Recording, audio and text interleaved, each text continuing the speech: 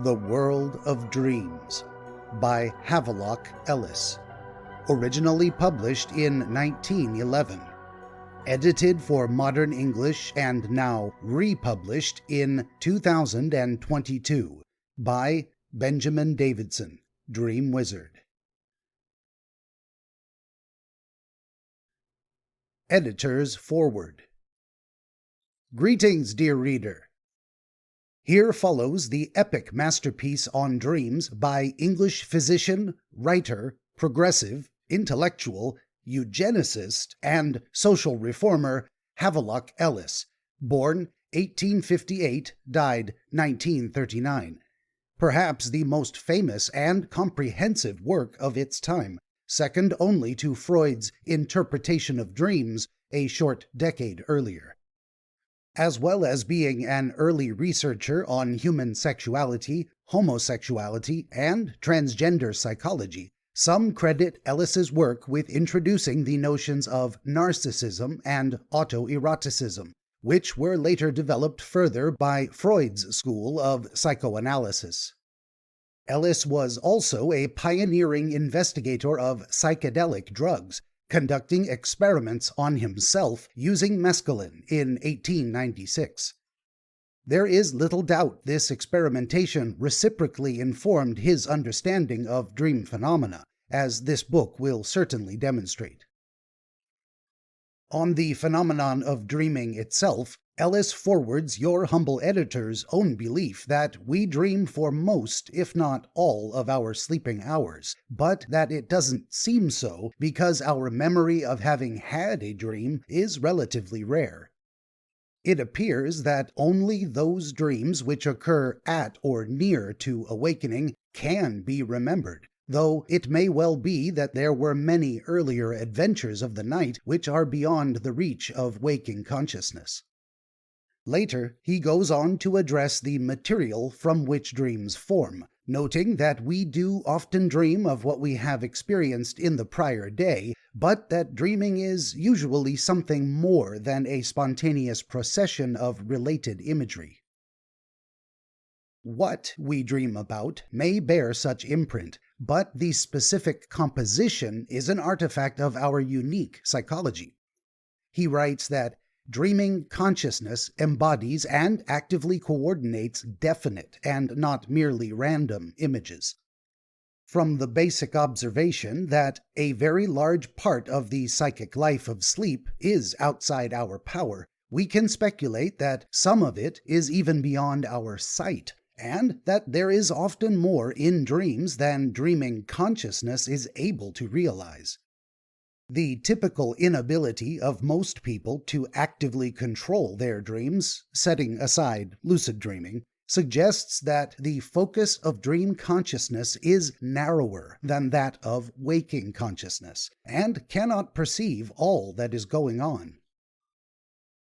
An additional layer of confusion complicates accurate retention and understanding, because, as Ellis describes it, planes of existence are brought together that are fundamentally distinct in waking life, so that events become combined, and the picture and the reality are no longer absolutely distinct.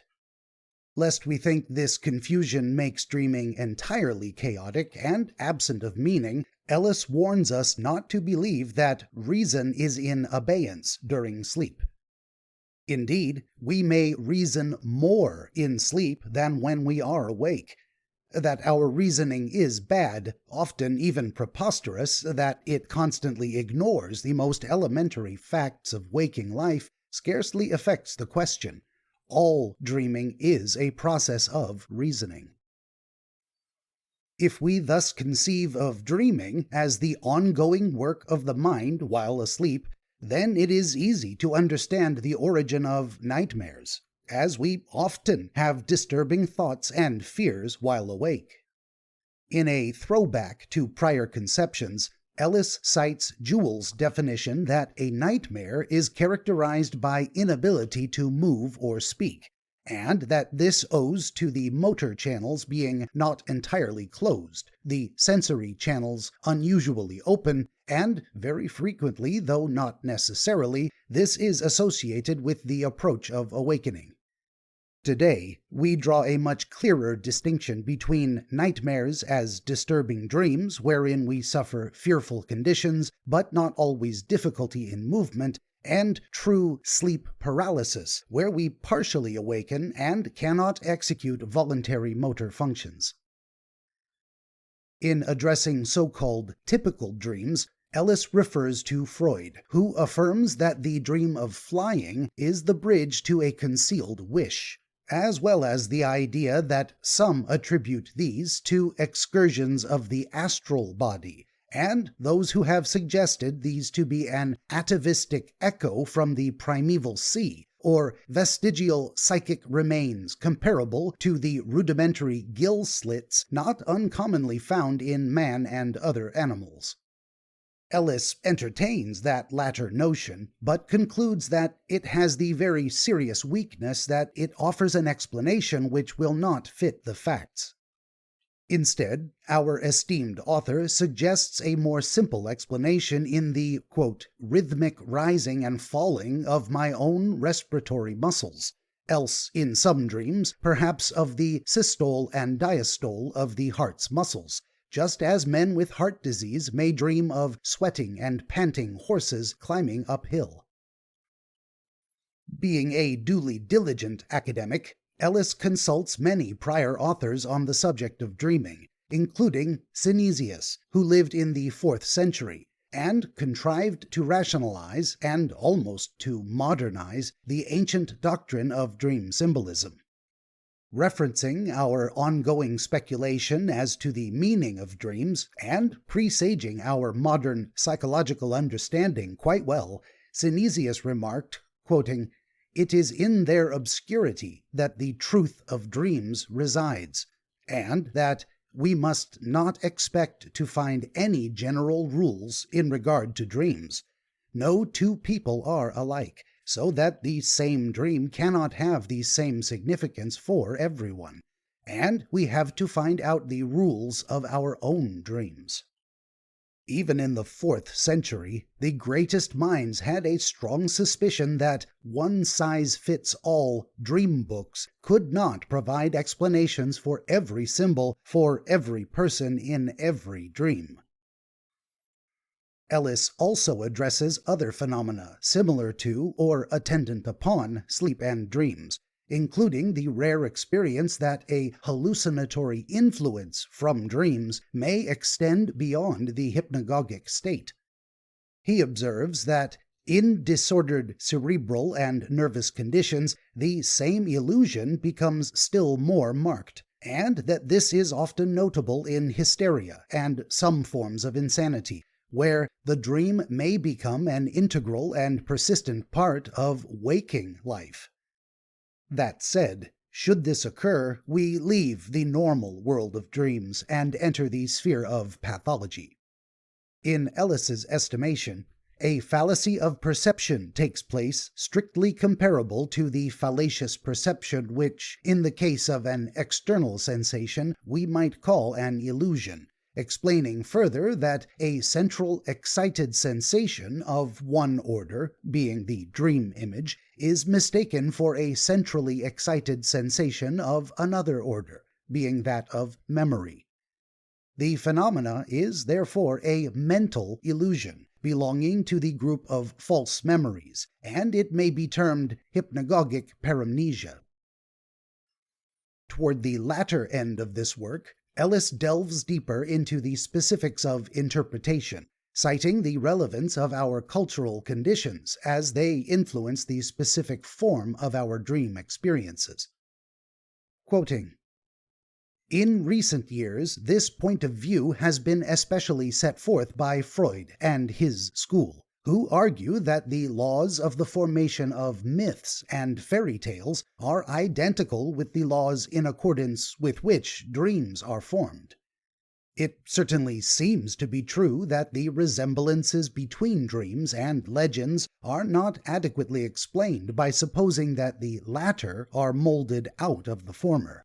We have to believe that on the myth-making plane of thought, we are really on a plane that is more nearly parallel with that of dreaming than is our ordinary civilized thought." Unquote.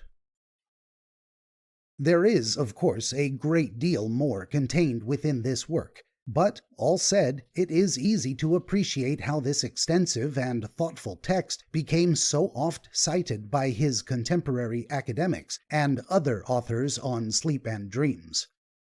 Ellis's dedication and diligence in thoroughly exploring this subject may be unequaled. For my part, as but your humble editor and reclusive wizard of dreams, I can unreservedly recommend this work as a brilliant and comprehensive overview, reflecting the breadth of available material at the time of its publication, and might go so far as to say that much of the content remains exceedingly relevant, such that even modern advancement and research has not since fundamentally altered our understanding. Signed, Benjamin Davidson, Dream Wizard, May 10th of 2022, Portland, Oregon. Author's Preface. There are at least 4 different ways of writing a book on dreams. There is, for instance, the literary method. In this way, one goes to books or to the memories of other people for one's material, and so collects a great number of more or less wonderful stories. I have rejected this method, for it is entirely untrustworthy. Dreams are elusive at best. Only a very careful observer can set down a dream faithfully, even directly after it has occurred, and no one can safely entrust a dream to memory. There is, again, what I may call the clinical method of studying dreams by the personal observation and collection of facts, with summation and analysis of the results. On a large scale, with the aid of the questionnaire, this method has been especially carried on in the United States, notably at Clark University under the inspiration of Dr. Stanley Hall. A strict and scientific adherence to the clinical method of studying dreams has resulted in Professor Sante de Sanctis's book, I Sogni, first edition 1899, which is, on the whole, the best book on dreams published in recent years. Then there is the experimental method, which, not content with mere objective study of the phenomena, endeavors to interfere with them and to find out the results of interference. This method may be combined with other methods of studying dreams. In its pure form, it has, in recent years, been especially practiced by the late Marley-Void. Its results are not without interest, but they do not cover a large part of the field, and they are not altogether reliable. Dreaming activity is so fluid and suggestible, and this is notably so when experimenter and subject are the same person, that interference with the phenomena deforms them, and we cannot be sure that we have really learned much about the life of dreams by experiment. There is, finally, the introspective method. This may be said to be the earliest of the more scientific methods of studying dreams. Maine de Buren was here a pioneer, and Maury, in his famous book Le Sommeil et le Rêve of 1861, which inaugurated the modern study of dreams, adopted a mainly introspective method, though he was not always quite successful in avoiding the fallacies of that method. It is in France that this method has been most frequently and most successfully cultivated. Professor Sigmund Freud's Interpretation of Dreams from 1900 may be said to belong to the introspective class, though to a special division which Freud himself terms psychoanalytic. This is undoubtedly the most original, the most daring, the most challenging of recent books on dreams, and is now the textbook of a whole school of investigators. It is not a book to be neglected, for it is written by one of the most profound living investigators into the obscure depths of the human soul. Even if one rejects Freud's methods as unsatisfactory and his facts as unproved, the work of one so bold and so sincere cannot fail to be helpful and stimulating in the highest degree. If it is not the truth, it will at least help us to reach the truth. The little book now presented to the reader belongs mainly to the introspective group of dream studies, though not to the psychoanalytic variety. It is based on data which have accumulated beneath my hands during more than 20 years, and some of the ideas developed here were put forward in previous papers from Psychological Review, Mind, and Popular Science Monthly between 1895 and 1899. This book is not the outcome of experiment or of any deliberate concentration of thought on dreaming. I have simply noted down dream experiences directly, most often in myself, less often in immediate friends, as they have occurred, usually on awakening in the morning. The few unimportant exceptions to this rule are duly noted. By maintaining this rule, I have been able to satisfy myself that everything I have set down is reasonably accurate. Such a method certainly tends towards the exclusion of peculiar and exceptional dreams. This I do not greatly regret. I am chiefly interested in the problems of normal dreams. They are sufficiently puzzling and mysterious, and they properly present themselves for explanation first. I do not wish it to be understood that I question the existence of telepathic or other abnormal dream experiences, as that is not the case. But it so happens that I have not met with any dreams that clearly and decisively belong to this abnormal class under the conditions I have laid down.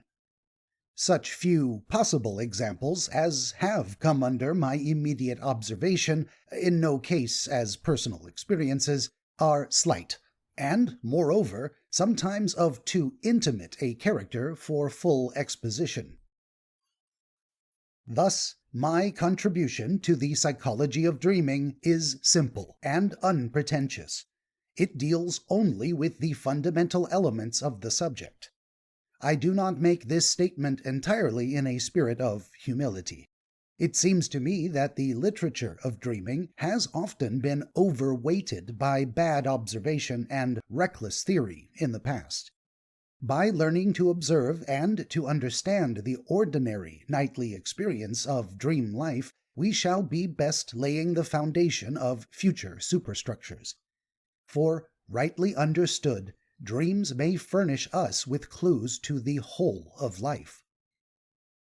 Signed, Havelock Ellis. Chapter 1. Introduction. The House of Dreams.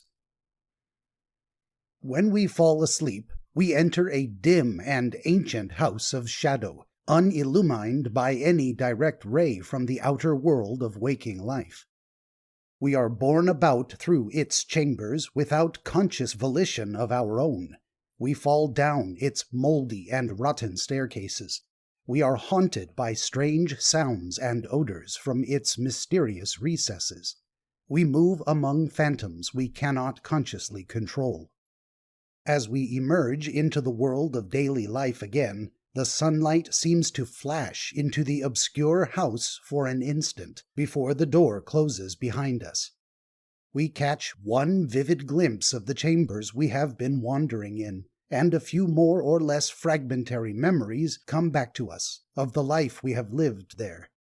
But they soon fade away in the light of common day, and if we seek to recall the strange experiences we have passed through a few hours later, It usually happens that the visions of the night have already dissolved in memory into a few shreds of mist we can no longer reconstruct. For most of us, our knowledge ends here. Our dreams are real enough while they last, but the interests of waking life absorb us so entirely that we rarely have leisure, and still less inclination, to subject our sleeping adventures, trivial and absurd as they must usually seem, to the careful tests which waking intelligence is accustomed to subject more obviously important matters. The world of dreams and the mysterious light which prevails there are abandoned entirely to our sleeping activities. Fallacies in the study of dreams. This leading characteristic of dream life, the fact that it takes place in another and more shadowy world, and in a different kind of consciousness, has led to criticism of the study of dreams from the scientific side. Those who do so object say we cannot really study our dreams because we, that is to say, our waking consciousness, cannot come into sufficiently close contact with them. Dreams, it is argued, are inevitably transformed in our hands. What we are studying is not our dreams, but only our waking and probably altogether false impressions of our dreams. There is a certain element of truth in this objection. It is very difficult, indeed impossible, to recall exactly, and in their proper order, even the details of a real adventure which has only just happened. It is, obviously, incomparably more difficult to recall an experience which took place in a world so remote from the world of waking life under such shadowy conditions. There is, further, the very definite difficulty that we only catch our dreams for a moment as we are emerging from sleep, as if by the light of an open door.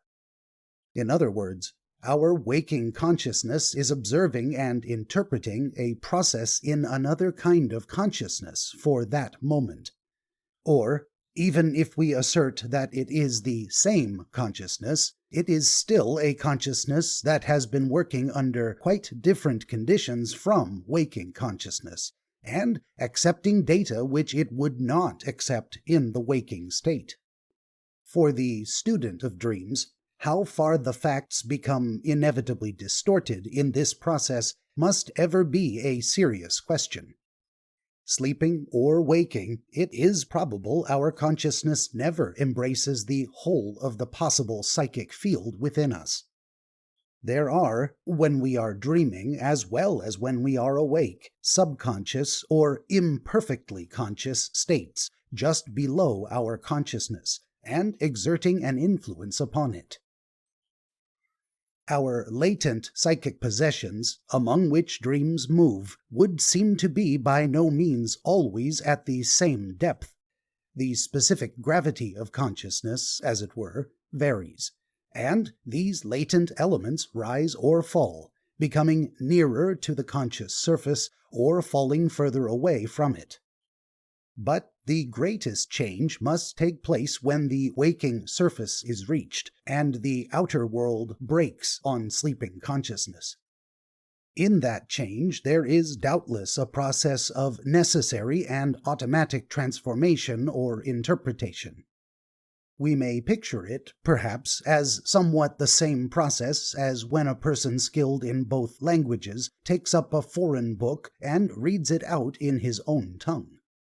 With practice, the reader may become unconscious that he is transforming everything, that the words he utters are different from the words he sees, and that he even transposes their order, sometimes putting in the middle of a sentence the verb he sees at the end. Yet, even if we admit that the passage from sleeping to waking consciousness involves a change as complete as this, and it is probable, as we shall see, that some change takes place, the sense still remains the same for a faithful interpreter. It is impossible to believe that the witness of waking consciousness is false to the nature of the visions it has caught at the threshold between sleeping and waking life, and the most convincing evidence of this is the utter unlikeness of these visions to the data of ordinary waking life. But even this conclusion has been subjected to severe criticism, which we have to face before we proceed further.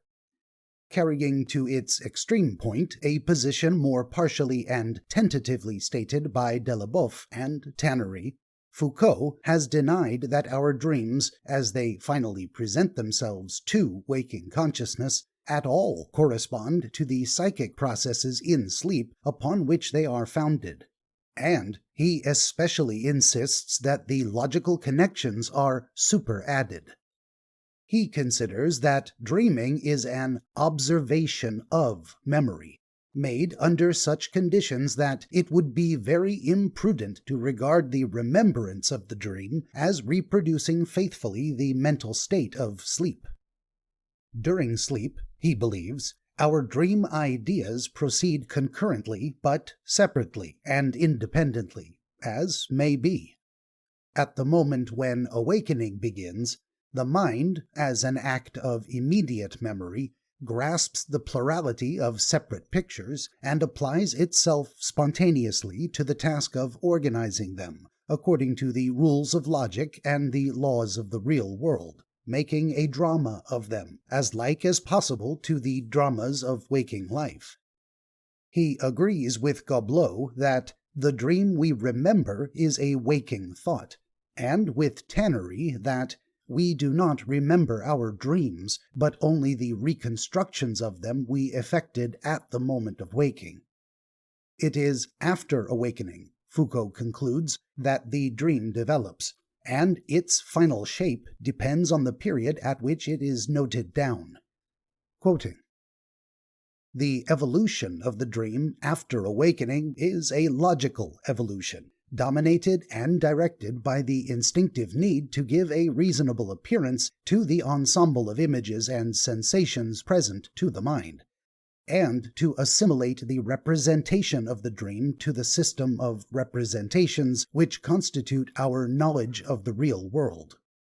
Unquote. In arguing his thesis, Foucault makes much of the modifications which can be proven to take place if anyone is asked to repeat a dream at intervals of months. Under the influence of time and repetition, a dream becomes more coherent and more conformed to reality. In illustration, Foucault presents two versions of an insignificant dream in which a lady imagines that she is out with her husband for a drive, and, in the course of it, experiences a natural need which she seeks an opportunity to satisfy. The details of the first version were highly improbable. Some months later they had become much more like what might have occurred in real life. Such a process, Foucault thinks, is taking place from the first in the making of dreams as we know them awake. Undoubtedly, there are facts which may seem to support Foucault's argument that the logic of the dream as we know it is not in the original dream, but is introduced afterwards. Thus, I once dreamed in the morning that I asked my wife if she had been into a certain room, and that she replied, "Can't get in." I immediately awoke and realized that my wife had actually spoken these words, not to me, but to an approaching servant in anticipation of a message about entering a neighboring room of which the door was locked. It is thus evident that, although it seemed to me in my dream that the question came first and the answer followed in the ordinary course, the answer came first in reality. The question was a theory, supplied automatically by sleeping intelligence, and prefixed to the answer, in which order they both appeared to sleeping consciousness. That is to say, in the only way in which sleeping consciousness can ever be known, as translated into waking consciousness. Is it possible to study dreams? It must be borne in mind that such a dream as I have recorded, in which an actual sensory experience is introduced into sleeping consciousness as a foreign body, untransformed, is not a typical dream. However, dreams are of various kinds, without doubt, and we may well admit there is a class of dreams formed in this way. That supposition will indeed be helpful in explaining several dreams I shall have to record. The process is much the same as when a nervous person receives a telegram, and at once assumes that some dread accident has occurred, and that the telegram is the announcement of it. The craving for reasons is instinctive, and the dreamer's sense of logic dominates even his sense of time. But Foucault's argument is that waking consciousness affects this logical construction of the dream. Here his position is weak and incapable of proof. It is indeed contrary to all the tests we are able to apply to it. If it is the object of the logic of our dreams to make them conform to our waking experience, that end, we must admit, is very far from being attained in most cases. In their original form, as Foucault views the matter, our dreams are simply dissociated images. In that shape, they would present nothing whatsoever to shock the consciousness of waking life. This logic, hypothetically introduced solely to make dreams conform to real life, is frequently a preposterous logic, such as the consciousness of waking life could not accept or even conceive. This fact alone serves to throw serious doubt upon the theory that it is waking consciousness which impresses its logic upon our dreams. Nor again is there any analogy, and still less identity, between the process whereby we grasp a dream when we awake and the process whereby the memory of a dream is transformed during months of waking life. The latter is part of a general process affecting all our memories in greater or lesser degree.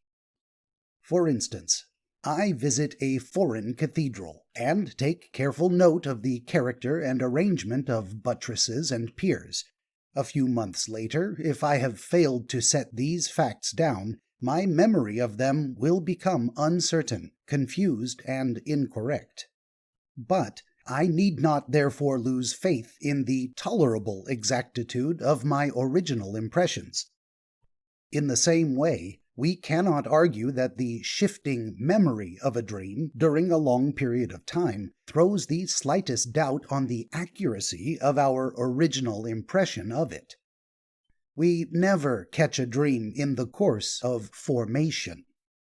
As dreams present themselves to consciousness only on awakening, there may be doubtful points and there may be missing links, but the dream is completed once and for all, and if there are doubtful points or missing links, we recognize them as such. We make no attempt to supply a logic that was not there, and we never see any such process going on involuntarily. I should indeed myself be inclined to say that there is always a kind of gap between sleeping consciousness and waking consciousness. The change from the one to the other kind of consciousness seems to be effected by a slight shock, and the perception of the already completed dream is the first effort of waking consciousness. The existence of such a shock is indicated by the fact that we never realize that we were asleep a moment ago, even at the first moment of waking consciousness. As soon as we realize that we are awake, it seems to us that we have already been awake for an uncertain but distinct period of time. On awaking, some people indeed, especially old people, feel this so strongly that they deny they have been asleep. It once happened that I was in the neighborhood of a dynamite factory at the moment when a very disastrous explosion occurred. My back was to the factory at the time, and I am quite unable to say how long an interval occurred between the shock of the explosion and my own action in turning around to observe the straight shaft of smoke and solid material high up in the air. There was a gap in consciousness, an interval of unknown and seemingly considerable length, caused by the deafening shock of the explosion, although it is probable that my action in turning around was almost or quite instantaneous. It seems to me that the transition from sleeping consciousness to waking consciousness occurs in a similar manner on a smaller scale. Although Foucault's view that dreams are logically organized after sleep has ended seems to be unacceptable when we examine the evidence in its favor, we may still admit that in some cases, at all events, the dream only assumes final shape at the moment when sleeping consciousness is breaking up. That the dream as we know it is a final synthetic attempt of sleeping consciousness as it dissolves on the approach of waking consciousness. We may even imagine sleeping consciousness as saying to itself, in effect, "Here comes our master, waking consciousness, who attaches such mighty importance to reason and logic and so forth. Quick! Gather things up, put them in order, any order will do, before he enters to take possession." That is to say, in other words, that it is possible that the need for the same kind of causation or sequence which is manifested in waking consciousness may begin to make itself felt even to sleeping consciousness, as sleeping consciousness comes nearer to the threshold of waking consciousness. However, as regards most dreams, even this assumption seems to be extravagant. In any case, and at whatever stage the dream is finally constituted, it seems to me we are not entitled to believe that any stage of its constitution falls outside the frontiers of sleep. It is satisfactory to be able to feel justified in reaching this conclusion.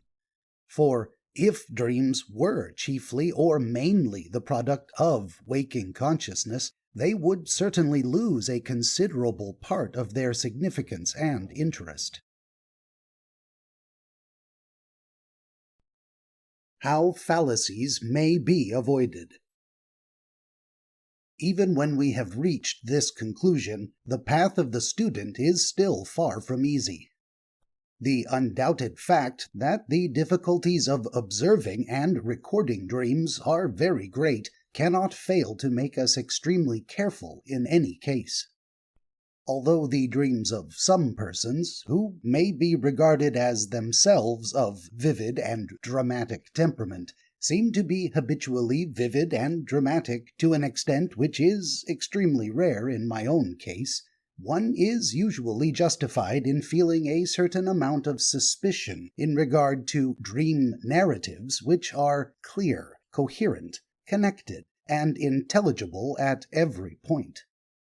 Dreams, as I know them on awaking from sleep, occasionally present episodes to which these epithets may be applied, but on the whole they are full of obscurities, uncertainties, and inexplicable lacunae.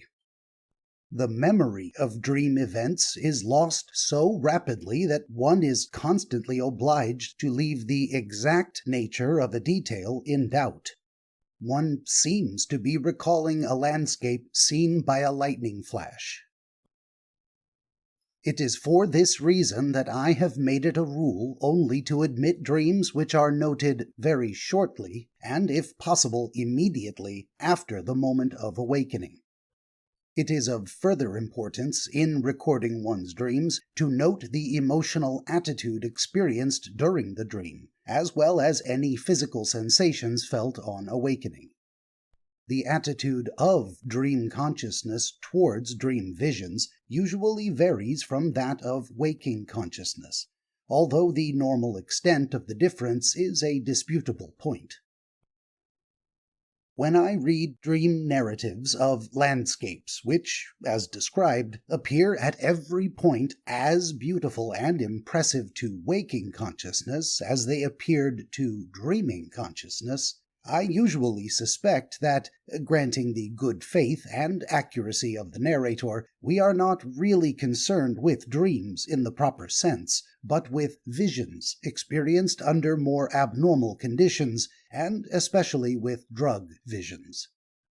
In the present inquiry, I am only concerned to ascertain the most elementary and fundamental laws of the dream world, as they occur in fairly ordinary and normal persons, and it therefore becomes necessary to be very strict as to the conditions under which they were recorded. It is the most ordinary dreams that are most likely to reveal the ordinary laws of dream life. But for this end, it is necessary that they should be recorded with the greatest accuracy attainable. Usually, I am myself neither a constant nor a very vivid dreamer, and I am probably a fairly ordinary and normal person in these respects. The personal material which I have accumulated is not notably copious, though it spreads over 20 years, nor have I ever directed my attention in any systematic and concentrated manner to my dream life. To do so would be, I believe, to distort the phenomena. I have merely recorded any significant phenomena as they occurred. Do we always dream during sleep? To remark that one is not a constant dreamer is not to assert that dreaming is rare, but merely that one's recollection of it is rare. Though we may only catch a glimpse of our latest vision of the night as we leave the house of sleep, it may well be that there were many earlier adventures of the night which are beyond the reach of waking consciousness. Sometimes, it is curious to note, we become vaguely conscious during the day, for the first time, of a dream we have had during the night. Many psychologists, as well as metaphysicians, fearful to admit that the activity of the soul could ever cease, believe that we dream during the whole period of sleep. This has, of recent years, been the opinion of VIII, Foucault, Nack, and Sir Arthur Mitchell, as it formerly was of Sir Benjamin Brodie, Sir Henry Holland, and Schaffhausen. In earlier days, Hippocrates, Descartes, Leibniz, and Cabanis seem to have been of the same opinion.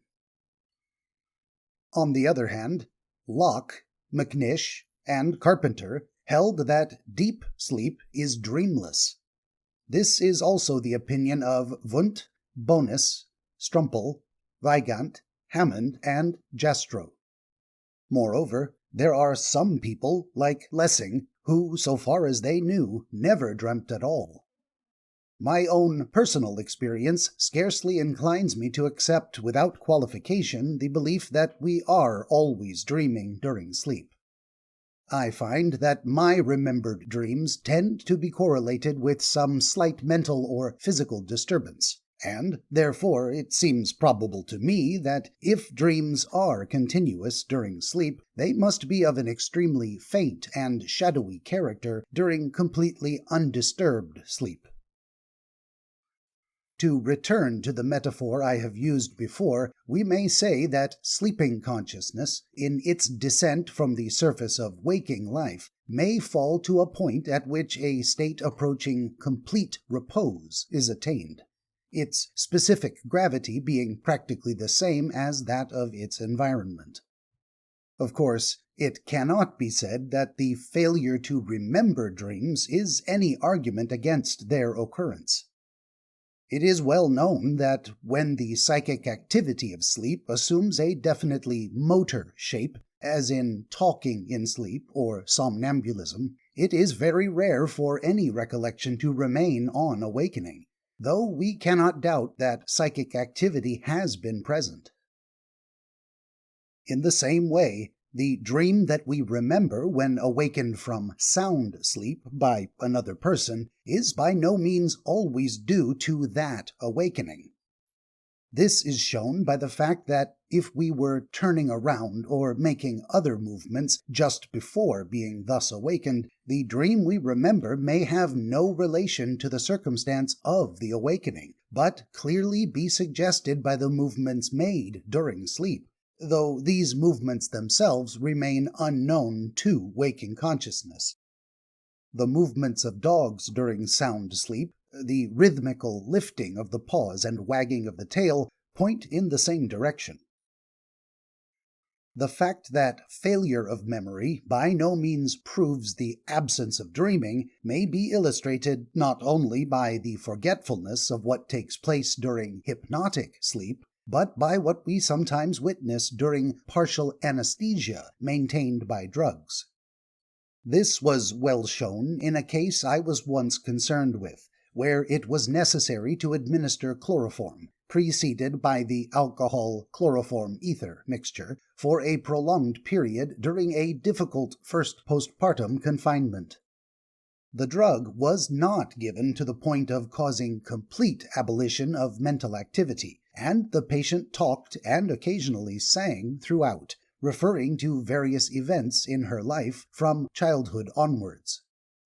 The sensation and the expression of pain were not altogether abolished, for slight cries and remarks about the discomfort and constraint imposed upon her were sometimes mingled in the same sentence with quite irrelevant remarks, for instance, concerning trivial details of housekeeping.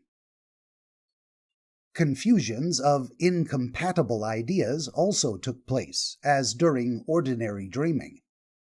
Thus she asked, "Where is the three-cornered nurse who does not mind what she does?" There was also the abnormal suggestibility of dream consciousness. The questions of bystanders were answered, but always with a tendency to agree with everything that was said. This tendency even displayed itself with a certain ingenuity, as when in reply to the playful random query, "Were you drunk or sleeping last night?" she answered, with some hesitation, "A little of both, I think." To the casual observer, it might seem that there was a state of full consciousness, on the basis of which a partial delirium had established itself. Yet, on recovery from the drug, there was no recollection of anything whatsoever that had taken place during its administration, and no sense of the lapse of time. The two main sources of dreams and their subdivisions. Fantastic and marvelous as our dreams may sometimes be, they are made up of very simple elements in practically all cases. It is desirable that we should have a provisional notion as to the sources of these simple elements at the outset. Most writers on dreams hold that there are two great sources from which these elements are drawn. 1. The vast reservoir of memories, and 2. The actual physical sensations experienced at the moment of dreaming and interpreted by sleeping consciousness. Various names have been given to these two groups, the recognition of which is at least as old as Aristotle. Thus, Sully calls them central and peripheral. Tissier calls them psychic and sensorial, and Foucault names them imaginative and perceptive.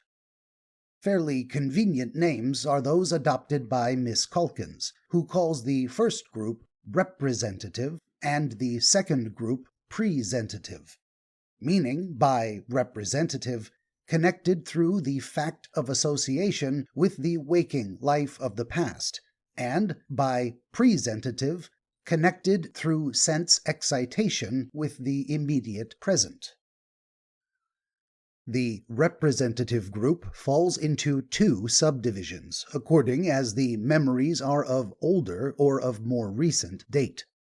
These subdivisions are often quite distinct. Recent dream memories belonging to the previous day with most people, while older dream memories are usually drawn from the experience of many years past, and frequently from early life. In the same way, presentative impressions also fall into two subdivisions, according as they refer to external stimuli present to the senses or to internal disturbances within the organism.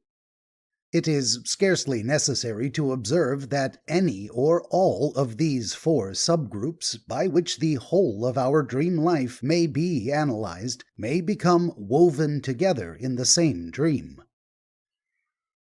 I have called this classification provisional because, though it is convenient to adopt it for the sake of orderly arrangement, when we come to consider the matter, it will be found that the material of dreams is in reality all of the same order, and purely psychic, though it may be differentiated in accordance with the character of the stimulus which evokes the psychic material of which it is made. Strictly speaking, the source of the dream as a dream can only be central, and a truly presentative dream is impossible. If our senses receive an impression, external or internal, and we recognize and accept that impression for what we should recognize and accept it when awake, then we cannot be said to be dreaming.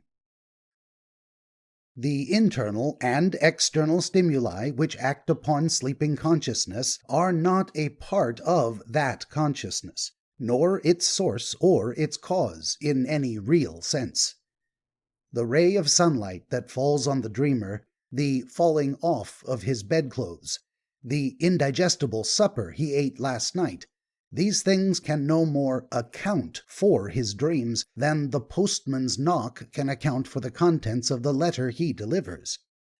Whatever the stimuli from the physical world that may knock at the door of dreaming consciousness, that consciousness is apart from them, and stimuli can only reach it by undergoing transformation.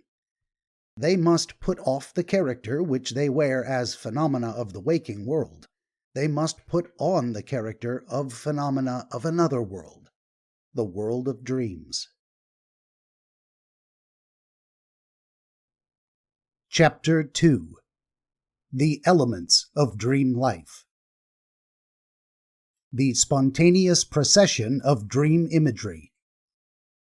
Perhaps the most elementary fact about dream vision is the perpetual and unceasing change which it is undergoing at every moment. Sight is, for most of us, the chief sensory activity of sleeping, as it is of waking life. The most common kind of dream is mainly a picture, but it is always a living and moving picture, however inanimate the objects which appear in vision before us would be in real life. No man ever gazed at a dream picture which was at rest to his sleeping eye, as are the pictures we gaze at with our waking eyes. So far as my own experience is concerned, I have rarely seen in sleep a sentence, a word, a letter, written on a sheet of dream paper which was not changing beneath the eye of sleep. I dream, for instance, that I wish to stamp a letter, and look in my pocketbook for a penny stamp.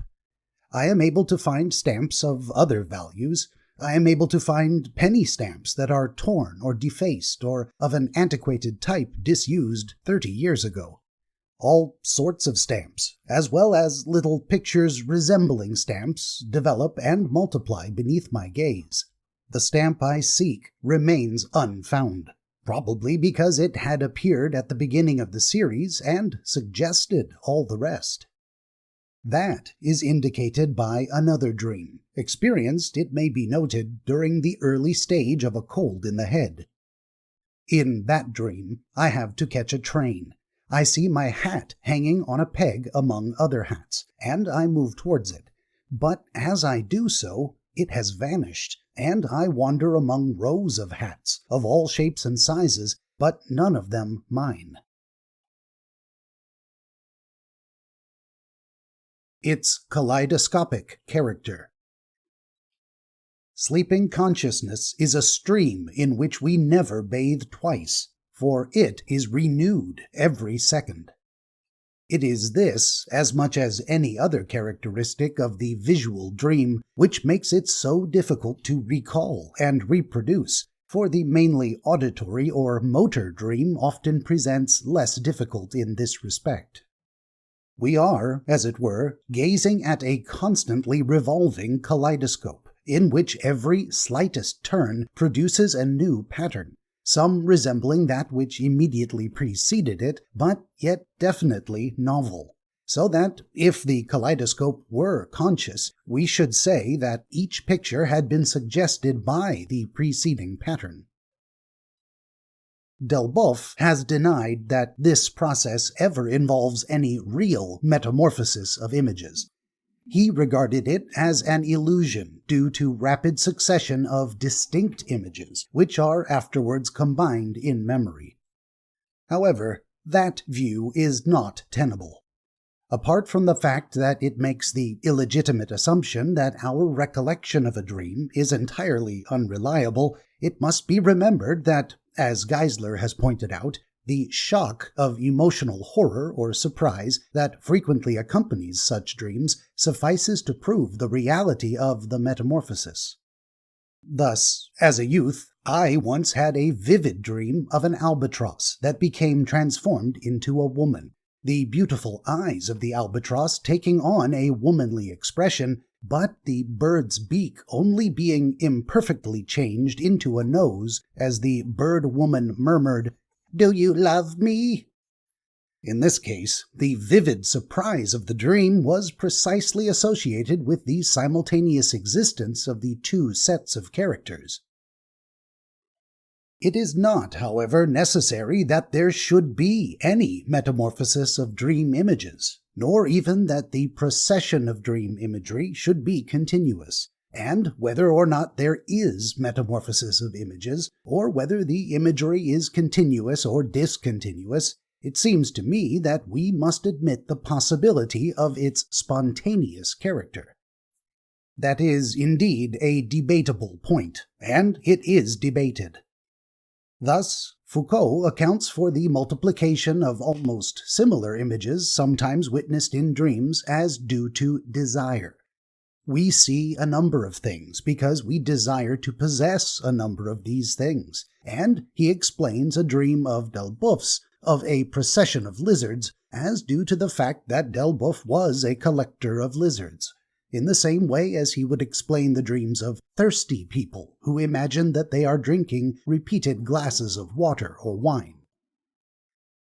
I am quite unable to accept this explanation. The shifting and multiplication of dream imagery, as in the procession of lizards, is a fundamental and elementary character of spontaneous mental imagery, and is consistent in some drug visions, notably those occasioned by mezcal. The repetition of imaginary drinks in the dreams of a thirsty man belongs to another more special class, in explanation of which desire may be more properly invoked. It is merely the expression of the fact that the dreamer remains thirsty after the imaginary drink, and the suggested image is therefore repeated.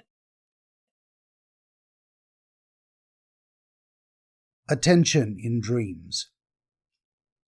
There can be no doubt that, in some cases, there is what we may call a deliberate subconscious selection in the imagery presented to consciousness in dreams. But mental imagery is deeper and more elemental than any of the higher psychic functions, even when exerted subconsciously. Just as the immense procession of continuous and totally unfamiliar imagery which is evoked by the action of mezcal on the visual centers has no more connection with the subject's volition or desires than the procession of the starry skies, So we seem likewise bound to admit it may be in the case of a succession of separate images in dreams. It is nearly always possible to find a link of connection between any two images chosen at random, and the link is often a real subconscious link, but not necessarily so. It seems probable that discontinuous images may arise from a psychic basis deeper than choice, their appearance being determined by their own dynamic condition at the moment.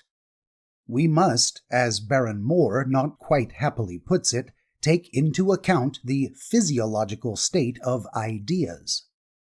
If we hold to the belief that dreaming is based on a fundamental and elementary tendency to the formation of continuous or discontinuous images, which may or may not be controlled by psychic emotions or impulses, we shall be delivered from many hazardous speculations.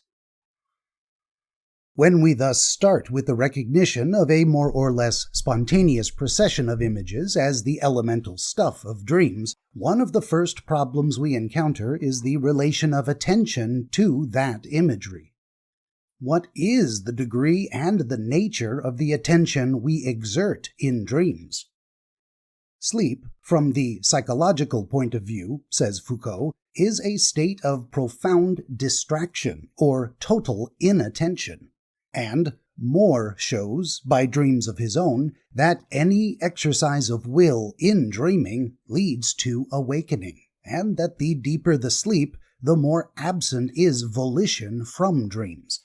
Hence, the involuntary wavering and perpetually mere meaningless change of dream imagery.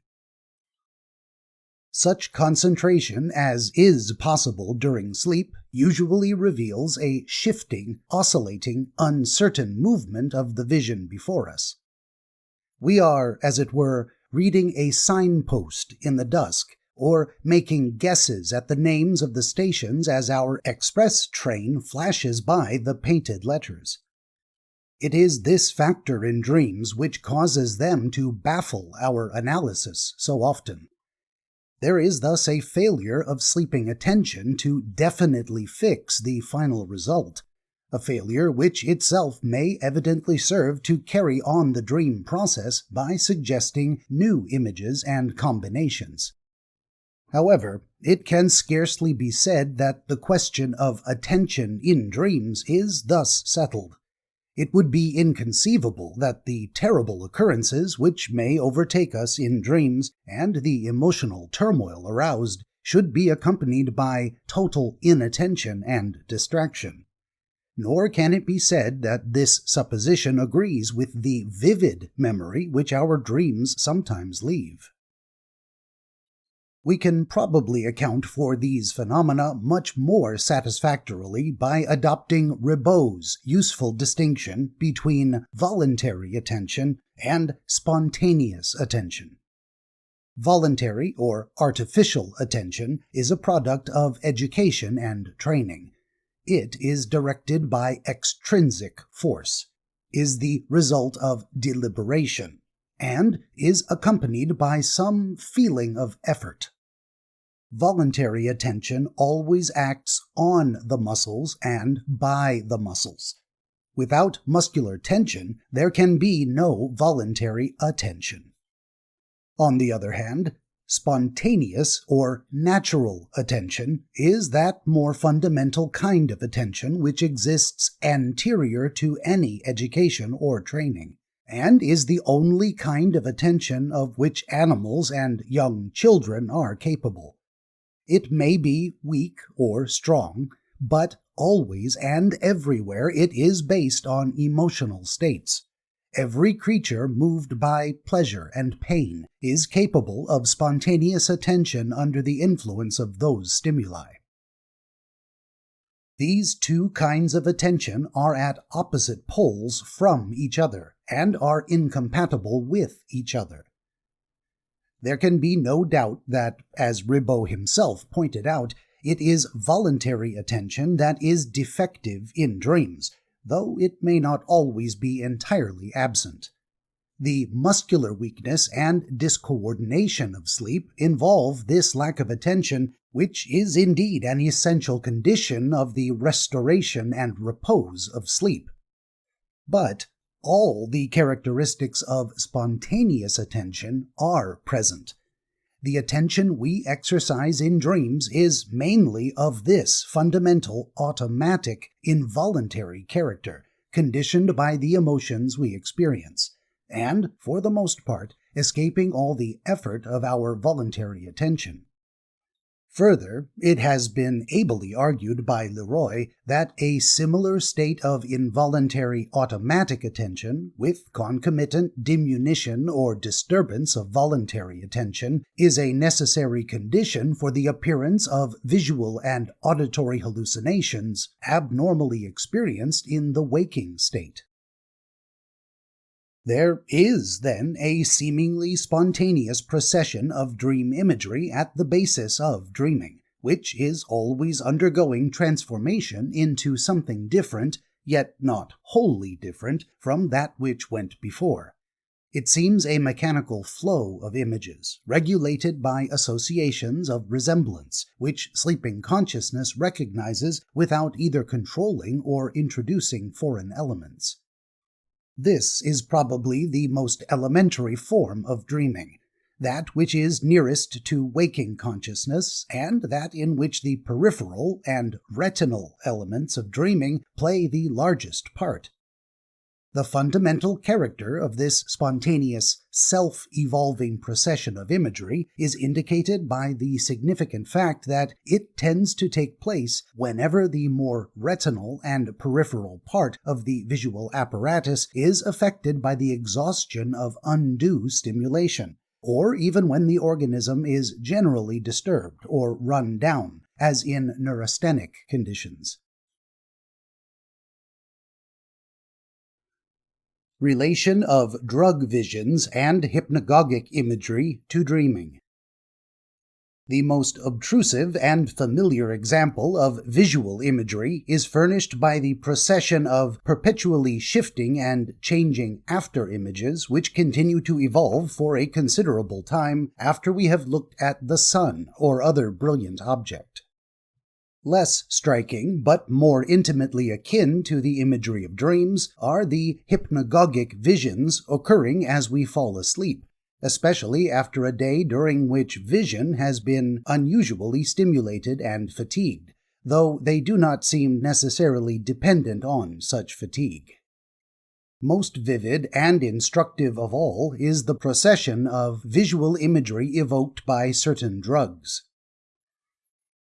Of these, the most remarkable and potent, as well as the best for study, is probably mezcal, which also happens to be the only one with which I myself am well acquainted. This substance provokes a constant succession of self-evolving visual imagery, which constantly approaches and constantly eludes the semblance of real things. In the earlier stages, these images closely resemble those produced by the kaleidoscope, and they change in a somewhat similar manner. Such spontaneous evolution of imagery is evidently a fundamental aptitude of the visual apparatus, which many very slightly abnormal conditions may bring into prominence. The power of opium is somewhat similar, and, as De Quincey long since pointed out, such power is simply a revival of a faculty usually possessed by children. Although, judging from my own experience with mezcal, drugs exert that power in a far more vivid and potent degree than that in which it usually occurs in children. The psychologists of childhood have not often investigated this phenomenon, but so far as my own inquiries go, all, or nearly all, persons have possessed the power of seeing visions in the dark on the curtain of the closed eyelids when children. Perhaps the representation of fairy tales they had read, perhaps merely commonplace processions of individuals or events, with a tendency sometimes appearing for the same figure to recur again and again. I think it is fairly certain that the so-called lies of children, told in good faith, are due in part to the occasional eruption of this faculty into daylight life. People who deny that they ever possessed this power have almost certainly only forgotten. I should myself be inclined to deny that I had ever had any such visionary faculty if it were not that I can recall one occasion of its presence at about the age of 7, when sleeping with a cousin of the same age. We amused ourselves by burying our heads in the pillows and watching a connected series of pictures which we were both alike able to see, each announcing any change in the picture as soon as it took place. This fact of community of vision served to impress on my mind the existence of a faculty of which otherwise I can recall no trace.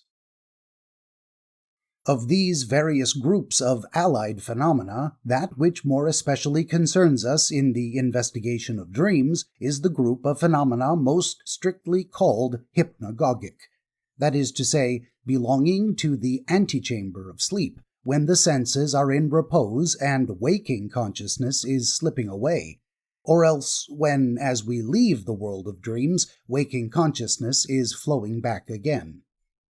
This state has been known from very ancient times. Aristotle referred to it, and Hobbes described allied phenomena in the dawn of modern scientific thought. The strictly psychological study of hypnagogic visions seems to have begun with Baillargeau. Then, some years later, Maury, who had a rich personal experience of such phenomena, devoted a chapter to the hypnagogic state and gave it its recognized name. There can be little doubt that hypnagogic imagery is not a purely ocular phenomenon, even when it is stimulated by ocular fatigue.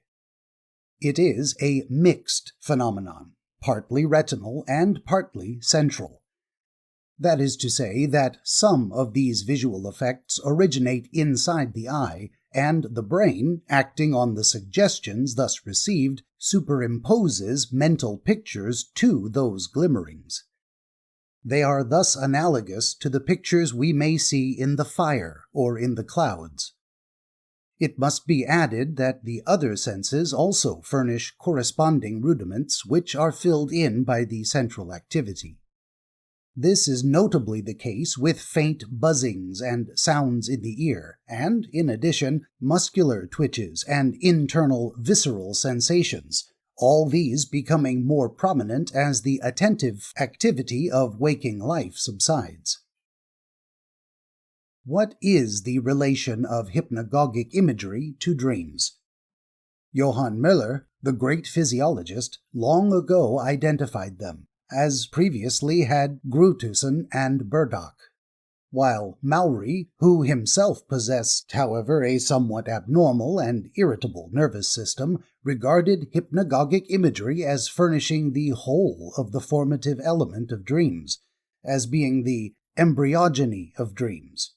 He frequently found that images which appeared to him in this way before going to sleep reappeared in dreams. This is supported by Maurer-Lavoie, who made experiments on himself and dreamed of images by fixing those images as he fell asleep. Goblet, however, while regarding hypnagogic imagery as analogous with dream imagery, denies that it is identical. Since the hypnagogic state is the porch to sleep and dreams, the predormitium, as Vere Mitchell terms it, we can scarcely fail to admit with Maury that hypnagogic imagery presents us with the germinal stuff of dreams. If it is not identical with the fully formed dream, it is still the early stage of dreaming. This is certainly the view suggested by my own experience, even though I have never definitely recognized a dream as related to a previous hypnagogic image. It has, however, occasionally happened to me that a procession of images has drifted before my vision as I have begun to lose waking consciousness, and one of the figures I see has suddenly spoken. This hallucinatory voice, occurring before I was fully asleep, has startled me into full waking consciousness, and I have realized that, while yet in the hypnagogic state, I was assisting at the birth of a dream. Color in dreams. It may be noted in passing, there is one point at which dreams do not usually correspond with some of the phenomenon with which we may most naturally compare them. I refer here to their presentation of color. In the dreams of most people, color is rare. From this point of view, if any color is present at all, we usually seem to remember a dream as we would remember a photograph or a tinted drawing. Judging from my own experience, I should say that it is difficult to decide whether the absence of color is due to its actual absence from the dream imagery or merely to its failure to make any impression on memory. However, some careful observers have stated that the color of their dream imagery is definitely gray.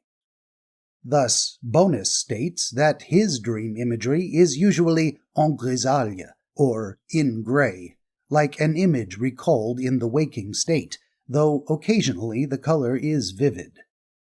Dr. Savage says that color is rarely or never present in his dreams, quoting, "I see landscapes of black and white, and flowers assume their true form, but not their colors." Unquote. This grayness of dream imagery corresponds to the disappearance of color under chloroform anesthesia. Elmer Jones says, quoting, "So long as the eyes could be held open voluntarily, vision seemed quite normal, save for the colors of the spectrum faded into a gray band." Unquote. As Stoddart has found, some degree of color blindness is also present in the early stage of some insanities. Grace Andrews states that, indeed, color sensations were included in nearly half of her own visual dreams. This seems to me exceptional. In my own experience, the emergence of a single color, which usually strikes me as beautiful, is not rare. I see, for instance, a friend drinking wine copiously from a large goblet, and I judge by the color of the wine that it is hock. Or I am impressed by the shimmering gray tone of the poplin dresses worn by a group of ladies, which seems to indicate that the tone of the whole picture was not gray. I am inclined to think that the dream is not normal when color becomes more pronounced than this, but is associated with some degree of cerebral disturbance, and especially the presence of headache.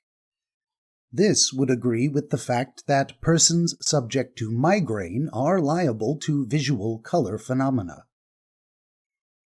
As an example of a vivid color dream associated with headache, I may bring forward the following. I dreamed that an artist of note, with whom I am acquainted, was painting my portrait. The pose of the portrait was standing, but I was lying down. This, however, caused me no surprise. I saw the colors of the picture with great vividness, and I noted the extreme rapidity with which the artist painted. Thus, the red and black pattern of the necktie he had given me was suddenly changed to a totally different blue pattern, and the whole picture then appeared as a harmony of blues. The rapidity with which the artist effected these changes impressed me as very remarkable. In another dream, in which I saw a painter occupied on a picture, a landscape representing sunrise, memory recalled the effect of light as vivid, but no definite sense of color remained. This seems to me the normal condition of things in the ordinary dreams of most persons. Color, when it occurs or when it is remembered, being confined to a single object, or a single tint for the most part, and often being associated with a feeling of aesthetic pleasure. The fusion of dream imagery. In ordinary dreaming, there is usually something more than a spontaneous procession of related imagery. There is a more definitely central and psychic element. There is association, not only by obvious resemblance, but by contiguity, usually the casual contiguity of images received during the previous day, which indeed forces together images related to each other, but by no means obviously. Dreaming consciousness embodies and actively coordinates definite and not merely random images. The passive and spontaneous flow of imagery is thus modified in its course. The image from a magic lantern well illustrates this character of dream experiences. Indeed, the movement of the cinematograph scarcely corresponds to that fusion of heterogeneous images which marks dream visions. Our dreams are like dissolving views, in which the dissolving process is carried on swiftly or slowly, but always uninterrupted, so that at any moment two, indeed often more, incongruous pictures are presented to consciousness, which strives to make of them one whole, and sometimes succeeds and is sometimes baffled. Or we may say that the problem presented to dreaming consciousness resembles that experiment in which psychologists pronounce three wholly unconnected words and require the subject to combine them at once into a connected sentence. It is unnecessary to add that such analogies fail to indicate the subtle complexity of the apparatus which is at work in the manufacture of dreams. Comparison to dissolving views. By this mechanism of dreaming, isolated impressions flow together in dreams to be welded into a whole, or else impressions which have a resemblance or a connection which is not obvious to the waking intelligence. In the strictest sense, a confusion is produced. For instance, a lady who in the course of the day has admired a fine baby and bought a big fish for dinner dreams with horror and surprise of finding a fully developed live baby sewed up in a large codfish. Again, a lady who had been cooking in the course of the day and in the evening had read a scientific description of the way birds obtain and utilize their food, such as fruits and snails, dreams at night that she has discovered, when out walking, a kind of animal fruit, a damson containing a snail within it, which she views with delight as admirably adapted for culinary purposes. Another lady, after carving a duck at dinner, dreams that she is trying to cut off a duck's leg, but seems to realize in her dream at the same time that it is really her husband's neck she is hacking at. In a dream of my own, children's heads took the form and shape of flowers of various shapes and hues, though mainly of the composite order, like chrysanthemums, and their eyes looked out from between the petals. It must be added that, in a very considerable proportion of cases, the combinations produced in dreams are far more plausible than in any of these instances just narrated. The whole dream may thus easily follow a course as commonplace and matter-of-fact as in real life. Thus, after going to live in a new neighborhood, I dreamed that I entered a shop belonging to a certain firm, and saw there an employee who, to my knowledge, had previously left another shop belonging to the same firm in real life. An entirely probable combination was thus effected, and the dream conversation that followed was equally natural and probable. We do not go out of our way in dreams to invent absurdities. We simply accept the data presented to us, dealing with them as rationally as the intellectual instruments at our disposal may permit. Sources of dream imagery. However, The dream constituted by a falling together of trivial reminiscences is not always as commonplace and plausible as in the dream just narrated. In other cases, the falling together of equally trivial reminiscences may constitute a fantastic and imaginative picture, altogether outside waking experience or waking thought. Thus, I dreamed that it was my duty to watch beside a great king while he slept. He lay on a huge bed, fully clothed and booted, and with a great crimson mantle thrown over him. I was permitted to lie on the edge of the bed, outside the mantle, but must on no account close my eyes, for I must be ready to respond at once to his call. The elements of such a picture are obviously so simple and commonplace that it is not surprising that I could not find even one of them which had been specially present to waking consciousness. Yet the picture that they fell together to compose at that particular moment, like the broken fragments of colored glass in a kaleidoscope, is altogether alien to my experience and imagination alike. The source of the common confusion of dream imagery is to be found in vastly varying motives.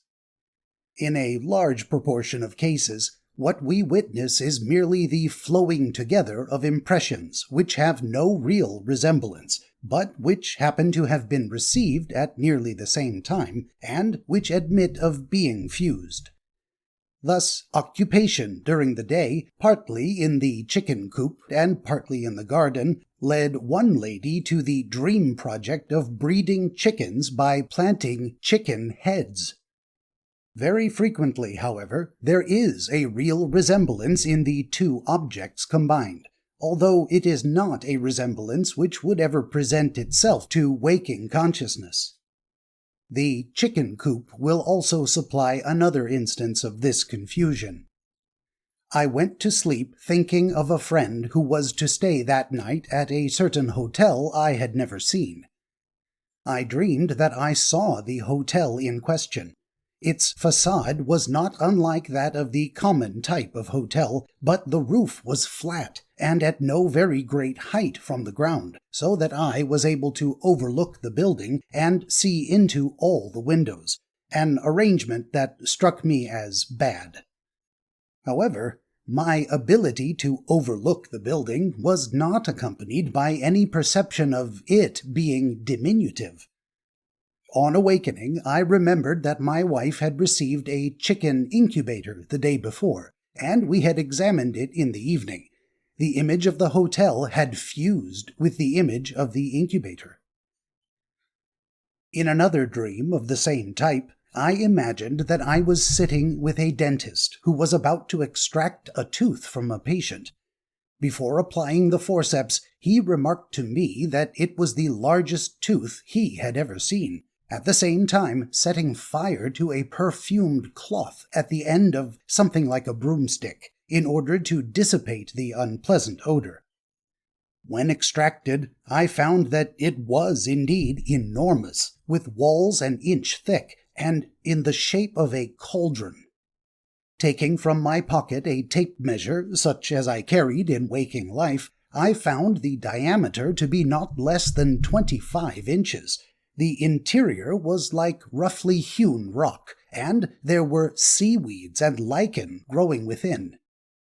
To me, the size of the tooth seemed large, but not extraordinarily so.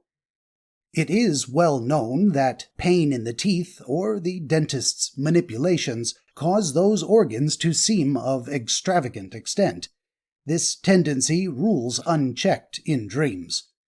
Thus, a friend once dreamed that mice were playing about in a cavity in her tooth. But for the dental dream referenced above, there was no known dental origin. It arose solely or chiefly from a walk at low tide among the rocks of the Cornish coast during the previous afternoon, and the fantastic analogy, which had not occurred to waking consciousness, suggested itself during sleep. Various types of fusion. In another dream, illustrating the same kind of confused images which have a real resemblance to things unnoticed in waking life, I seemed to see a small hand gong on a table, of a common type as struck by a hammer. But on striking it repeatedly, it produced flashes of light instead of the sounds normally produced by a gong. I concluded that the instrument must be out of order, and called someone to attend to it, whereupon we proceeded to deal with it as though it were a diminutive battery of the kind used to work electric bells. The gong was one familiar to me at that time in daily life. On the previous day I had casually observed that it was misplaced. In my dream I discovered a resemblance which actually existed between a gong of that type and the lever handle for turning on the electric light, soothing a certain doubt by saying to myself in my dream that the instrument served both for the production of sound and of light. This link of connection led to the association of an electric battery with the hand gong, as well as to the attribution to the gong of light-giving properties. This dream example serves as a transition to another very common kind of confused imagery, in which two altogether unlike images are amalgamated, through each happening to have a link of connection with some third idea in the mind. I dreamed that my wife's dog had killed a child in the neighboring town, and in real life this dog was constantly getting into trouble. On going thither, I entered a butcher's shop and saw the child lying on a table, mutilated and bleeding. After a time, however, I learned that it was not a child, but a pig that had been killed, and what I had previously taken for a child was now visibly a dead pig.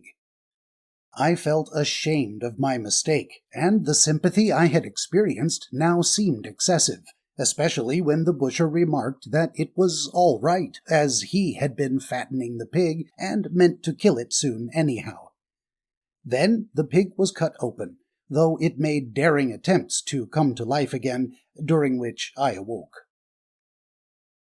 It is clear how, in this case, the idea of the butcher's shop served as a bridge from the image of the child to the image of the pig.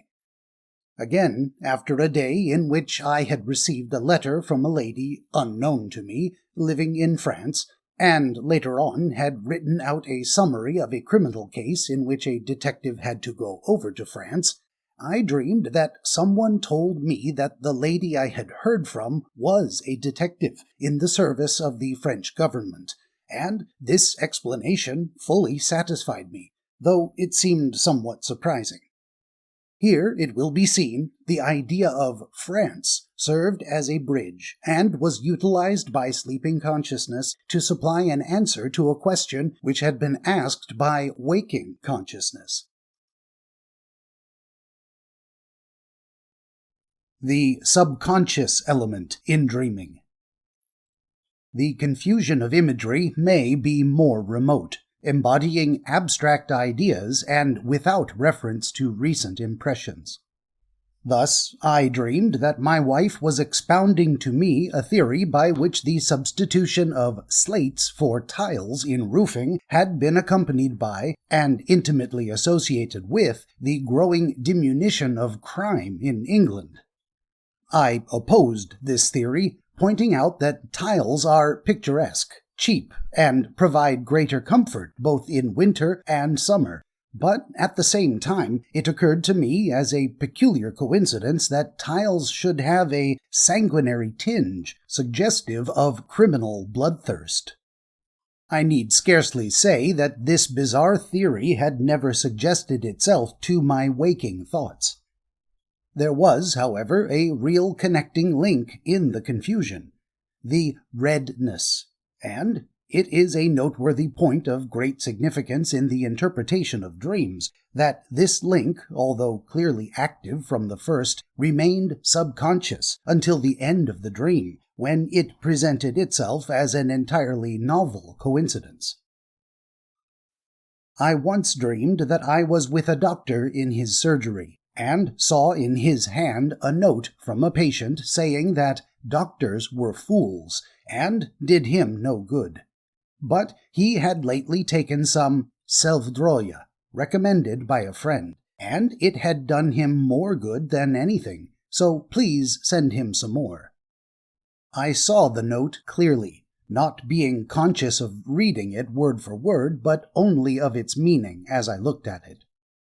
The one word I actually seemed to see, letter by letter, was the name of the drug, and that changed and fluctuated beneath my vision as I gazed at it, the final impression being selvdroja. The doctor took a bottle containing a bright yellow oleaginous fluid from a shelf, and poured a little out, remarking that it had lately come into favor, especially in uric acid disorders, but was extremely expensive. I expressed my surprise, having never heard of it before. Then, again to my surprise, he poured rather copiously from the bottle onto a plate of food, in explanation saying that it was pleasant to take and not dangerous. This was a vivid morning dream, and, on awakening, I had no difficulty in detecting the source of its various minor details, especially a note received on the previous evening and containing a dubious figure, the precise nature of which I had used my pocket lens to determine. But what was selvdroja, the most vivid element of the dream? I sought vainly among my most recent memories, and had almost renounced the search when I recalled a large bottle of salad oil, seen on the supper table the previous evening, not indeed resembling the dream bottle, but containing a precisely similar fluid. Selvdroja was evidently a corruption of salad oil. This dream illustrates the uncertainty of dream consciousness, but at the same time it also illustrates the element of certainty in dream subconsciousness. Throughout my dream, I remained in entire ignorance as to the real nature of selvdroja consciously, yet a latent element in consciousness was all the time presenting it to me in ever clearer imagery. We see that the subconscious element of dream life treats the conscious part much as a good-natured teacher treats a child whose lesson is only half learned, giving repeated clues and hints which the stupid child understands only at the last moment, or not at all. It is indeed a universal method, the very method of nature towards man throughout the whole of human evolution. At this point, it will be seen that we are brought into contact with another characteristic of dream life, that there is often more in dreams than dreaming consciousness is able to realize. On the one hand, the elements of dream life are drawn from a wider field than is normally accessible to waking consciousness. On the other hand, the focus of dream consciousness is narrower than that of waking consciousness, and cannot perceive all that is going on. There is at once more extension and more contraction than in the psychic life of the waking world. A very large part of the psychic life of sleep is outside our power, and some of it is even beyond our sight. It will be observed that the perpetual movement and constant fusion of images which constitute the most fundamental character of dream life really combine two characteristics which are distinct, when abstractly regarded. The tendency of dream images to be ever-changing, ever putting forth some new feature which more or less radically alters its nature, is not a phenomenon of precisely the same nature as the tendency for two definite images to become fused together in dreams, consciously or unconsciously, however well known to waking consciousness. However, there is no practical line of demarcation. What happens is that the image is ever spontaneously changing, and that each change is at once recognized by dreaming consciousness as a known object. Thus, I dreamed that I was in a drawing room and saw a beautiful and attractive woman with an unusually low evening dress, entirely revealing the breasts. Then, between the breasts, 3 additional nipples appeared, and I realized in my dream that here was a case of supernumerary breasts of sufficient scientific interest to be carefully examined later on. And then, as I gazed, I saw a number of little fleshy, nipple-like protuberances on the body, and thereupon I realized that I was really looking at a case of the rare skin disease termed molluscum fibrosum. Thus, the perpetually wavering and developing image is at the same time a succession of quite different images. On the other hand, when we seem to have a fusion of 2 definite images, what we really see, in most cases, is one image melting into the other and gradually losing its earlier character. In either case, the process is the same interplay of automatic peripheral imagery and central ideas, whether the new image is brought into focus by, as it were, a current in consciousness, or is merely suggested by a spontaneous change in the previous image.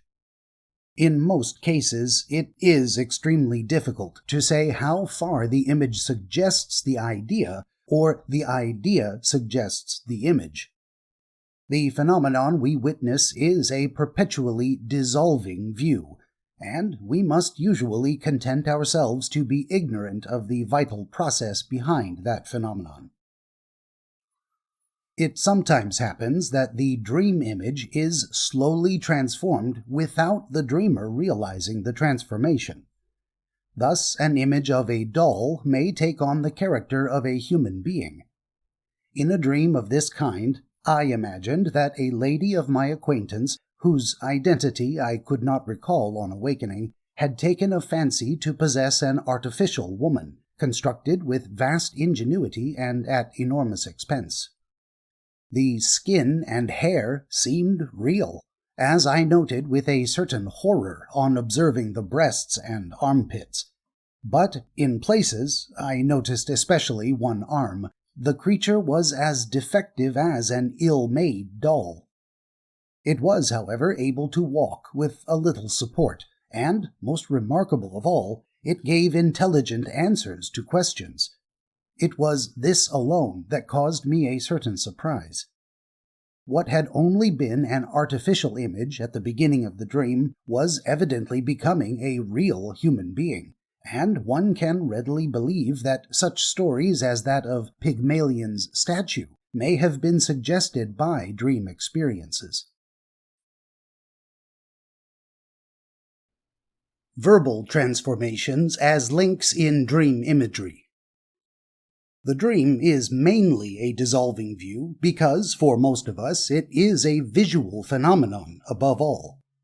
Those people who are largely of auditory type, at all events in their dreams, if not also in waking life, experience dreams in which words play exactly the same shifting, developing, and dissolving part played by images in those persons of more markedly visual type.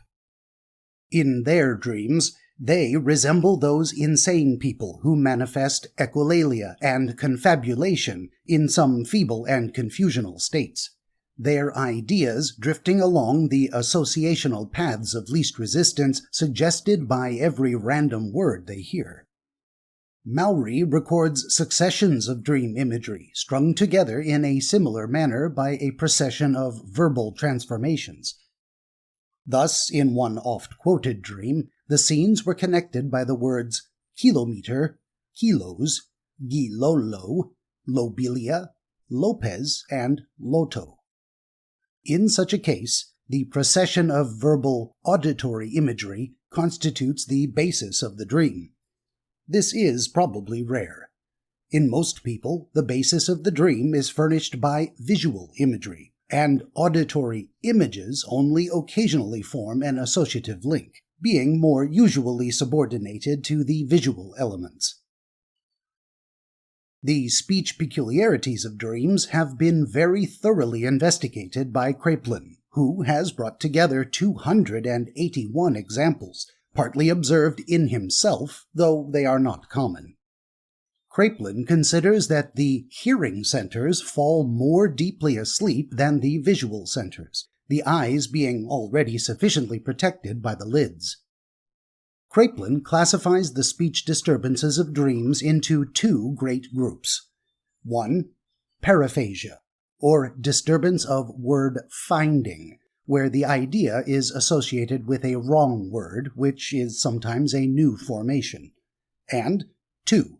Disorders of oration, in which the peculiarity lies not in the words but in their spoken order.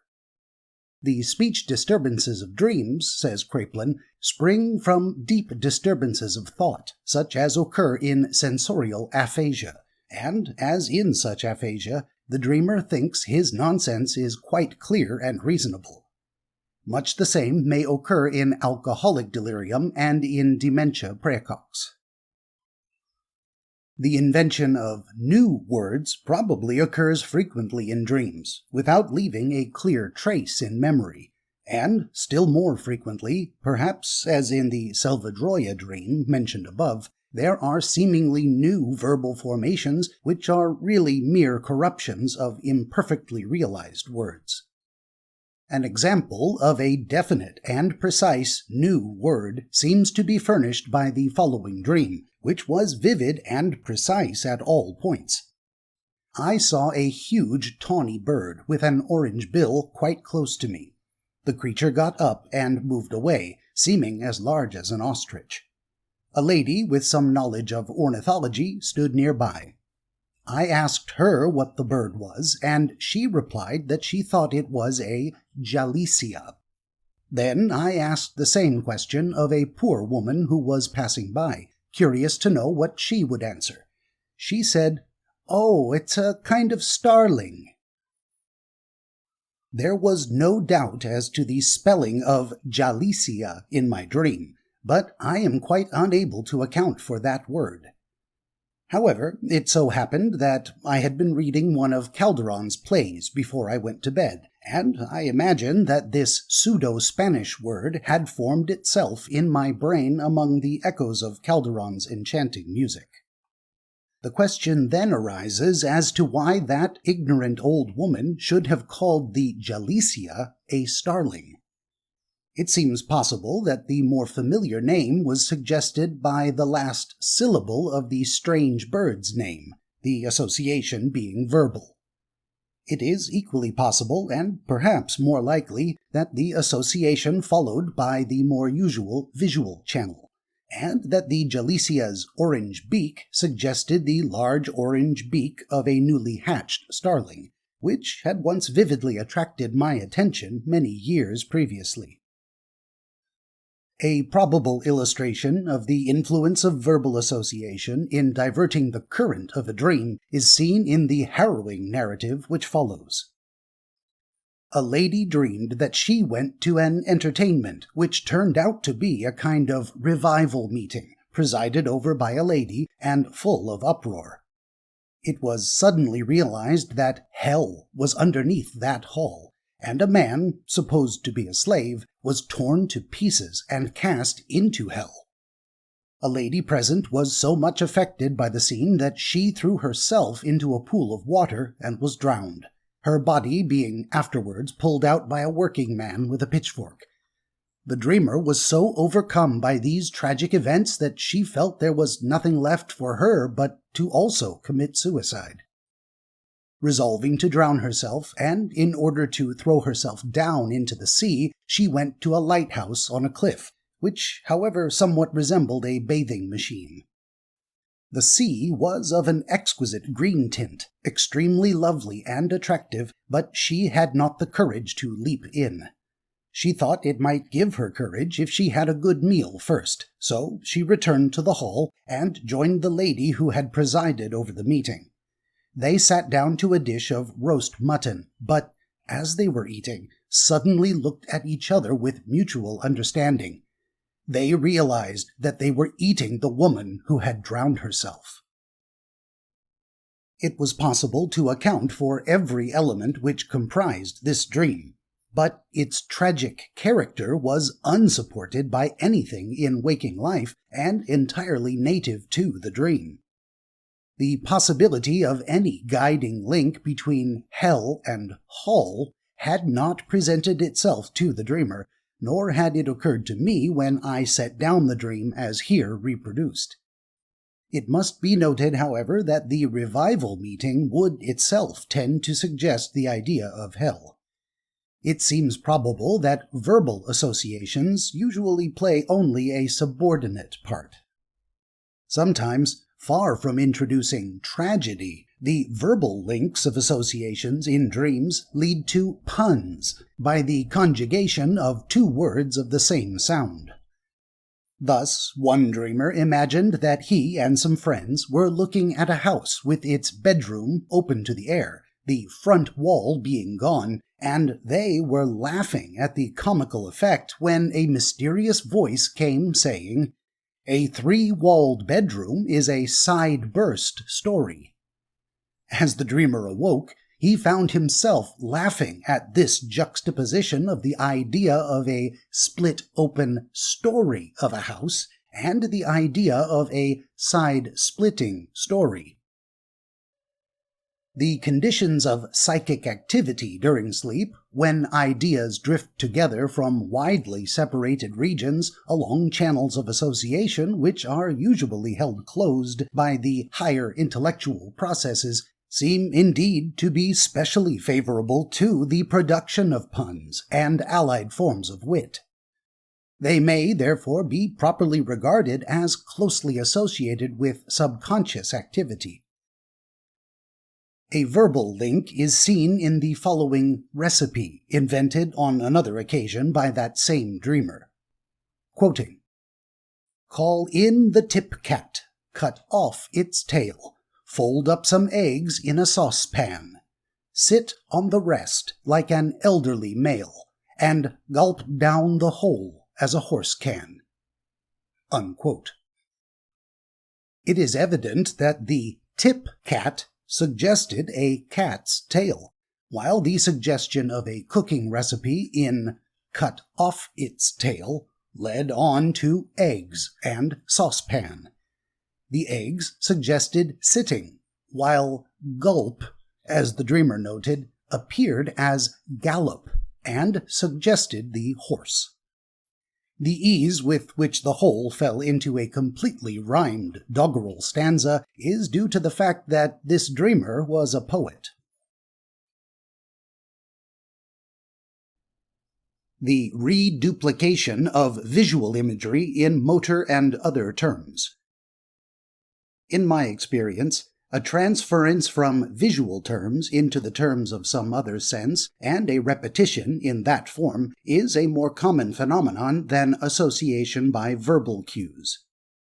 Thus, one lady dreamed that a large and very beautiful picture resembling tapestry forms itself before her, and she sees herself standing by a tree in it, only much more beautiful in shape. And on the other side of the tree, an old friend is standing, while there are a crowd of people around. Then she sees her friend touch her on the arm. At the same time, the dreamer feels the touch. The visual image is reduplicated in a motor form. Doubtless such a phenomenon is a natural result of the special conditions of dream life. In waking life, the senses are working coordinately, and we shall probably feel ourselves touched if we see ourselves touched. But in dreams, the body is a vision, and not our real body. We realize we ought to feel it touched when we see it touched, and a tactile sensation is thus suggested and experienced. However, there are other reduplications to which this explanation will not apply. Thus, I imagined I was sitting at a window at the top of a house, writing. As I looked up from my table, and with all the emotions naturally accompanying such a sight, I saw a woman in her nightdress appear at a lofty window some distance off, and throw herself down.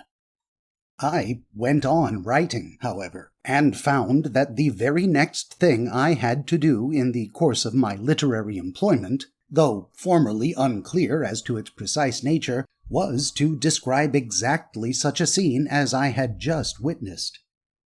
I was extremely puzzled at such an extraordinary coincidence. It seemed to me wholly inexplicable. Again, by what I felt to be an extraordinary coincidence, I dreamed that I was coming up the Thames, apparently in a steamboat, reading a novel written by a friend, which was the history of someone who arrives in England coming up the Thames to London, in exactly the way as I was at that moment. Then I found myself seemingly at the end of a London pier, with the river rippling at my feet, and in front of the superb panorama of London, exactly the scene which, in less detail, was described in the book. Such dreams, reduplicating imagery in a new sensory medium, are fairly common with me, at all events. The association is less that of analogy than of sensory media, as of the visual image becoming a verbal motor image. In other cases, a scene is first observed as in reality, and then in a picture. Thus, I dreamed that I was witnessing the performance of an orchestra, and observed that all the players had instruments of ancient pattern, which I understood had been in constant use for several hundred years. I could recall the shapes of many on awakening, and none of them were quite modern. I could not, however, recall the character of the music, which seemed to make no impression on me, since I was absorbed in observing the shape of the instruments. I specially observed an old framed engraving hanging on the wall in my dream, representing precisely one of the instruments played on, and I understood that it was called a bourdon. It was interesting to observe the profound astonishment with which sleeping consciousness apperceives such simple reduplication. In dreams, planes of existence are brought together that are fundamentally distinct in waking life, so that events belonging to different planes move on the same plane, and even become combined. Acting and life, the picture and the reality, are no longer absolutely distinct. Art and life flow in the same channel. Doubtless the reason is that, for the dreamer, the world of waking life is closed, the world of things as they are to the waking senses, and cannot even be completely recalled, so that all modes of representation are strictly on the same level, and it is, therefore, perfectly natural and logical that they should stand side by side and merge into one another. Chapter 3. The Logic of Dreams. All dreaming is a process of reasoning. In dreams, we are always reasoning. That is a general characteristic of dreams which is worth noting because its significance is not usually recognized. It is sometimes imagined that reason is in abeyance during sleep. So far from this being the case, we may almost be said to reason much more during sleep than when we are awake. That our reasoning is bad, often even preposterous, that it constantly ignores the most elementary facts of waking life, scarcely affects the question. All dreaming is a process of reasoning. That artful confusion of ideas and images to which I referred at the outset as the most constant feature of dream mechanism is nothing but a process of reasoning. A perpetual effort to harmoniously argue out the absurdly limited and incongruous data present to sleeping consciousness. Binet, grounding his conclusions on hypnotic experiments, finds that reasoning is the fundamental part of all thinking, the very texture of thought. It is founded on perception itself, which already contains all the elements of the ancient syllogism. For, as Binet plausibly argues, in all perception there is a succession of 3 images, of which the first fuses with the second, which in its turn suggests the third. Now, this establishment of new associations, this construction of images, which, as we may easily convince ourselves, is precisely what takes place in dreaming, is reasoning itself. Reasoning as a synthesis of images. Reasoning may be thus regarded as a synthesis of images, suggested by resemblance and contiguity. Indeed, a sort of logical vision, more intense even than actual vision, since it is capable of producing hallucinations. To reasoning, all forms of mental activity may finally be reduced. Mind, as Wundt has said, is a thing that reasons. Or, as H.R. Marshall puts it, reason is a mode of instinct. When we apply these general statements to dreaming, we may see that the whole phenomenon of dreaming is really the same process of image formation, based on resemblance and contiguity. Every dream is the outcome of this strenuous, wide-ranging instinct to reason. The supposed imaginative faculty, regarded as so highly active during sleep, is the inevitable play of this automatic logic. The syllogistic arrangement of dream imagery is carried on in an absolutely automatic manner. It is spontaneous, involuntary, and without effort. Sleeping consciousness, though all the time it is weaving the data that reach it into some pattern of reason with immense ingenuity, is quite unaware that it is itself responsible for the arguments thus presented. For example, in the evening, before I go to bed, I glance casually through a newspaper. I see the usual kind of news: revolutionists in Russia, Irish affairs, crimes, etc. I also see a caricature of the Liberal Party as a headless horseman on a barren plain. During sleep, these unconnected impressions revive, float into dream consciousness, and spontaneously fall into as reasonable a whole as could be expected. I dream that, by some chemical or mechanical device, a man has succeeded in conveying the impression that he is headless, and is preparing to gallop across some district in Russia with the idea of making so mysterious an impression upon the credulous population that he will be accepted as a great religious prophet. I distinctly see him careening across sands like those of the seashore, but I avoid going near him. Then I see figures approaching him in the far distance, and his progress ceases. I subsequently learn that he has been arrested and found to be an Irish criminal. A coherent story is thus formed out of a few random impressions. All such typical dreams are syllogistic. That is to say, as Binet puts it, there is the establishment of an association between two states of consciousness by means of an intermediate state, which resembles the first, is associated with the second, and, by fusing with the first, associates it with the second. In this dream, for instance, we have three ideas. 1. The headless horseman. 2. The revolutionary crime. And 3. Both Russia and Ireland. The intermediate term, by the fact that it resembles the first and is contiguous in the mind with the third, seems to fuse the first and the third ideas, so that the headless horseman becomes an Irish criminal in Russia. In dreaming life, as in waking life, our minds are always moving by the construction of similar syllogisms, marked by more or less freedom and audacity. Dream reasoning, instinctive and automatic. It is unnecessary to multiply examples of the instinctive and persistent efforts on the part of the sleeping mind to construct a coherent whole out of the incongruous elements that come before it. Nearly every dream furnishes some proof of this profoundly rooted impulse. It is instructive, however, to consider the nature and the limitations of dreaming reason. This rationalization and logical construction of imagery, it is necessary to realize, occurs at the very threshold of sleeping consciousness.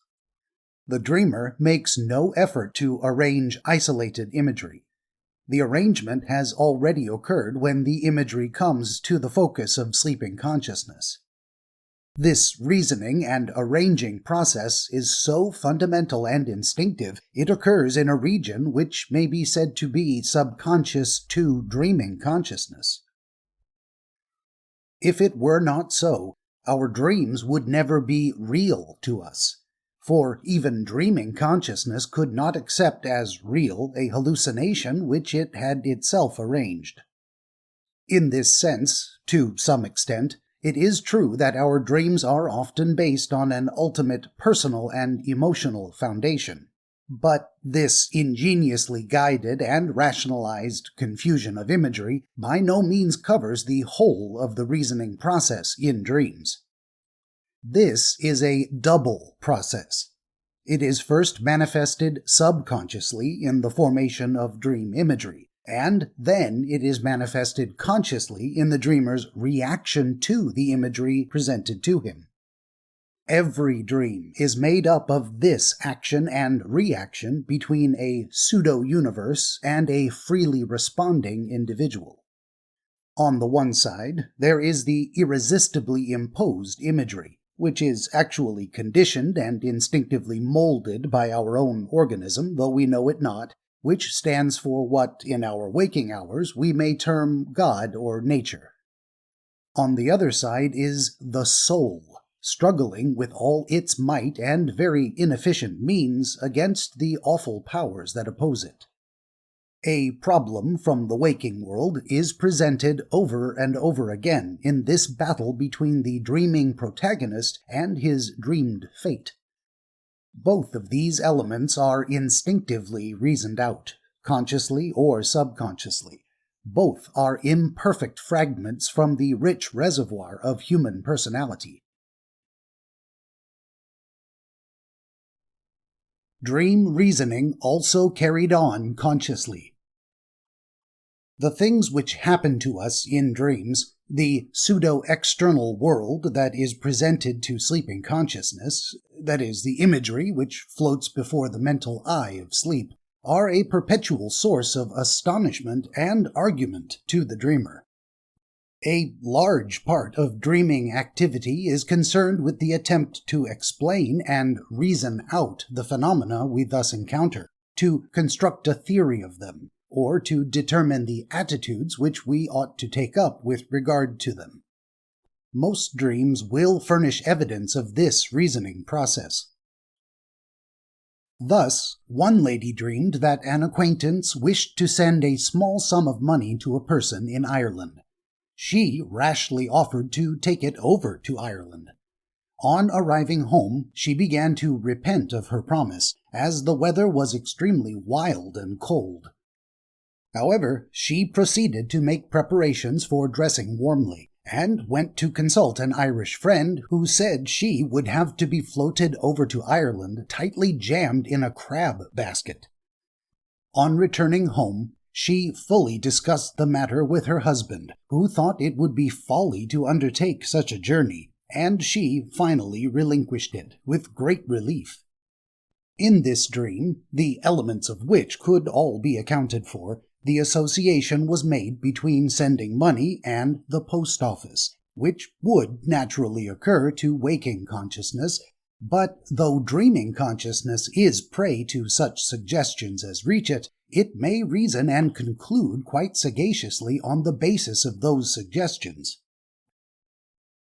Again, after looking at photographs of paintings and statuary, and also reading about the theater, I dreamed that I was at the theater, and that the performers were acting and dancing in a more or less nude state, in some cases completely, but with admirable propriety and grace, and a very charming effect.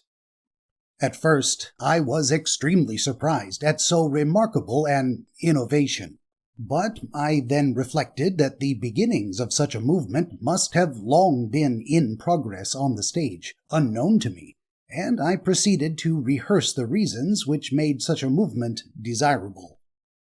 On another occasion, I dreamed that I was in the large plaza of a Spanish city, possibly Pamplona, furnishing the elements of the picture, and that the governor emerged from his residence facing the square and began talking in English to the subordinate officials who were waiting to receive him. The real reason why he spoke in English was, of course, simply because he spoke the language native to the dreamer. But in my dream, I was extremely puzzled why he should speak English. I looked carefully into his face to assure myself that he was not really English, and I finally concluded that he was speaking English in order not to be understood by the bystanders. This results from a fundamental split in intelligence. Once more, I dreamed that I was looking at an architectural drawing of a steeple of quite original design, somewhat in the shape of a cross, but very elongated. In my dream, I attempted to account for this elongation, and concluded that it was intended to neutralize the foreshortening caused when the steeple would be looked at from below. There is, we see here afresh, a fundamental split in dreaming intelligence. On the one side, there is the subconscious, yet often highly intelligent, combination of imagery, along rational, although often bizarre, lines.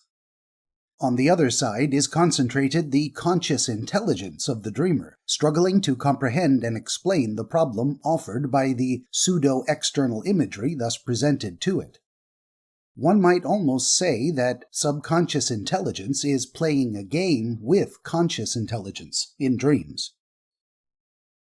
In a dream previously mentioned, subconscious intelligence offered to my dreaming consciousness the mysterious substance Selvdroya, and bid me guess what it was.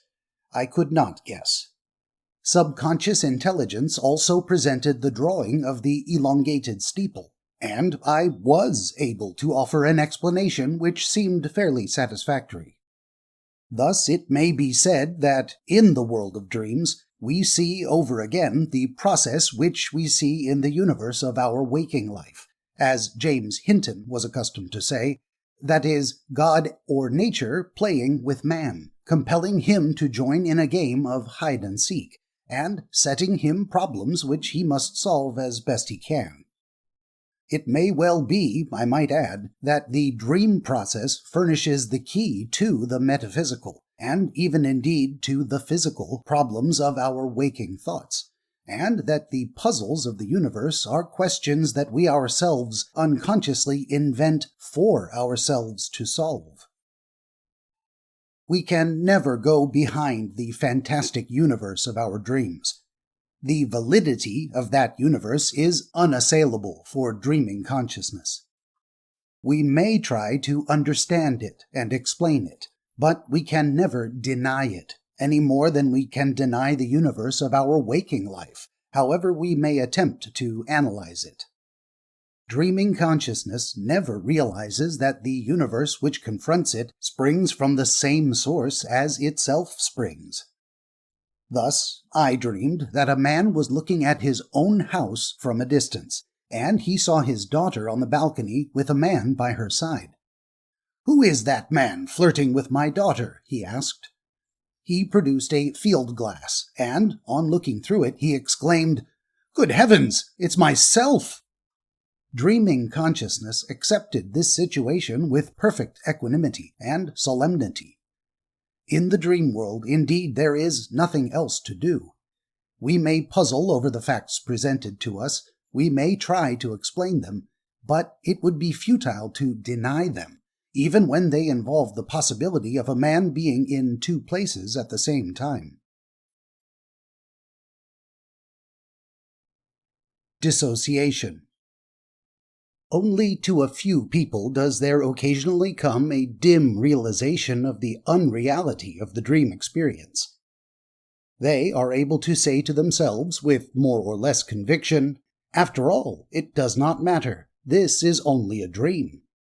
Thus, one lady dreamed that she was trying to kill 3 large snakes by stamping on them, and wondered, while still dreaming, what it signified to dream of snakes.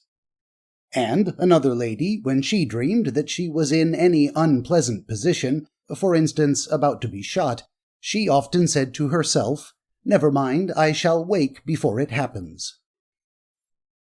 In my own dreams, I have never detected any recognition that they are dreams. I may say, indeed, that I do not consider that such a thing is really possible, though many philosophers and others have borne witness to it, from Aristotle and Sidesius to Gassendi and onwards. The phenomenon does occur. The person who says to himself that he is dreaming believes that he is still dreaming. But one may be permitted to doubt that he is. It seems far more probable that he has emerged at the waking surface of consciousness for a moment without realizing it. The only approach to a recognition of dreaming as dreaming which I have experienced is connected with the reduplication that may sometimes occur, and the sense of fatalistic predetermination. Thus, I dreamed, with nothing that could suggest such a dream, that I was one of a group of people who, as I realized, were carrying out a drama, in which I was destined to be the villain by force of circumstance, having been driven to revenge by bad treatment. I knew at the outset how events would turn out, and yet I vaguely felt that it was all a play that was merely being rehearsed, though it seemed real life. I had attained, in the world of dreams, to the Shakespearean feeling that it was all a stage, and I merely a player. Like so, may we become the Prosperos of the life of dreams.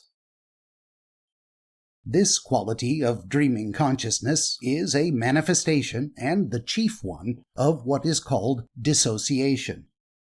In dissociation, we have a phenomenon which runs through the whole of the dreaming life, and is scarcely less fundamental than the process of fusion by which the imagery is built up.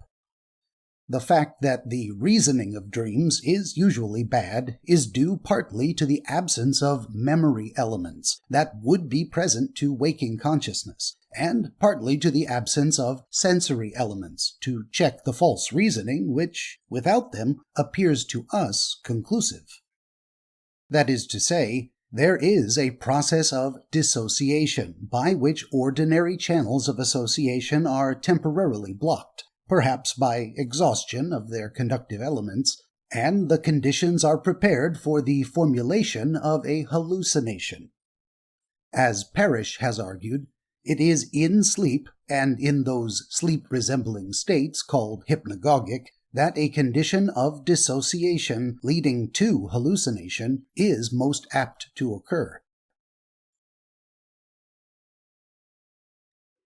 Dreaming as a disturbance of apperception.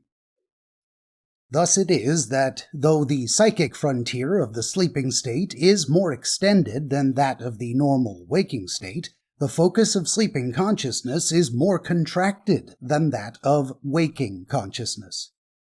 In other words, while facts are liable to drift from a very wide psychic distance under our dreaming attention, we cannot direct the searchlight of that attention at will over so wide a field as when we are awake.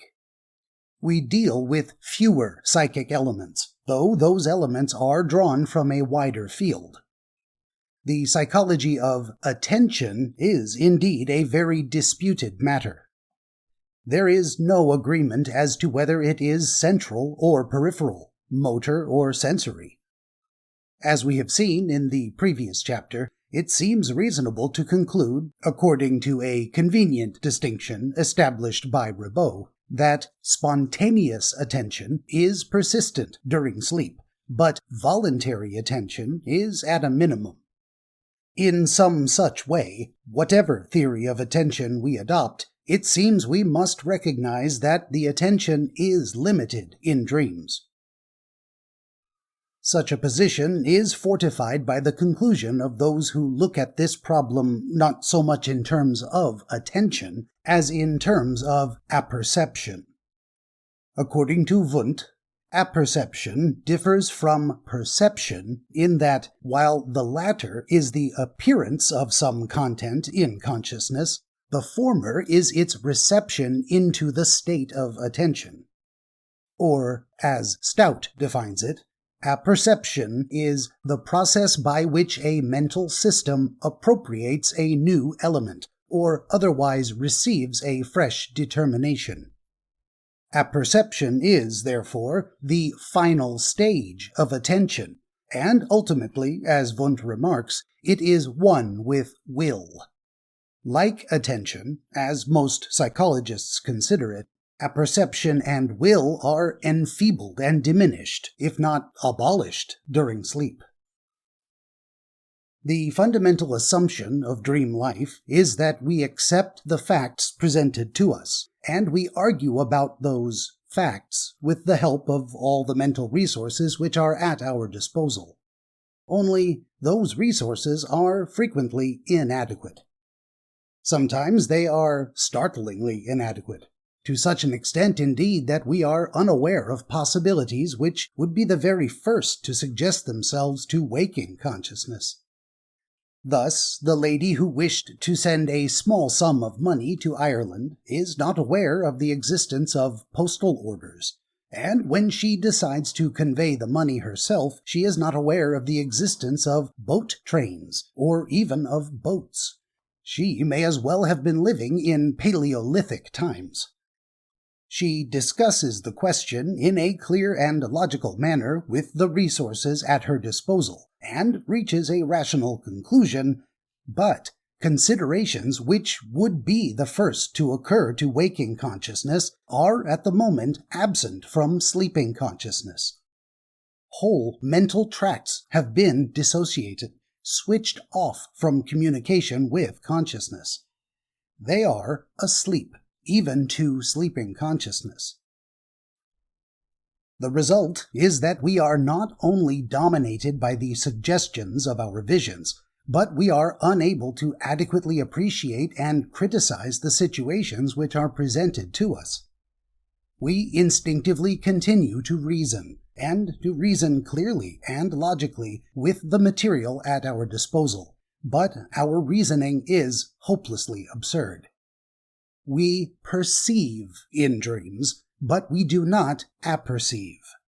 We cannot, that is to say, test and sift new experience and coordinate it adequately with the whole body of our acquired mental possessions. The phenomena of dreaming furnish a delightful illustration of the fact that reasoning, in its rough form, is only the crudest and most elementary form of intellectual operation, and that the finer forms of thinking involve much more than logic. As Gady puts it, all the thinking in the world will not lead us to thought. Chapter 4. The Senses in Dreams. All dreams probably contain both presentative and representative elements. At the outset, I provisionally adopted the usual classification of dreams into two classes. 1. The peripheral or presentative group, excited by stimulus from outside the mind, and 2. The central or representative group, having its elements in memories. However, if we look carefully at the matter in the light of the experiences which we have encountered, it will be found that this classification fails to correspond to any radical duality of dream phenomena, however superficially convenient it may be. When we closely question our dream experiences, it ceases to be clear that they really do fall into two groups at all. On the one hand, it would appear that most, perhaps all, dreams that are sufficiently vivid to be clearly remembered on awakening have received an initial stimulus from some external or peripheral source. There is something unusual or uncomfortable in the sleeper's position, or he has been subjected to some slight unusual strain which has modified his nervous condition, Or there has been some deviation from his usual diet, or a physiological stress of some kind is making itself felt within him. Careful questioning constantly reveals the actual or probable existence of some external or certainly peripheral stimulus of this kind, so that we seem entitled to say that there is probably a presentative element in all dreams. The influence of tactile sensations on dreams. On the other hand, an even more cursory investigation of our dream life suffices to show that there is also a representative element in every dream. No dream can be accurately described as strictly or literally presentative. If a person speaks to me when I am apparently asleep, and I become conscious that he is present and speaking, I am not entitled to say that I dreamed it. A consciousness which perceives facts in the same way as they may be perceived by waking consciousness is not a dreaming consciousness. Thus, in the literal sense, there are no presentative dreams. What happens is that the stimulus, instead of being presented directly to consciousness and recognized for what it is by waking consciousness, serves to arouse old memories and ideas, which dream consciousness accepts as a reasonable explanation of the external or peripheral stimulus. This stimulus may be said to be the cause of the dream, in a sense, but the dream itself remains central, and as truly a combined picture of mental images as though there were no known peripheral stimulus at all. Thus, while it is true that the division of dreams into two classes corresponds to a recognizable distinction, it is yet a superficial and unimportant distinction. It is likely that all dreams have a peripheral or presentative element, and certain that they all have a central or representative element. This will become more clear if we now proceed to discuss those dreams which have their exciting cause in some demonstrable external or internal organic stimulus. The world which we enter through the portal of sleep presents such obvious and serious limitations that we are apt to underestimate its real richness and variety. In some respects, indeed, we can accomplish in sleep what is beyond our reach when awake. Thus, it sometimes happens that we do reason better in sleep than when awake, that we find in dreams the solutions to difficulties which escape us when awake, and that we may remember things which we had forgotten when awake. But even within the ordinary range of experience, it is interesting to note that our dreams contain the same elements as our waking life. The sensory activities which stir us during the day are equally active in the world of dreams, though in strange transformations. It is probable that all the senses may furnish the medium through which stimuli may reach sleeping consciousness, though touch and hearing are doubtless the main channels to dream life. The eyes are closed, so that while the chief parts of our dream life are in terms of vision, direct visual stimuli can only be a very dim and uncertain influence. However, no sense is entirely excluded from activity in dreams. Heat, cold, and pressure sensations, as well as their anesthetic absence, undoubtedly play an important part in explaining various kinds of dreams. These sensations may not necessarily result in memorable dreams, even though it is possible that they still affect the current of sleeping consciousness.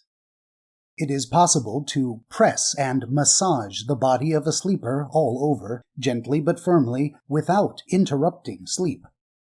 When that pressure reaches a certain intensity, the sleeper may move their body, perhaps the lips or an arm, and may go so far as to half-wake and move the entire body.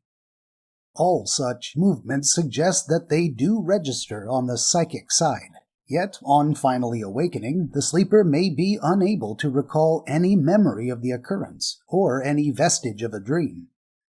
In a certain proportion of cases, however, a dream does result. Thus, one lady dreamed that she was on board a ship which was rocking heavily with a number of other people, and she found on awakening that her large dog was on the bed, vigorously scratching himself.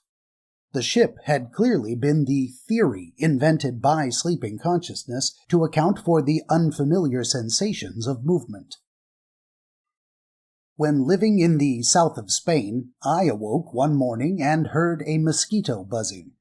I fell asleep again and dreamed that a huge insect had alighted on my hand, as large as a lobster but flat like a cockroach and scarlet in color.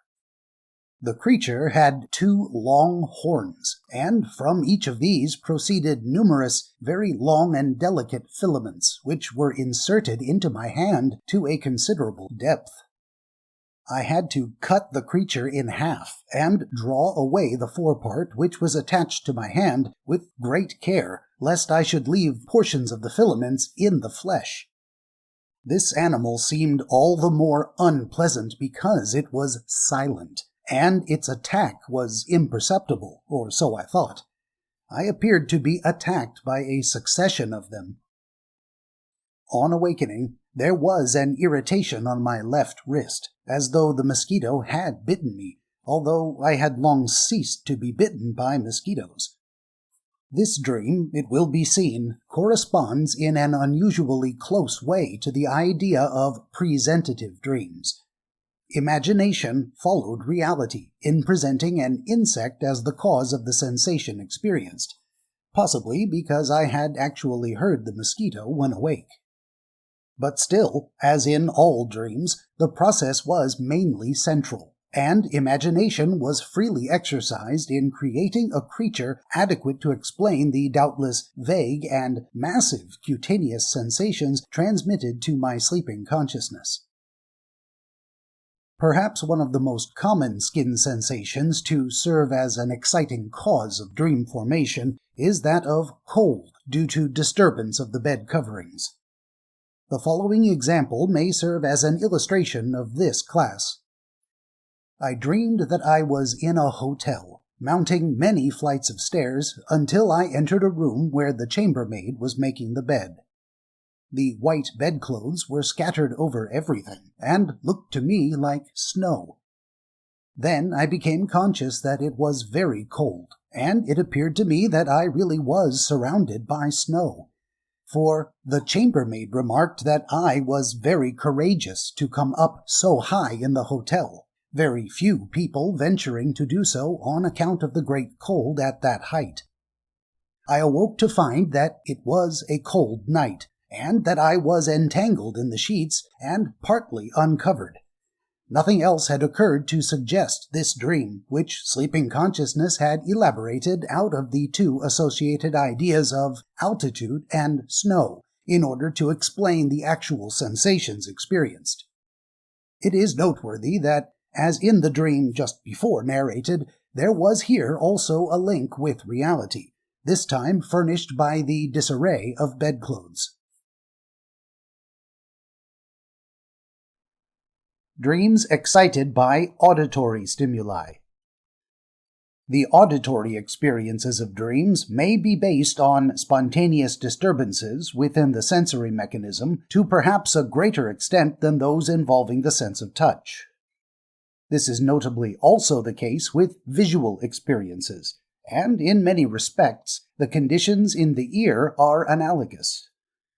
Apart from increased resonance of the ear, or hyperesthesia of the auditory nerve producing special sensitivity to sounds, an increased flow of blood through the ear, as well as muscular contractions and mucus plugs in the external ear, furnish the faint rudimentary noises which may constitute the nucleus around which hallucinations crystallize in sleep. Disease of the ear may obviously act in the same way, but even apart from actual disease, various nervous disturbances favor the production of auditory hallucinations during sleep, and in marked cases even while awake. We may dream of listening to music in the absence of all external sounds having any musical character. No doubt, in such cases, the actual conditions within the auditory mechanism are suggesting music to the brain, but the resulting music usually seems to be less definite, less memorable than when it forms around the nucleus of an external series of sounds. In many of these cases, it is probable that we do not hear music in our dream. We are simply under conditions in which we imagine that we hear music. Thus, on going to bed soon after supper, but not perceptibly suffering from indigestion, I dreamed that I was present at a public meeting combined with an orchestral concert. A speech was to be made by a man who looked like an old sailor or soldier, and meanwhile the orchestra was playing. The speaker, unaccustomed, I gathered, to the etiquette of such a meeting, suddenly interrupted the orchestra with a remark, and the surprised conductor stopped the performance for a moment and then continued. Subsequent remarks by the speaker failing to affect the music, which continued to the end, becoming more lively and vigorous in character. Precisely what that music was I knew not at the time, nor could I recall any fragment of it on awakening. It is even possible that such a dream is mainly visual, and that no hallucinatory music is heard, its occurrence being merely deduced from the nature of the vision. If the dreams evoked by sounds within the ear are usually difficult to trace in normal persons under ordinary circumstances, this is not the case with dreams suggested by sounds which strike the ear from outside. These constitute one of the most interesting groups of dreams, as well as one of the easiest to explain, and they are very frequent. Indeed, their mechanism may be observed even in the waking state under some circumstances. In some persons, music, a voice, a bird's song, even a word or a comment, all arouse phantoms of color and form, light and shade, colored clouds, streams, waves, etc.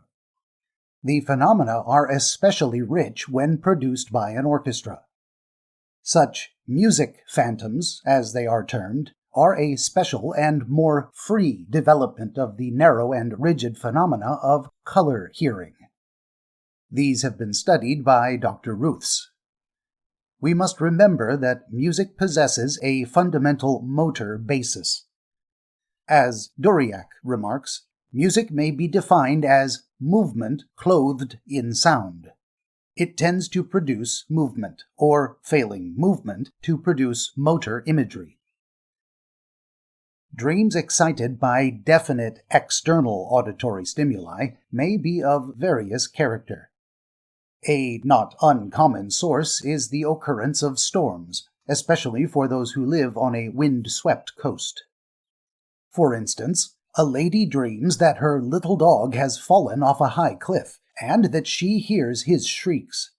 It was an extremely windy night, and her window was open. The dream has some resemblance to one which Burdock reported that he shared with a companion in a hotel room during a storm. They both dreamed they were wandering at night among high precipices.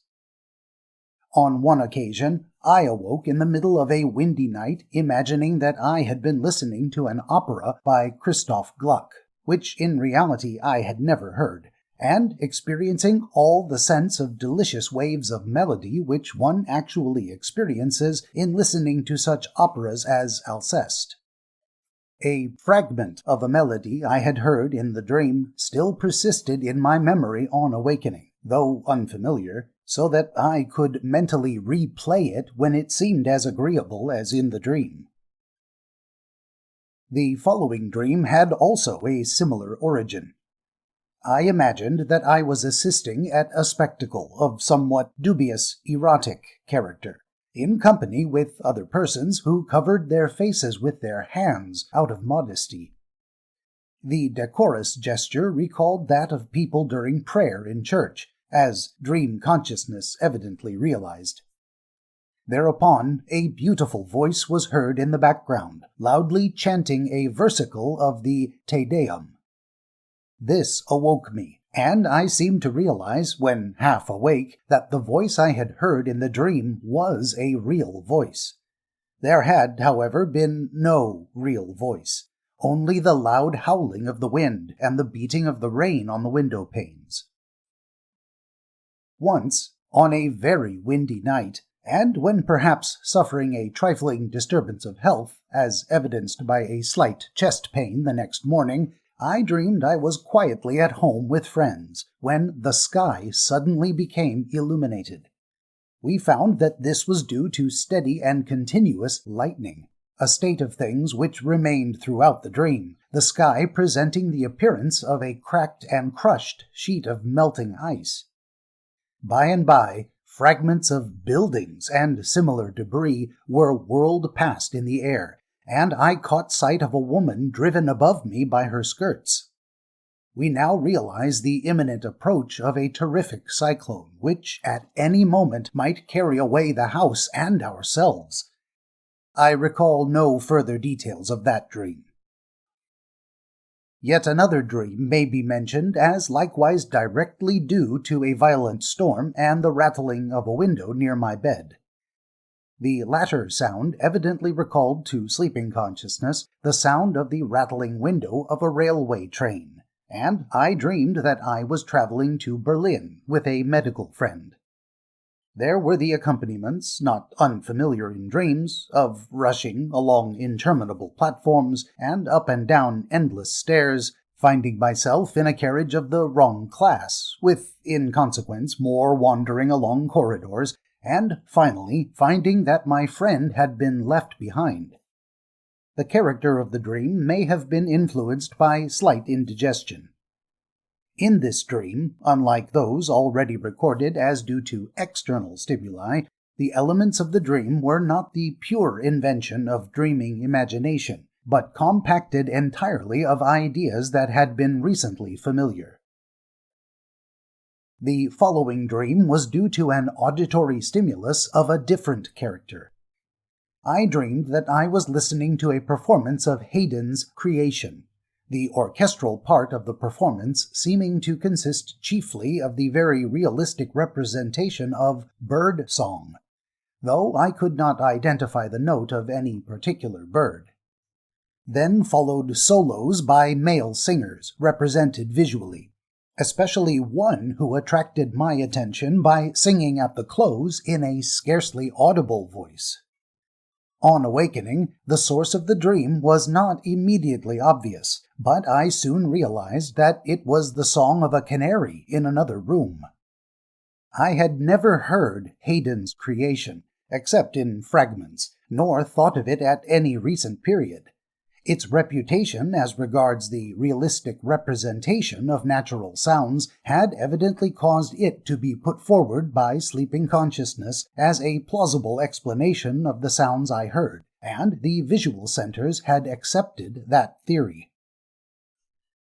One more example of an auditory dream may be given. I dreamed that I was back in a schoolroom of my boyhood, with 2 or 3 of the present masters. The room had been entirely changed, and it contained much new school apparatus, notably several miniature engines of different character on a table, which were actually functioning. I said to the masters that I wished all these apparatus had been there 20 years ago, so that I might have enjoyed the benefit of them. A considerable underestimate of the actual interval since I had left that schoolroom.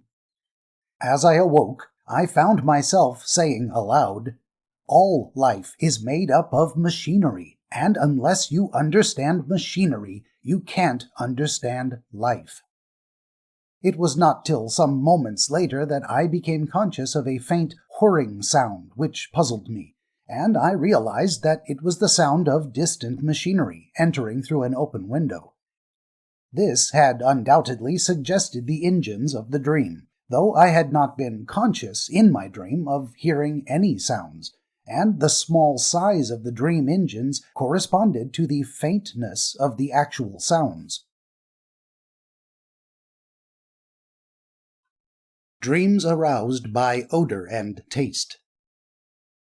Dreams aroused by odors do not usually seem to occur, except on the experimental application of odors to the sleeper's nostrils, and experiments in this direction are not usually successful.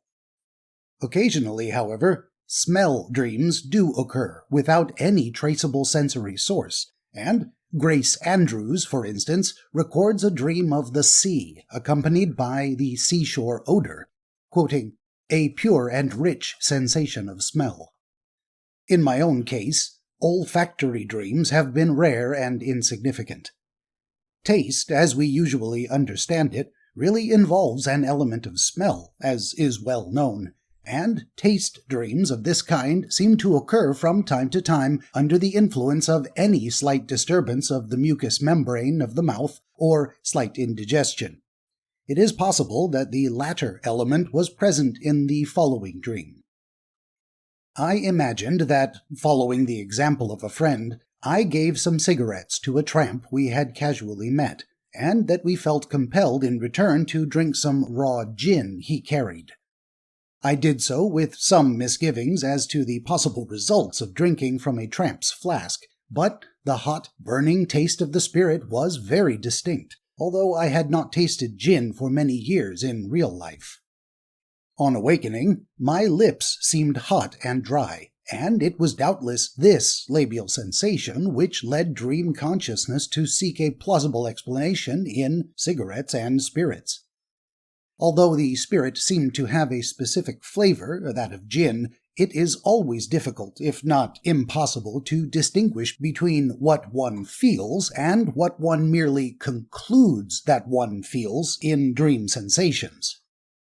That is to say, it remains doubtful in such a case whether it was the labial sensation which evoked a specific hallucination of gin, or whether it merely suggested to sleeping consciousness that gin had been tasted, just as it is possible to suggest to a hypnotized person that the substance he is tasting is a quite different substance. For example, that salt is sugar, or that water is wine. As with odors in dreams, it is not always possible to detect any external stimulation as the cause for the taste or pseudo-taste in a dream. This may be illustrated by a dream which belongs strictly to the tactile class. I dreamed that I called upon a medical acquaintance whose assistant I found in a dark surgical amphitheater. I absently took up a broken medicine bottle and put it to my mouth when my friend came in. I spoke to him on some medical topic, but he entered his carriage and was driven off before he had time to answer me. I then found that my mouth was full of fragments of broken, colorless glass, which I carefully removed. As has been often illustrated in the previous pages, this dream was constructed in the manner of small, separate incidents, which had occurred during the immediately preceding days. One of the incidents was the fact that I had myself smashed a little colored, not colorless, glass, and carefully picked up the fragments. But the most vivid part of the dream was the sensation of broken glass in my mouth, and on awakening, no sensation could be detected in my mouth. Thus, although the most plausible explanation of such a dream would be the theory that my recent experience with broken glass had suggested to sleeping consciousness the explanation of an unpleasant sensation actually experienced in the mouth, there was nothing whatsoever to support that theory. The influence of visual stimuli. The falling of light on the closed eyes, or the half-opening of the eyes, have both been found to serve as visual stimulus to dreams, but I have myself no decisive evidence on that point. In the case of a lady who dreamed that a lover was in her room, and that suddenly the door opened and she saw her mother standing before her with a bright light, which awoke her, she could find nothing in the room. No light to account for the dream. It is, of course, unnecessary for a dream of a bright light to be actually produced by any external visual stimulus accompanying that dream, for the spontaneous retinocerebral activity itself produces sensations of light. Thus, on the night after a pleasant walk down a country lane through which the setting sun shone, I dreamed that I was walking along a lane in which I saw a bright light and my own shadow cast in front of me. It would seem that, on the whole, the curtain of the eyelids effectively shuts out light from the eyes during sleep, and that the sense which is more active during the day than any other is the most carefully guarded of all during the night.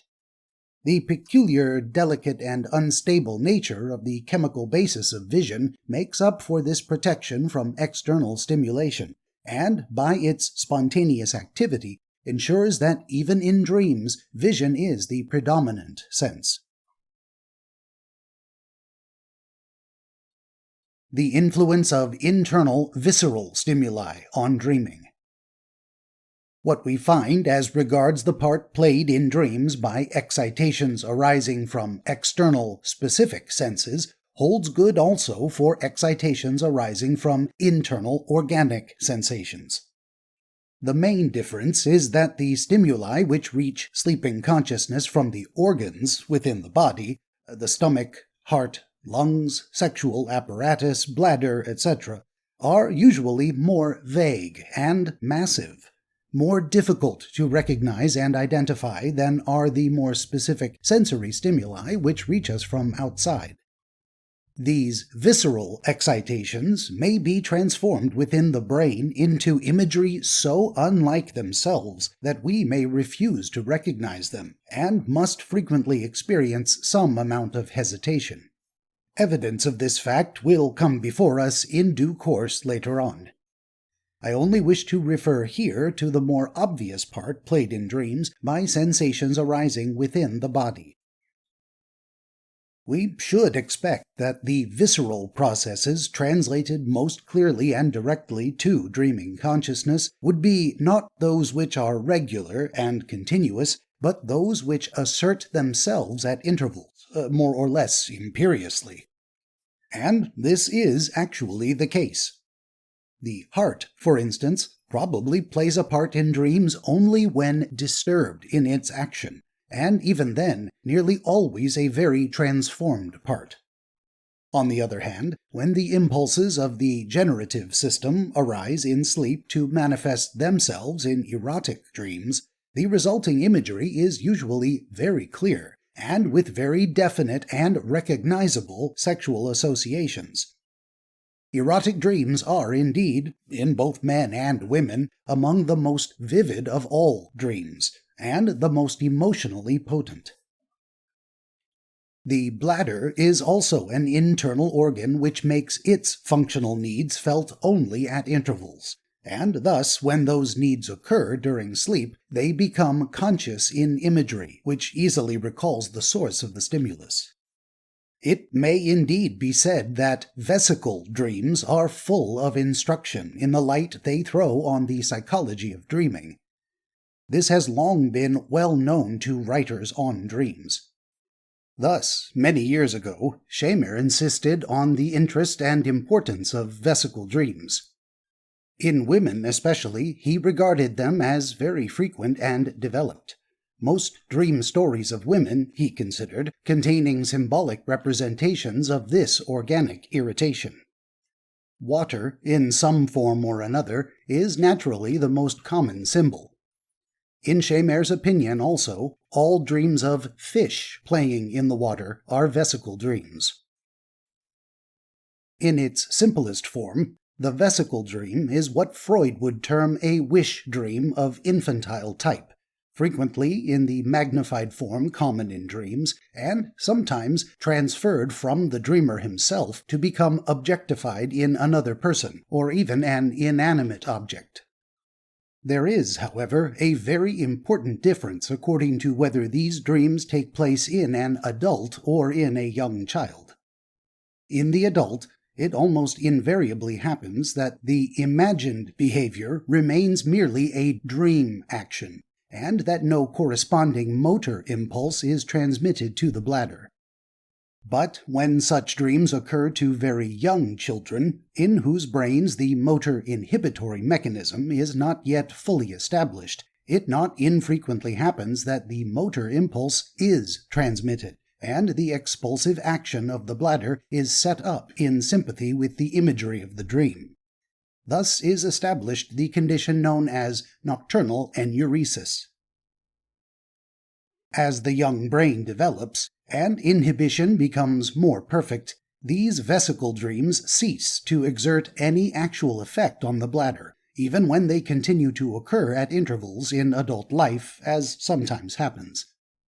Occasionally, vesicle dreams of this character may occur even without any real distension of the bladder, in both those who have suffered from nocturnal enuresis in childhood and those who have not, especially women. In some of these cases, the dream can be shown to be due to a reminiscence or suggestion of the previous day from the waking life. Dreams stimulated by organic sensations from within the body are thus found to resemble those proceeding from sensory sensations outside the body, in that they are both exactly simulated by dreams which are mainly of central origin. Cardiac dreams and their symbolism. When we turn to those internal organs of the body which normally carry on their functions in a constant and equable manner, seldom or never obtruding themselves into the sphere of consciousness, any disturbance of function in these organs seems much less likely to be translated into dream consciousness in a simple and direct form. It is sufficient here to take the heart for an example. When the heart is acting normally, any consciousness of its action is as rare asleep as awake. Even when cardiac action is disturbed, either by disease or by temporary excitement, dream consciousness seldom realizes the physical cause of that disturbance. Occasionally, indeed, the cardiac disturbance may reach sleeping consciousness without any very remote transformation. Thus, one lady dreamed that she was fainting while really breathing in a slightly labored and spasmodic way. But at another period, this same lady, at a time when she was suffering from some degree of heart weakness, dreamed one night, when the trouble was especially marked, that she was driving sweating horses up a steep hill, urging them on with a whip in order to avoid an express train which she imagined was behind her. This dream of sweating and panting horses climbing uphill has been noted by various observers to occur in connection with heart trouble. The very real physical difficulty of the panting and struggling heart instinctively finds its apparent explanation in a familiar spectacle of daily life. In another case, a dreamer awoke from a disturbed sleep associated with indigestion, having the impression that burglars were tramping upstairs, but immediately realized that the tramp of the burglars' feet was really the beating of her own heart. Somewhat similarly, when suffering from headache, I have dreamed of hammering nails into the floor, a theory obviously invented to account for the thumping of throbbing arteries. Prodromic dreams. An interesting group of phenomena connected with the sensory influences discussed in this chapter is furnished by the premonitions of physical disorders and diseases sometimes experienced in dreams. A physical disturbance may reach sleeping consciousness many hours or even days before it is perceived by waking consciousness, and become translated into a more or less fantastic dream. This has been recognized from of old, and Aristotle, for instance, observed that dreams magnify sensory excitations, and pointed out that they were thus useful to the physician in diagnosing symptoms not yet perceptible in the waking state. Thus, Hammond knew a gentleman who, before an attack of hemiplegic paralysis, repeatedly dreamed that he had been cut in two down the midline and could only move on one side. While a young lady who dreamed that she had swallowed molten lead, though she was quite well on awakening, was later attacked by severe tonsillitis toward midday.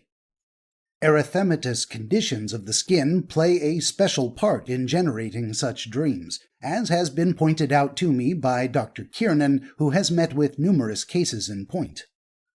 Jewell mentions a girl who dreamed that someone threw oil over her and set it alight 3 days before being laid up with typhoid fever.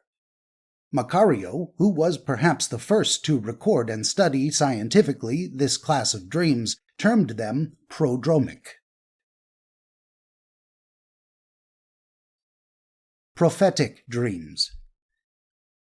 Prophetic dreams, in which the dreamer foresees not a physical condition inside the body, but some external occurrence, belong to an entirely different class, and need not be discussed in detail here since they are usually fallacious. A fairly common experience of this kind is the dream of an unknown person, who is afterwards met in real life. These dreams typically fall into two groups. In the first, the prophecy is based on a failure of memory, the dreamer having really seen that person before. In the second, the subsequent recognition of the person is due to the emotional preparation of the dream and the concentrated expectation. Sante de Sanctis, who identified this phenomena, gives an experience of the kind which happened to the distinguished novelist Luigi Capuana, who had a vivid dream of a dark lady with expressive eyes, and met the lady of his dream in the street 3 days later. Women, in a state of emotional expectation, have often mistaken dead or even living persons for missing husbands or children, and anyone who has observed how, when a noted criminal flies from justice, he is soon recognized from his portrait in the most various parts of the world, will have no difficulty in believing that it is easily possible to recognize people from dream portraits, which are much more vague than photographs. That there are other prophetic dreams less easy to account for, I will readily admit, though they have not come under my own direct observation. Chapter 5. Emotion in Dreams. Emotion and imagination. Whether the influences which stimulate our dreams arise from without or from within the organism, they are always filtered and diffused through the obscured channels of perception. They reach the brain at last in a vague and massive shape, which may or may not betray the source from which they arise to waking analysis, but will certainly have become so changed in these organic channels that their affective tone will be predominant. That is to say, they are largely transformed into emotion, and when so transformed, they become the origin of what we regard as the imaginative element in dreams. Sleep is especially favorable to the production of emotion because, while it does allow a considerable amount of input from the senses and a very wide freedom to the imagery founded on sensory activity, it largely, and in many directions, inhibits motor activity. The actions suggested by sensory excitation cannot, therefore, be carried out. As soon as the impulse enters motor channels, it is impeded, broken up, and scattered in a vain struggle. This process is transmitted to the brain as a wave of emotion. Somnambulism. Sometimes, indeed, motor coordinations usually inhibited in sleep are not so inhibited. The dreamer is thus able to execute, perfectly or imperfectly, some action which, real or imagined, he desires to execute. He is then said to be in a state of somnambulism. The somnambulist, in the widest sense of the word, is not necessarily a person who walks in their sleep, but any person in whom a group of coordinated muscles is sufficiently awake to respond more or less adequately to the motor impulse from a sleeping brain. To talk in one's sleep is also a form of somnambulism. When the motor channels are thus unimpeded, there is usually no memory of the dream on awakening. Those impulses that do reach consciousness can be, as it were, quickly and easily drained off to the surface of the nervous system, and they tend to leave no deep impression on consciousness. A lady novelist writes, quoting, "I worked late last night, went to bed, and dropped into a dead kind of sleep. When I woke this morning at about 7, a funny thing had happened. 2 candles were burning in my room. When I went to bed, I had only 1 candle burning, and I know I put that one out. Now there were 2 burning side by side, as if I had been writing, and they had evidently been burning only an hour or so. I must have got up and lit them in my sleep." Unquote. Actions carried out in the somnambulistic condition are not usually coordinated with the action of higher emotions. Thus, a young woman was impelled to get out of bed while still asleep by a distended bladder, and proceeded to carry out the suggested action. But, without further precaution, she did so on the floor. She was only awakened by an exclamation from her sister, who had been aroused by the sound.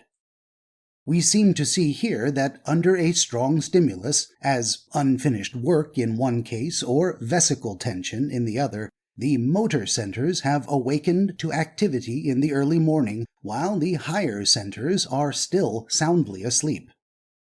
If the second sleeper had not been awakened, in neither case would any memory of the incidents have remained. There has been no struggle, and therefore no resultant emotions have been aroused to impress consciousness. It is evident that the lack of adaptation between sensory and motor activity is an important factor in dreams, and contributes to impart to them their emotional character. The failure of movement in dreams. In somnambulism, we have a state which is, in some respects, the reverse of that usual in dreams. The higher centers are, indeed, split off from the lower centers, but it is the former that are asleep, and the latter are awake, whereas in ordinary dreaming, the higher centers are acting in accordance with their means, while the lower centers are quiescent. Somnambulism is approximate to the condition found in some diseases of the brain, when, as a result of lesion of the higher nervous levels, we have a mental state in which the muscular system carries out plans, but the plans are defective because they are not supervised by the higher centers. This being the ideatory apraxia described by Lippmann. In ordinary dreams, on the other hand, we have a state comparable to that produced by brain lesions in what Pick terms motor apraxia, in which the higher centers are acting freely, but their plans are never carried into action, owing to failure of the motor centers. This characteristic of dreaming has seemed puzzling to some writers. They ask why, in our dreams, we should sometimes be so conscious of failure of movement, and why, when we strive to move in dreams, we do not always actually move. To me, there scarcely seems to be any serious difficulty here. Still, the question is one of considerable interest and importance. It is necessary to point out in the first place that, however complete the actual absence of movement, there is usually no failure of movement in the dream vision. We dream that we are talking, that we are moving from place to place, that we are performing various actions.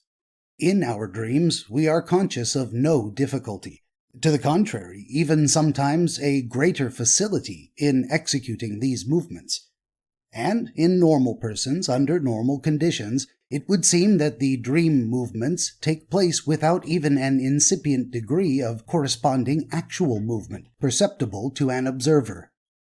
The efferent motor channels, which conduct nerve signals outwards, and even to a large extent the afferent sensory channels, which conduct nerve signals inwards, are both asleep, and the whole representative circuit is completed within the brain, or, as we say, only in imagination.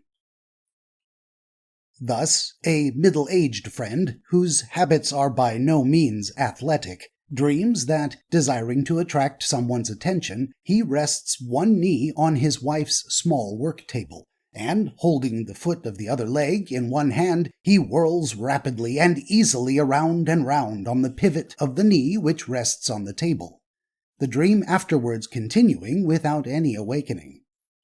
So also a lady who is unable to swim when awake, and knows of no reason why she should think of swimming, vividly dreams that she jumps from a houseboat into the river, and proceeds to swim on her side with great ease, this dream also continuing without awakening. These dreamers were able to triumphantly execute the muscular feats they planned, because they had not really attempted to execute them at all. And, moreover, no sufficient sensory messages reached the brain to give information that the limbs were not actually obeying the orders of the brain. The dreamers were probably in a somewhat deep state of sleep. Nightmare. The dreams in which we seem to perceive ourselves suffering from the difficulty or impossibility of movement thus constitute a special class. Jewell would apply to them the term nightmare, which he regards as, quote, characterized by inability to move or speak. When, in dreams, we become conscious of difficult movement, it has frequently, and perhaps usually, happened that the motor channels are not entirely closed, the sensory channels unusually open, and very frequently, though not necessarily, this is associated with the approach of awakening. I dreamed that I was walking with a friend, that we quarreled, and that I thereupon crossed the road and walked ahead of him. These actions seemed entirely effortless. Gradually, however, I became conscious of immense and intellectual effort in keeping in front, and slowly began to experience a feeling of lassitude in my actual motionless limbs as I awakened. From this, I take it that, in the process of awakening, the increased but still defective efflux of sensation from the legs, conveying the message of their real position, entered into conflict with the dream imagery, and produced a struggle in consciousness. It is by no means necessary to assume that there was a complete absence of sensory impressions from the legs during the earlier part of the dream. On the contrary, it is possible that the feeling of lassitude was itself the cause of the dream, the idea of walking being a theory to account for that lassitude. This does seem more probable than that the actual lassitude was caused by the mental exertion in the dream. In a dream which a friend tells me he has often had, and always finds painful, he imagines he is climbing a mountain, and at last reaches a point at which further progress is impossible, notwithstanding all his efforts. It seems probable that this dream is also an example of the conflict due to the process of awakening. In this case, however, the solution is complicated by the fact that, in earlier life, the dreamer had really once found himself in the situation he now only experiences in dreams. In our dreams of movement executed with difficulty, it is sometimes possible to prove, through the evidence of a witness, that we are really sufficiently awake on the motor side to be making actual movements, though these actual movements may only very roughly correspond to the movements we imagine we are trying to make while asleep.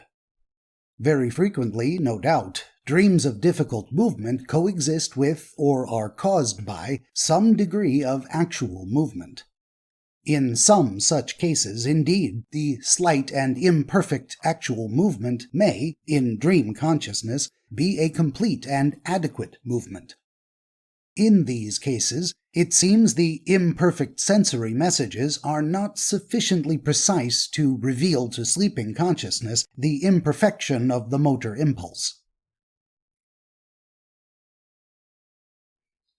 Influence of the approach of awakening on imagined dream movements. Exactly the same thing occurs under the allied condition of anesthesia produced by drugs. Thus, on one occasion, when coming to consciousness after the administration of nitrous oxide gas, I had the sensation of crying out aloud. But I was informed by a friend at my side I merely made a slight guttural sound in reality. In the same way, we see sleeping dogs making slight movements of all their paws in succession, a faint and abortive movement of running, which in the sleeping dog's consciousness may doubtless be accompanied by the notion that he is dashing across a field after a rabbit. In those dreams where it appears we experience a failure of movement, it seems to me that the dream process has become mixed with actual sensory motor impulses as the result of an approximation to the waking state. But the threshold of waking life is still too far off for actual movements to be completely and successfully accomplished. And in the case of the limbs, the eye cannot be used to guide movements which the muscular and cutaneous sensations are still too dead to guide. It is important to remember that, under pathological conditions in waking life, we may have a precisely similar state of things.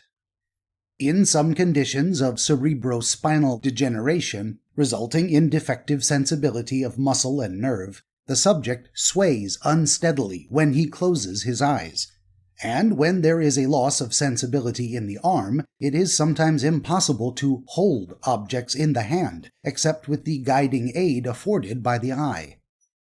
In a dream that I now regard as conditioned by the approach of the moment of awaking, dating from some 15 years back, I imagined that I was making huge efforts to copy a capital letter H in a copybook, engraved in a rather peculiar fashion, but really offering no difficulties to any waking schoolchild.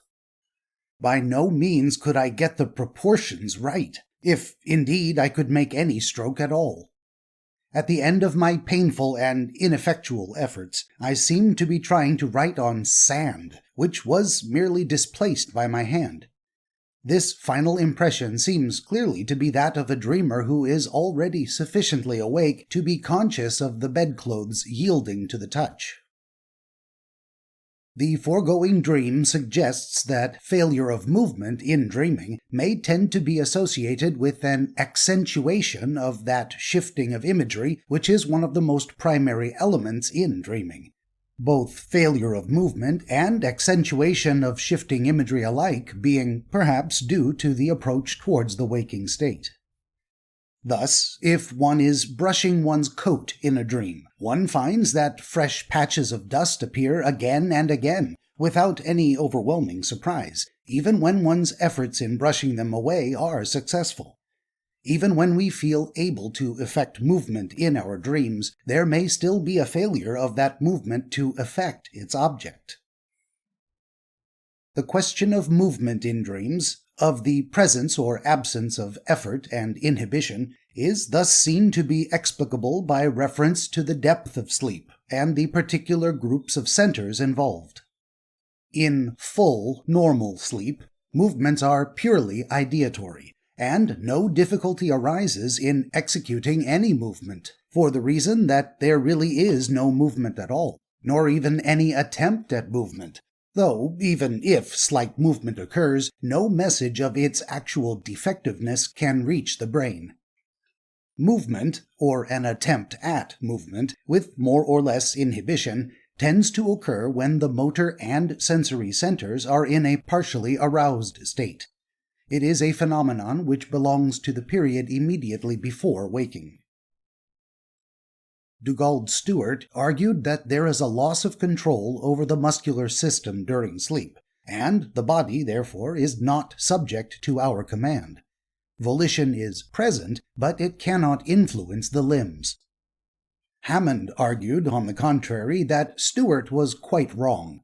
He said that the reason why voluntary movements are not performed during sleep is that volition is suspended. Quoting, "We do not will our actions when we are asleep. We imagine that we do, and that is all." Unquote. From the standpoint I have adopted, both Dugald-Stewart and Hammond maintain tenable positions, though their phraseology may have been overly metaphysical. In one type of dream, we imagine we easily achieve all sorts of difficult and complicated actions, but in reality we make no movement. The ease and rapidity with which the mental machine moves is due to the fact that it is ungeared and is effecting no work at all. In the other type of dream, we make violent but inadequate efforts at movement, and only partially succeed. The machine is partially geared, in a state intermediate between deep sleep and the waking condition. The magnification of imagery. It is doubtless mainly due to the diffusion of inhibited nervous impulses through many channels, and the vague and massive character which they hence assume in consciousness, that we must attribute the magnification of dream imagery, and the exaggeration of dream feelings. This is not, however, a constant tendency of our dreams. Sometimes, indeed, perhaps in special stages of sleep consciousness, there is diminution, and people look no larger than dolls, and houses like dolls' houses. While, on the emotional side, events which would overwhelm us in real life may be accepted as matters of course in dreams. All that said, the heightening of imagery, ideas, and feelings remains very common. There is a kind of normal megalomania in dreams. We have already incidentally encountered many instances in example. A tooth appears large enough for a mouse to play in, or like a great jagged rock. The irritation of a mosquito evokes the image of a huge scarlet beetle. In vesical dreams, endless streams are seen to flow. A canary's song is heard as Haydn's creation, and the howling of the wind becomes a chanted Te Deum. The French author Jacques Lelorraine has written an impressive literary description of his own purely visual dreams, with their magnificent exaggerations and joyous expansiveness, seeking to show that their chief character is their excessiveness. Quoting him, "The flowers are almost women." I cannot, however, recognize this as characteristic of normal dreaming. It bears more resemblance to De Quincey's opium dreams, or to the visions which came to Heinrich Heine when he listened to the music of composer Hector Berlioz. In normal dreaming, the imagery may indeed be stupendously vast, fantastically absurd, or poignantly intense, but normal dreams are not built on a consistently colossal scale. The megalomania of dreaming is only accidental and occasional, not systematic. Peripheral and cerebral conditions combine to produce this imaginative heightening. The heightening of dream experiences may, however, be very complete in every direction. Thus, a botanical friend of mine joined a large party for a pleasant country excursion, in the course of which, while sitting in a wagonette, an acquaintance, a miller, standing on the road, handed up to him a dog rose. In the course of an emotionally agreeable dream on the following night, this incident was reproduced, but the miller had become an angel who handed down to him, instead of up from below, a flower which was a moss rose. Thus, not only do the actual stimuli taking place during sleep suggest to dream consciousness imagery of a magnitude out of all proportion to their real intensity, but even the repercussion of the day's incidents, under the influence of a favorable emotional tone, may partake of the same heightening influence in dreams. Therefore, we may say that while the excessiveness of dream imagery is mainly due to the conditions of the nervous, sensory, and motor channels, there is also probably a heightened affectability of the cerebral centers themselves, which leads us to react extravagantly to the stimuli that reach the brain in our dreams, perhaps due to their state of dissociation or absence of apperception. One lady told me that she often dreamed of being very angry at things which, on awakening, she found to be mere trifles that would never make her angry when awake. It is a common experience that the things which impress us as beautiful, eloquent, witty, profound, or amusing in our dreams no longer seem so when we are able to recall them awake, or only seem so in a much slighter degree. The fundamental place of emotion in dreams. All these various considerations lead us up to a central fact in the psychology of dreaming: the controlling power of emotion on dream ideas. From our present point of view, we are now able to say that the chief function of dreams is to supply adequate theories to account for the magnified emotional impulses which are borne in on sleeping consciousness. This is the key to imagination in dreams. From the first, we have seen that the mind is always freely and actively reasoning in dream life. We now see what is usually the real motive and aim of that reasoning. Sleeping consciousness is assailed by waves of emotion from various parts of the organism, but is entirely unable to detect their origin, and therefore invents an explanation for them. Thus, we must weave theories concerning the unknowable origin of our emotions in sleep, just as we weave theories concerning the ultimate origin of the totality of our experiences when awake. The fundamental source of our dream life may thus be said to be emotion. Visceral and especially gastric disturbance as a source of emotion. There is certainly no more profound emotional excitement during sleep than that which arises from a disturbed or distended stomach, and this is reflected by the pneumogastric to the accelerated heart and the excited respiration.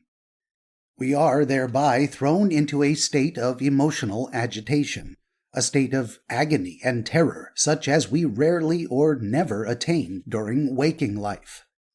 Sleeping consciousness, blindfolded and blundering, prey to these massive waves from below and fumbling about desperately for some explanation, jumps at the idea that only the attempt to escape some terrible danger or a guilty conscience of some awful crime can account for this immense emotional uproar. Thus, the dream is suffused by a conviction which the continued emotion serves to support. It seems most simple and reasonable to conclude that we do not experience terror because we think we have committed a crime, but we think we have committed a crime because we experience terror. And the fact that in such dreams we are far more concerned with escape from the results of the crime than with any agony of remorse is not, as some have thought, due to our innate indifference to crime itself, but simply to the fact that our emotional state suggests to us active escape from danger, rather than a more passive grief of remorse. Thus so do our dreams bear witness to the fact that our intelligence is often but a tool in the hands of our emotions. Symbolism in dreams. In this tendency, it may be noted, we see the basis of the symbolism which plays so real a part in dreams. Such symbolism rests on the fact that we associate two things which both happen to imply a similar state of feeling, even if the one happens to be physical and the other spiritual. Symbolism of this kind is indeed characteristic of the human mind at all times, in all stages of its development. Thus, the physical idea of height seems to express also a moral idea, which we feel to be correspondent, while wormwood and gall furnish a state which enabled men to speak of what seemed to them the corresponding bitterness of death. In dreams, this natural tendency of the mind is able to work unchecked and extravagantly. It acts with much facility on any impulse arising from the gastric region, because this region is the seat of various sensations and emotions, both physical and moral, which may thus act symbolically, the one for the other. Even when we realize the process of transformation and irradiation through which organic sensations alone can reach the brain in sleep, and the inevitable errors of judgment thus produced, it may still seem strange and puzzling to observe how a stimulus, which has its origin in the stomach, will, by affecting the neighboring viscera in its circuitous course along the nerves and through the brain, be transformed into a tragic scene which has never been experienced, nor even deliberately imagined. As, for instance, to cite one dream of my own, in the fiery vision of following a leader, in real life a peaceful and inoffensive man who dashes among foes, revolver in hand, shooting and shot at, every moment in danger of life and always miraculously escaping. I may illustrate this transformation by the following example. A lady dreamed that her husband called her aside and said, "Now, do not scream or make a fuss. I am going to tell you something. I have to kill a man. It is necessary to put him out of his agony." He then took her to his study and showed her a young man lying on the floor with a wound in his breast and covered with blood. "But how will you do it?" she asked. "Never mind," he replied. "Leave that to me." He took something up and leaned over the man. She turned aside and heard a horrible gurgling sound. Then all was over. "Now," he said, "we must get rid of the body. I want you to send for so-and-so's cart, and tell him I wish to drive it." The cart arrived. "You must help me to make the body into a parcel," he said to his wife. "Give me plenty of brown paper." Together they made the body into a parcel, and with terrible difficulty and effort the wife assisted her husband to get the body downstairs and lift it into the cart. At every stage, however, she presented to him the difficulties of the situation, but he carelessly answered all objections, and said he would take the body up to the moor among the stones, remove the brown paper, and people would think the man had killed himself. He drove off, and soon returned with the empty cart. "What's this blood in my cart?" asked the man to whom it belonged, looking inside. "Oh, that's only paint," replied the husband. But the dreamer had all along been full of apprehensions, lest the deed should be discovered, and the last thing she could recall before waking in terror was looking out of the window at a large crowd which surrounded the house with shouts of "Murder!" and threats. This tragedy, with its almost Elizabethan air, was built up out of a few commonplace impressions received during the previous day, none of which impressions contained any suggestion of murder. The tragic element appears to have been altogether due to the psychic influence of indigestion, arising from a supper of pheasant. To account for our oppression during sleep, sleeping consciousness assumes moral causes, which alone appear to it of sufficient gravity to be adequate to the immense emotions we are experiencing. Even in our waking and fully conscious states, we are inclined to give the preference to moral causes over physical causes, quite irrespective of the justice of our preference. In our sleeping state, this tendency is exaggerated, and the reign of purely moral cause is not often disturbed by even a suggestion of physical causation.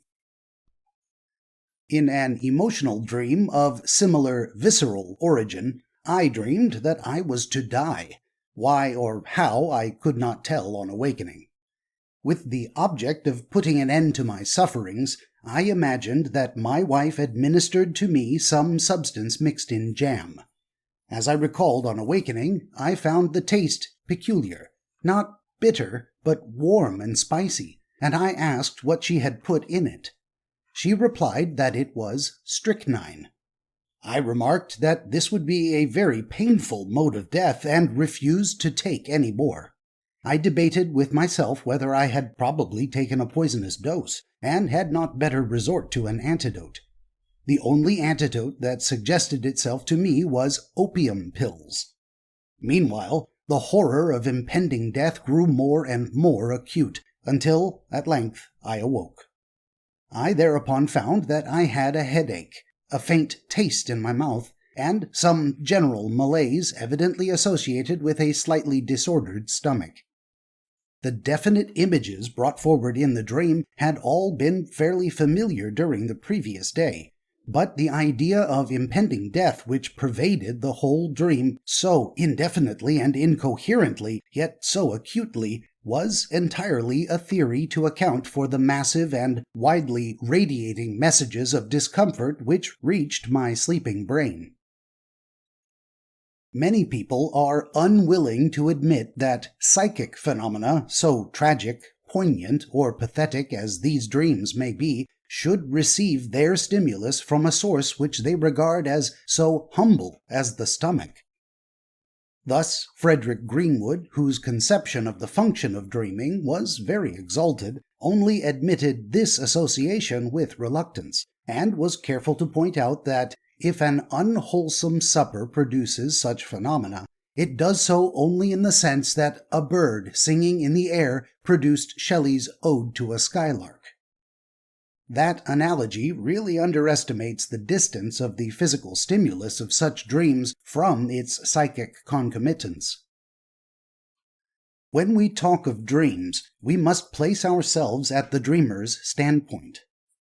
The poet was conscious that his inspiration was stimulated by the bird's song, but the dreamer has no such consciousness that the tragic experiences he passes through imaginatively are stimulated by the activity of his visceral organs. The dreamer is altogether unconscious of visceral disturbance. If he were conscious of any of these physical facts which occupy waking consciousness, he would no longer be a dreamer. He lives in a psychic world, which physical facts, from within or from without, can never reach until they have been transformed. Therefore, his position resembles not that of the poet who deliberately seeks to interpret the song of the bird, but rather that of the bird itself, the inner poet being hidden in the light of thought, sublimely unconscious of the mechanism revealed in its own structure. The explanations devised by sleeping consciousness to account for visceral discomfort of gastric origin are not necessarily tragic. Thus, I dreamed, after a somewhat indigestible meal, that I was slowly and painfully eating bread mingled with cinders and mouse excrement, trying in vain to avoid these impurities, and, after the meal was over, finding my mouth full of cinders. On awaking, there was no traceable taste or sensation of any kind in my mouth, and the dream was apparently a theory to account for some gastric disturbance. Such a theory seems less far-fetched than that of murder, and probably indicates much less marked and diffuse visceral disturbance. Occasionally, the explanatory theories for actual sensations which are accepted by sleeping consciousness are plausible and ingenious, indeed entirely adequate and probable. Thus, a lady dreamed that she was drinking glass after glass of champagne, saying to herself the while that she would have to pay for this afterwards. On awakening, she found that she was feeling the slight rheumatic pains and discomfort that she was really liable to experience after taking a glass or two of champagne. This lady had not tasted champagne, or even thought of it, for some time previous. The dream champagne was a theory invented to account for the sensations which were actually experienced, though those sensations remained outside dreaming consciousness. Most of the examples I have presented here regarding the influence of emotion of visceral origin in suggesting dream theories have had the stomach as their source. There can be no doubt that the stomach has enormous influence in this respect. Its easily and constantly varying state of repletion, its central position and liability to press on other organs, its important nervous associations, together with the fact that sleep sometimes tends to impede its activity and initiate disturbance, all combine to impart to it a manifold and extensive influence over the emotional state in sleep, and, at the same time, render the source of that emotional state peculiarly difficult for sleeping consciousness to detect. However, it is easy to show that any pronounced or massive feeling continuing or arising during sleep may similarly lead to an emotional state calling for explanation at the hands of sleeping consciousness. Thus, falling asleep with a toothache during a singularly close night, I once dreamed that I had committed murder, having apparently killed several persons, and that I was occupied, after arrest, in considering whether my act was likely to be regarded as an act of manslaughter which was not premeditated. A headache may also be a source for dreams.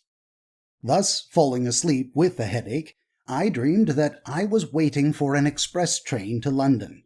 An express comes up to the platform, and I cannot ascertain if it is the train that I want. The explanation seemed obvious. Railway travel is a cause of headache, and it is therefore put forward in the dream to account for the sensations experienced, with accompanying imagery. The actual sensation, that is, the headache itself, remained subconscious, and indeed totally unconscious, as is always the case in dreams. The imagery it suggested alone occupied the field of consciousness.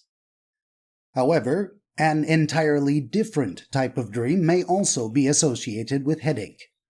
Thus, I once dreamed that I was in a vast, gloomy English cathedral, and on the wall I observed a notice to the effect that, on such a day, evensong would take place without illumination of the cathedral, in order to avoid attracting moths.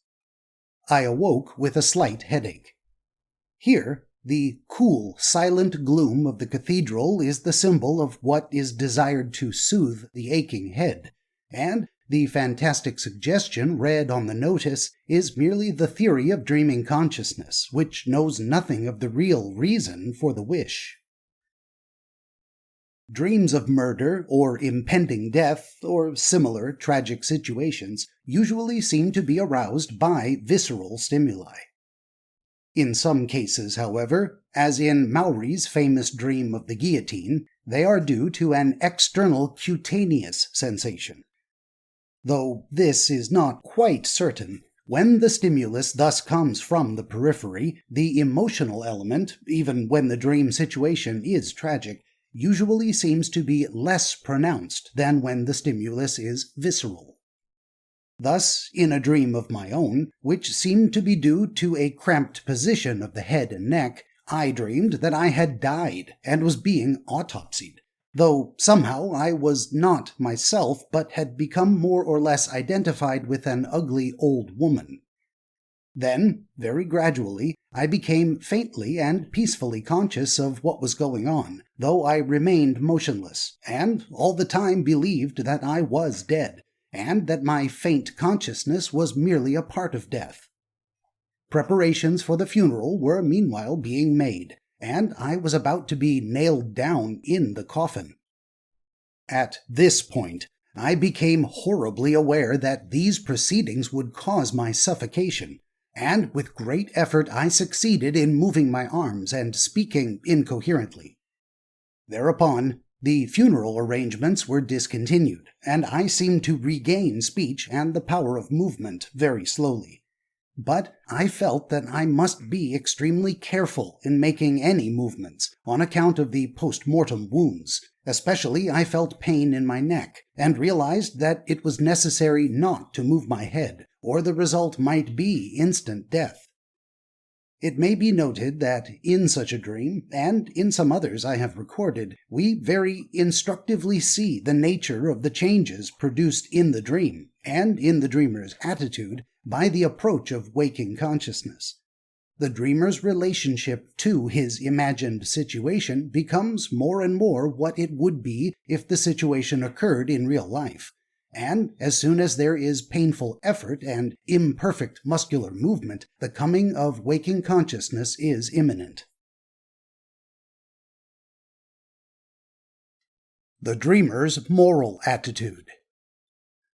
These visceral and emotional elements in dreaming help to explain the dreamer's moral attitude, and the real significance of those criminal actions in dreams which have often been misinterpreted.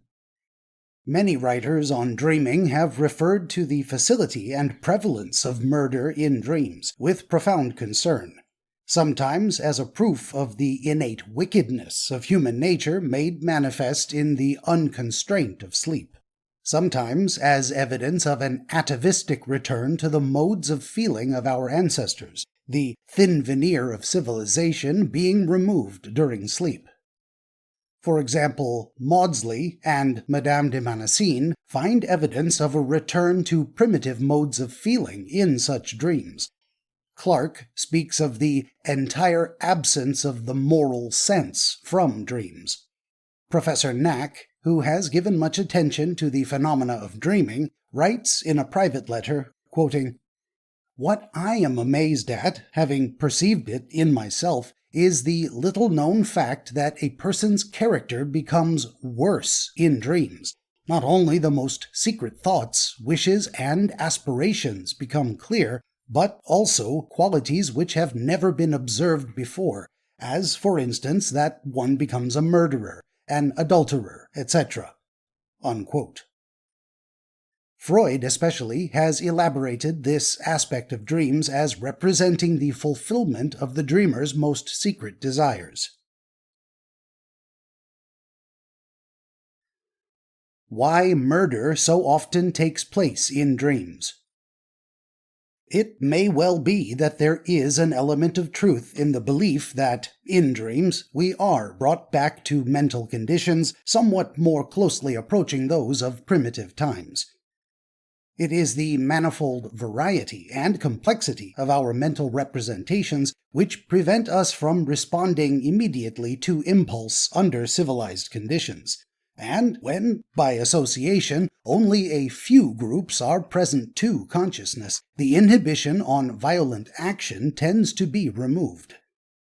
If, therefore, we are more violent, more immoral, more criminal in our dreams than in waking life, this is by no means necessarily to be regarded as a revelation of our real nature, but as merely an inevitable result of the mental dissociation which prevents many important groups of mental representations from finding their way into consciousness, and, at the same time, brings all our mental possessions on to the same plane, so that the things we have merely thought or heard of have the same visual reality as our own actual experiences. As Sante de Sanctis has shown, on the basis of his wide experience, the sleep of the real criminal tends to be peaceful and dreamless, even those of criminals guilty of serious acts of violence. And such dreams as they do have are usually of a simple and innocent sort. If normal people often dream of crime, it is because they are more sensitive and imaginative, and because sleeping consciousness is strained to the utmost to invent a phantasmal tragedy adequate to account for the waves of emotion which beset it. There is another reason why we may find ourselves engaged in criminal operations in dreams. The purely automatic process by which the imagery of dreams is perpetually shifting in pursuit of associations of resemblance or contiguity leads to confusions which are not rooted in any personal or primitive impulse, as in the example I have previously referred to of a lady who had carved a duck at dinner, and a few hours later woke up exhausted by the imaginary effort of cutting off her husband's head.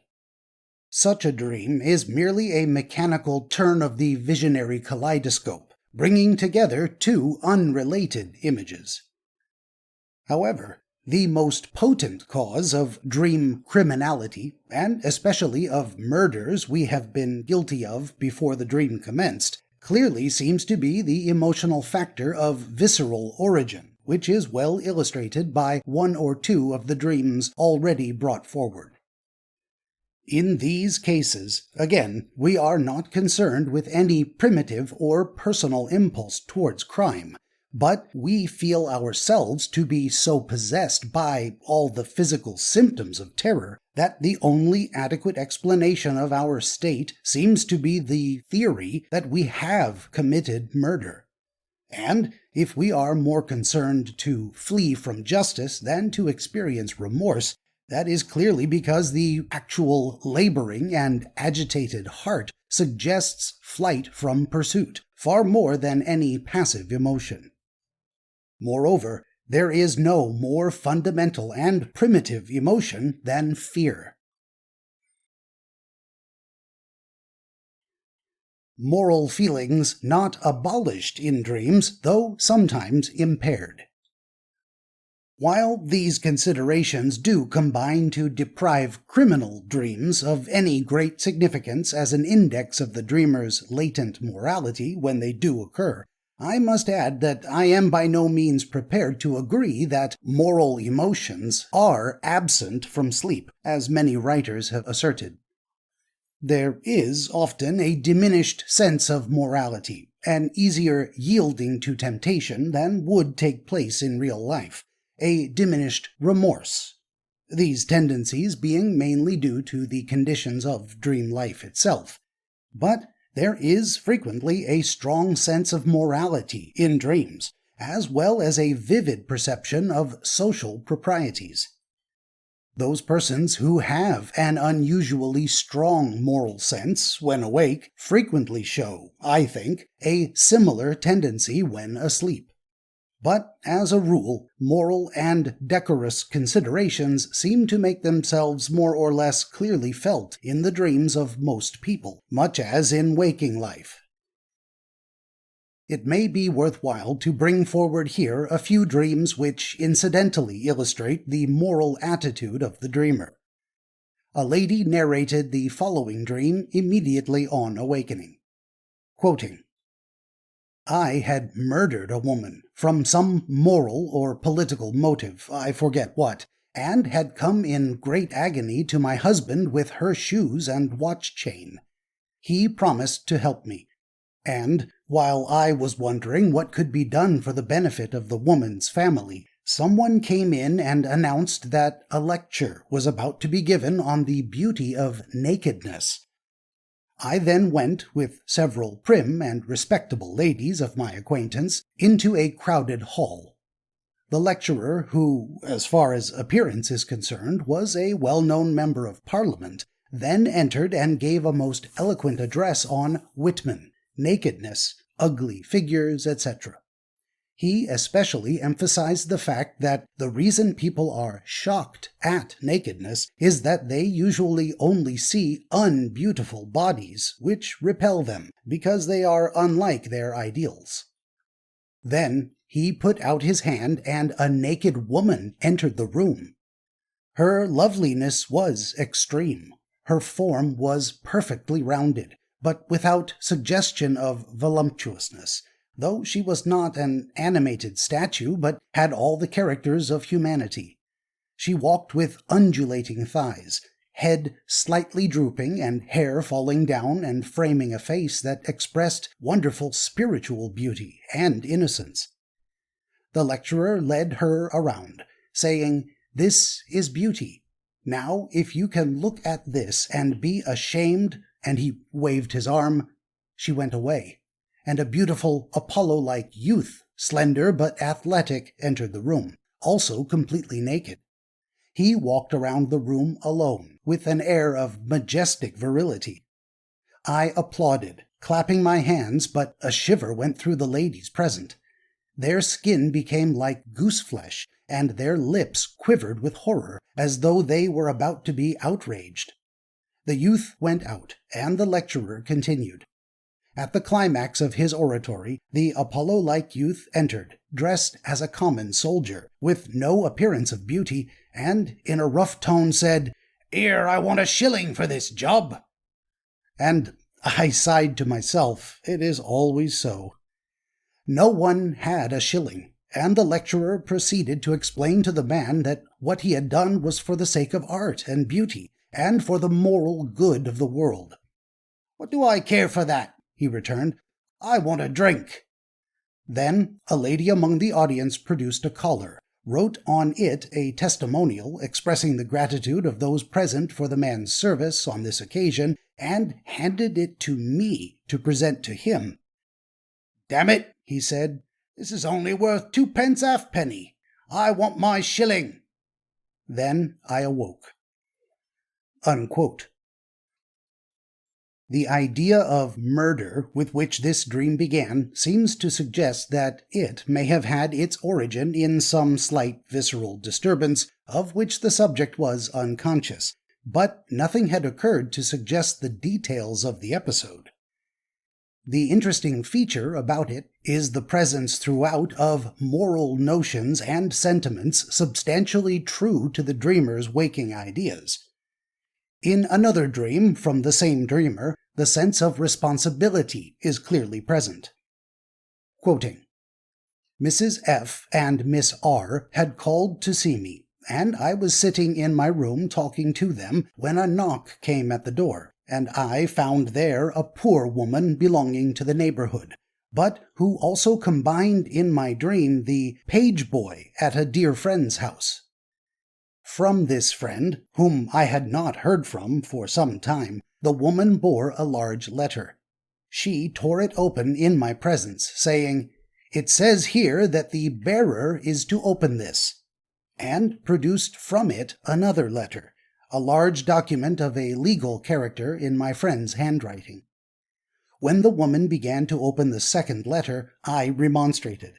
I was sure that there was some mistake, that letter was private, and that no one else ought to see it. The woman, however, firmly insisted that she must carry out her instructions, so we had a long discussion. After a time, I called Mrs. F. and appealed to her. She agreed with me that the instructions must only mean that the bearer was to open the outer envelope, not the inner letter.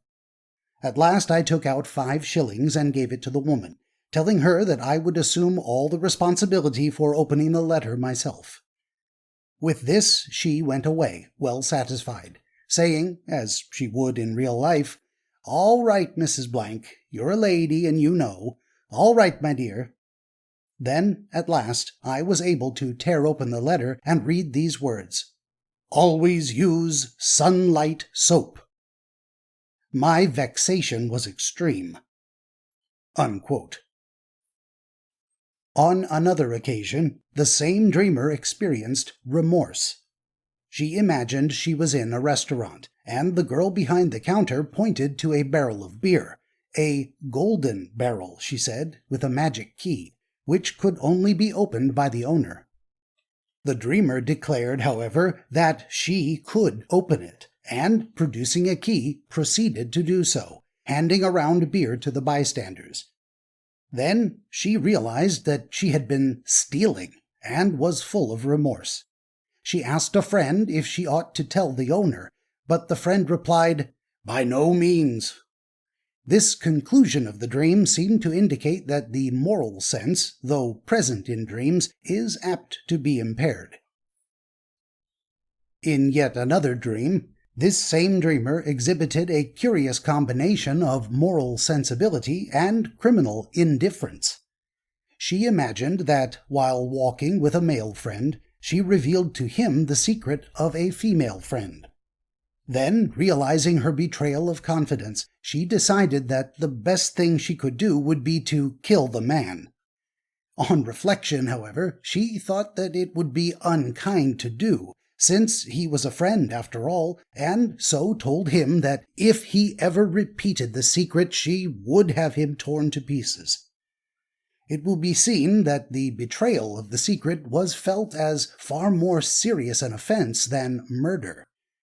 In such dreams as this, the facility with which the suggestion of murder presents itself, even to dreamers who cherish no bloodthirsty or vengeful ideas when awake, is certainly remarkable.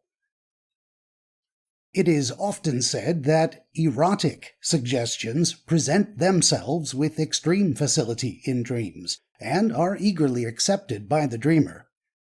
There is truth in this statement, to some extent, but it is by no means always true.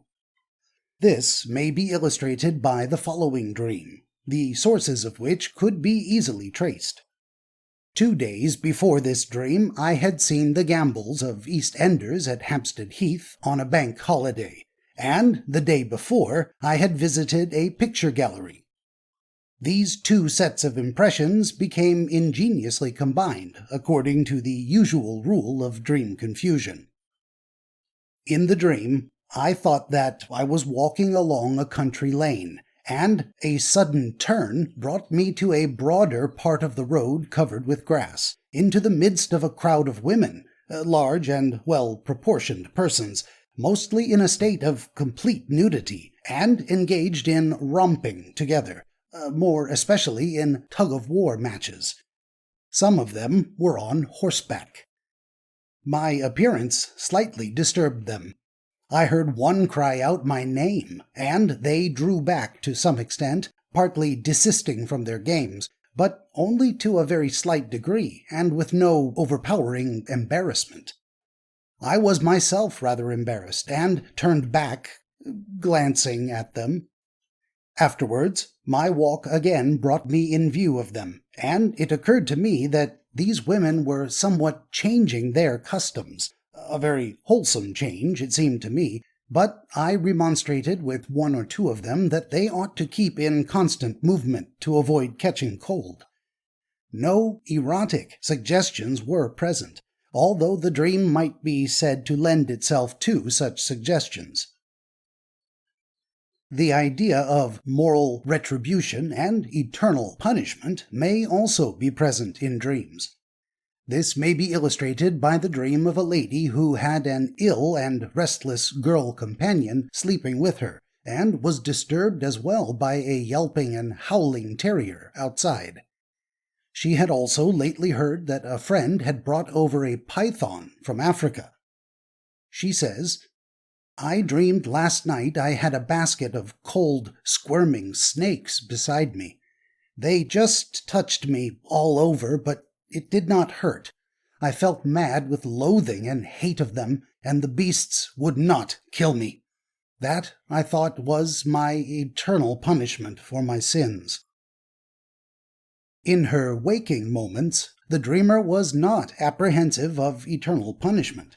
And in such a case, it may be that, as Freud suggests, an unfamiliar moral idea emerges in sleep in much the same way as an unfamiliar or forgotten fact may emerge. On the whole, it may be said that while the moral attitude of the dreaming state is not usually identical with that of the waking state, there still nearly always is a moral attitude. It could not well be otherwise. Our emotional states are intimately bound up with moral relationships. We could not display such highly emotional states as we do experience in dreams, with all their tragic accompaniments, in the absence of any sense of morality. Chapter 6. Aviation in Dreams. Dreams of flying and falling. Dreams of flying, and the dreams of falling with which they are sometimes associated, may fairly be considered the best known and most frequent type of dream. They were among the earliest dreams to attract attention. Ruths argues that the Greek conception of the flying Hermes, the god who possessed special authority over dreams, was based on such experiences. Lucretius, in his interesting passage on the psychology of dreaming, speaks of falling from heights in dreams. Cicero appears to refer to dreams of flying. St. Jerome mentions that he was subject to them. Synesius remarked that, in dreams, we fly with wings and view the world from afar. Cervantes accurately described the dream of falling. From the inventors of the legend of Icarus onwards, men have firmly cherished the belief that, under some circumstances, they could fly, and we may well suppose that this belief partly owes its conviction and the resolve to make it practical to the experiences which have been gained in dreams. Their peculiar vividness. Indeed, no dreams are so vivid and so convincing as dreams of flying. None leave behind them so strong a sense of the reality of the experience. Raffaelli, the eminent French painter who is subject to the dreaming experience of floating in the air, confesses that it is so convincing to him that he has to jump out of bed on awakening and attempt to repeat it. He says, "I need not tell you that I have never been able to succeed." Herbert Spencer mentions that 3 persons in a company of a dozen testified that they had had such vivid dreams of flying downstairs in early life, and were so strongly impressed by the reality of that experience that they actually made the attempt, one of them suffering from an injured ankle in consequence. The case is recorded of an old French lady who always maintained that, on one occasion, she actually had succeeded, for a few instants, in supporting herself on the air. No one who is familiar with these dreaming experiences will be inclined to laugh at that old lady.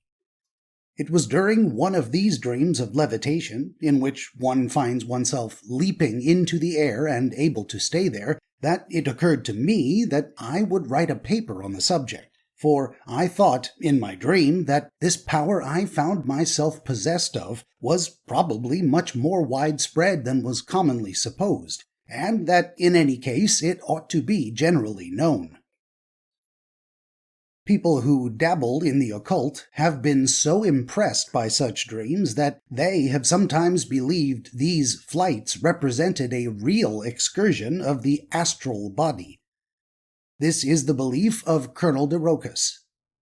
César de Vesme, the editor of the French edition of the Annals of Psychical Research, has thought it worthwhile to investigate the matter, and, after summarizing the results of a questionnaire concerning dreams of flying, he comes to the conclusion that, quoting, "The sensation of aerial flight in dreams is simply a hallucinatory phenomenon of an exclusively physiological kind, and not evidence of the existence of an astral body." Unquote. Nevertheless, the fact that so many people are found who believe such dreams to possess some kind of reality clearly indicates the powerful impressions that they make. All throughout my life, it seems to me certainly from an early age until recently, I have at intervals had dreams in which I imagined myself rhythmically bounding into the air, and supported on the air, remaining there for a perceptible interval. At other times I have felt myself gliding downstairs, but not supported by the stairs. In my case, the experience is nearly always agreeable, involving a certain sense of power, and it usually evokes no marked surprise, occurring as a familiar and accustomed pleasure. On awaking, I do not usually remember these dreams immediately, which seems to indicate that they are not due to causes specially operative at the end of sleep, or liable to bring sleep to a conclusion, but they leave behind them a vague yet profound sense of belief in their reality and reasonableness. It is necessary to note that dream flight is not usually the sustained flight of a bird or an insect, and the dreamer rarely or never imagines that he is borne very high into the air. Hutchinson states that of all those whom he asked about this matter, quote, "Hardly one has ever known himself to make any high flights in his dreams. One almost always flies low, with a skimming manner, slightly but only slightly above the heads of pedestrians." Unquote. Bonus, from his own experience, describes what I should consider a typical kind of flight dream as a series of light bounds at 1 or 2 yards above the earth, each bound clearing from 10 to 20 yards. The dream being accompanied by a delicious sensation of easy movement, as well as a lively satisfaction at being able to solve the problem of aerial locomotion by virtue of superior organization alone. Similar to this, Lafcadio Hearn, in his work entitled Shadowings, describes a typical and frequent dream of his own as a series of bounds in long parabolic curves, rising to a height of some 25 feet, and always accompanied by the sense that a new power had been revealed, which for the future would be a permanent possession. Dreams of flying as the alleged survival of primeval experiences. The attempt to explain dreams of flying has led to some bold hypotheses. Freud characteristically affirms that the dream of flying is the bridge to a concealed wish. I have already mentioned the notion that dreams of flight are excursions of the astral body. With scarcely less boldness, Professor Stanley Hall, who has himself had dreams of flying since childhood, argues that we have here, quote, "some faint, reminiscent, atavistic echo from the primeval sea," unquote, and that such dreams are really the survival of vestigial psychic remains, comparable to the rudimentary gill slits not uncommonly found in man and other animals, taking us back to the far past when man's ancestors needed no feet to swim or float. Such a theory may accord with the profound conviction of reality that accompanies these dreams, though that may be more easily accounted for. But it has the very serious weakness that it offers an explanation which will not fit the facts. These dreams are of flying, not of swimming, and the ancestors of mammals lived in the water, not in the air. In preference to so hazardous a theory, it seems infinitely more reasonable to regard these dreams as an interpretation of actual internal sensations, a misrepresentation from the standpoint of waking life.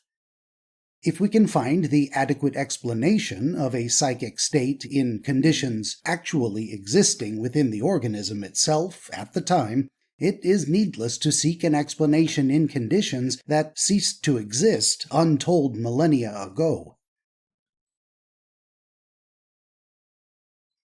Best explained as based in respiratory sensations combined with cutaneous anesthesia. My own explanation was immediately suggested by the following dream.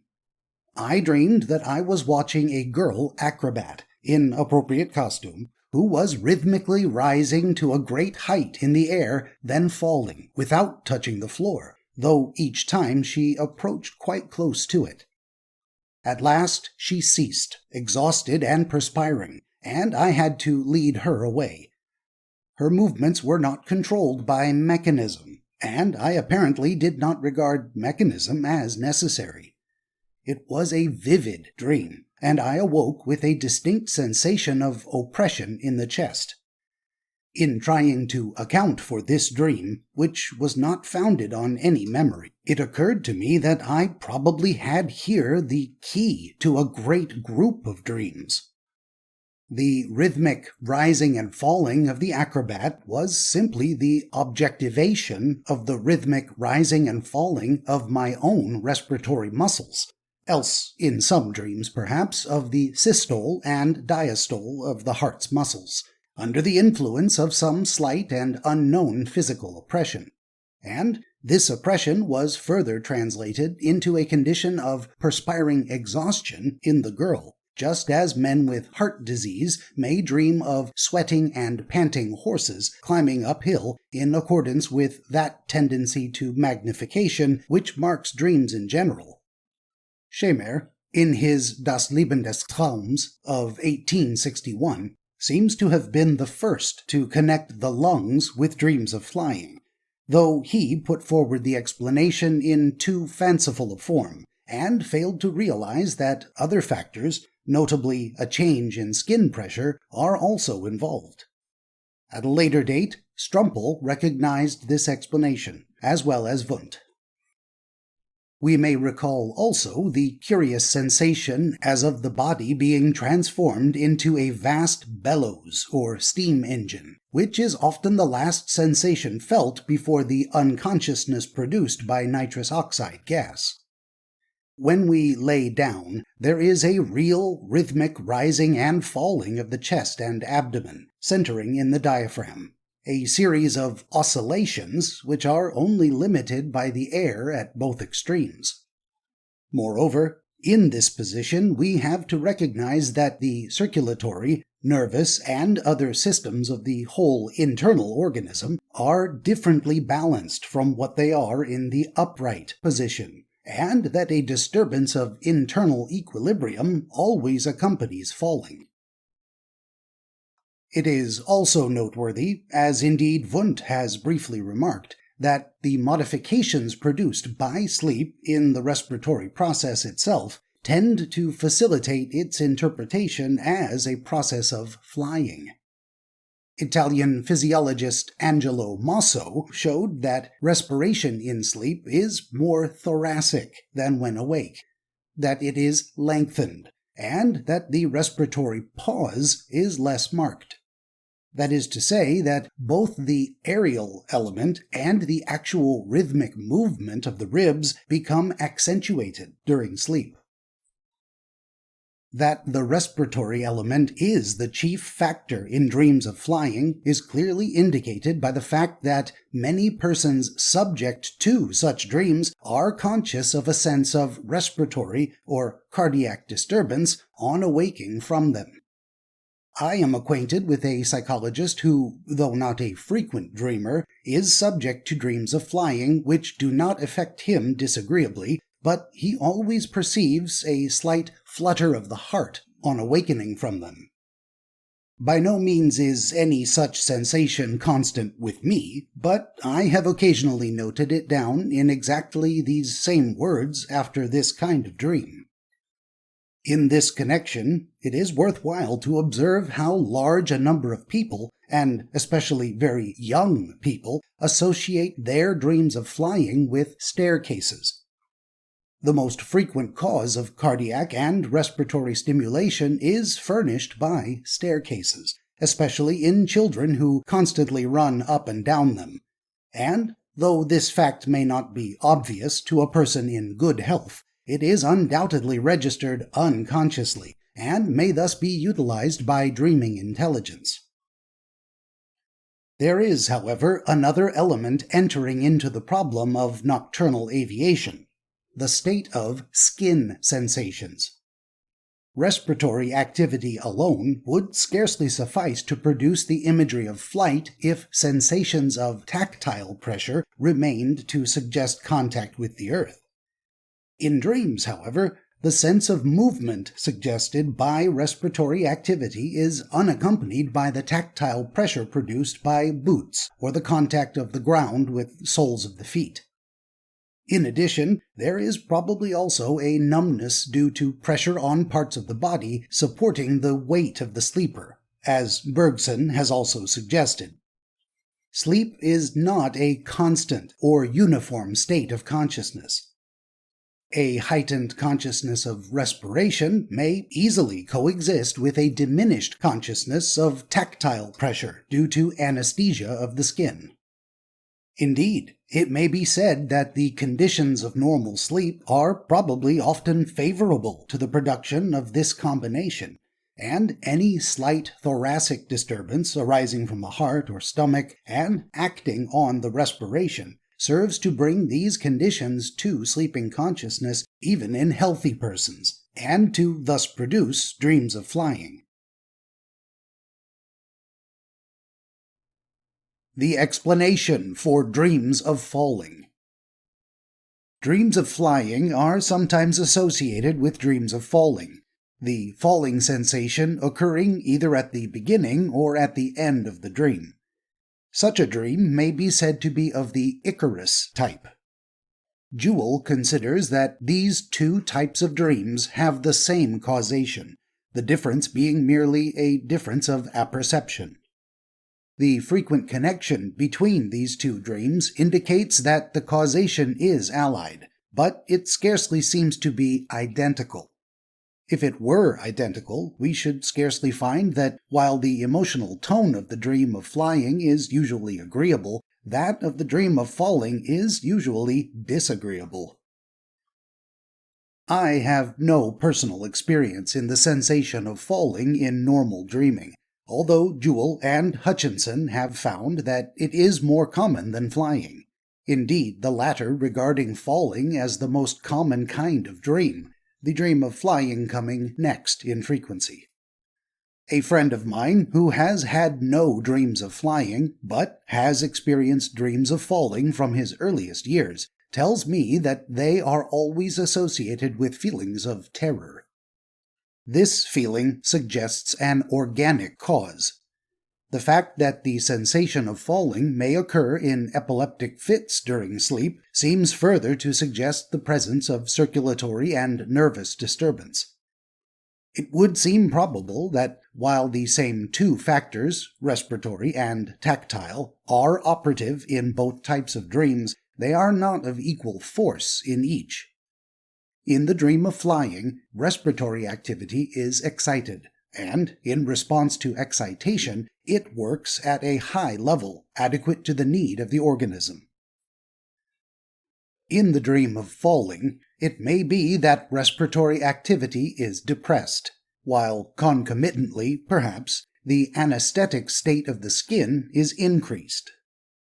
In the first state, the abnormal activity of respiration triumphs in consciousness over the accompanying dullness of tactile sensation.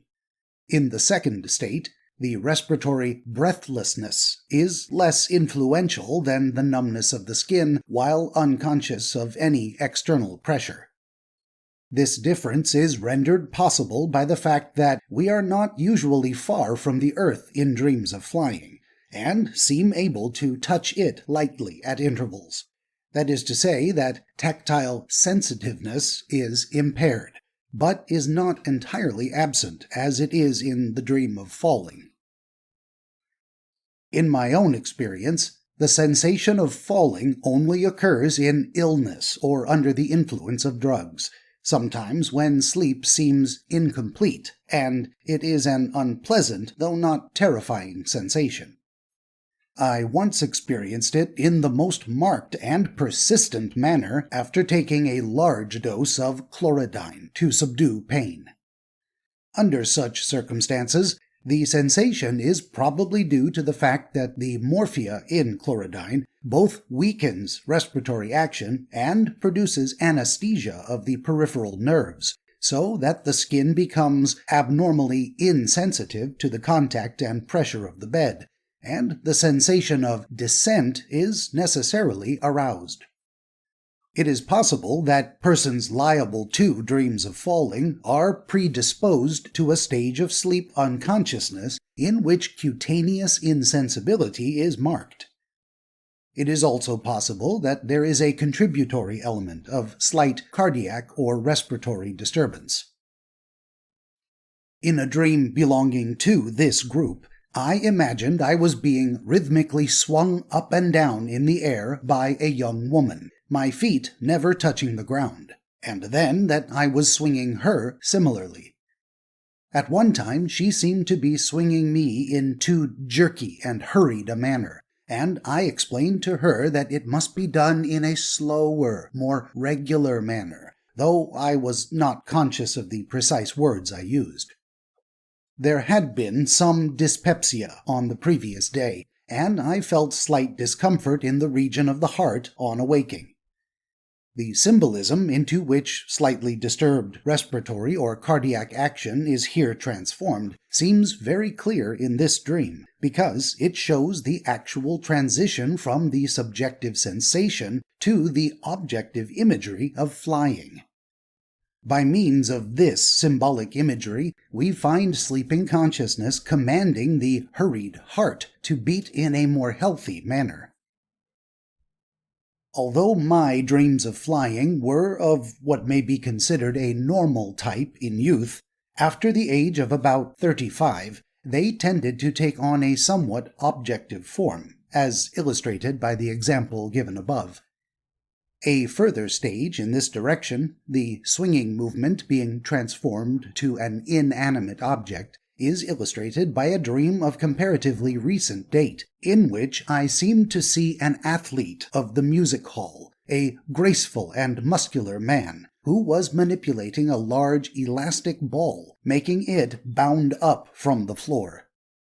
On awaking, there was a distinct sensation of cardiac tremor and nervousness.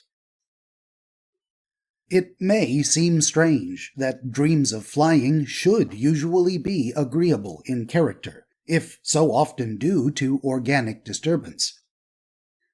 However, it is not necessary to assume that they are caused by serious interference with physiological functions.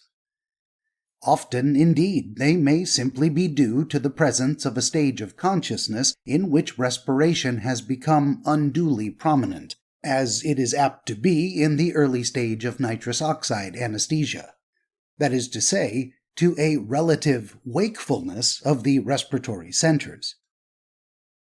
It would seem that the disturbance is frequently almost or entirely imperceptible on awakening, and by no means to be compared with the more acute organic disturbances which result in dreams of murder, although it may be of a nervous origin.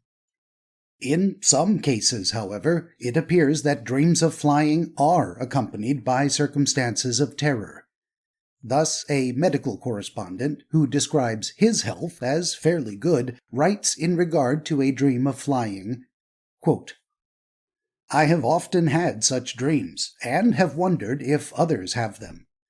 Mine, however, are not so much dreams of flying as dreams of being entirely devoid of weight, and of rising and falling at will. A singular feature of these levitation dreams is that they are always accompanied by an intense and agonizing fear of an evil presence, a presence that I do not see but seem to feel, and my greatest terror is that I shall see it. The presence is ill-defined but very real, and it seems to suggest the potentiality of all possible moral, mental, and physical evil.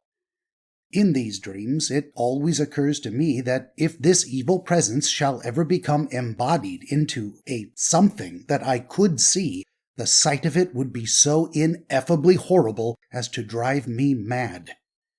So vivid has this fear been that on several occasions I have awakened in a cold sweat or a nameless fear that would persist for some minutes after I realized that I had only been dreaming." Unquote.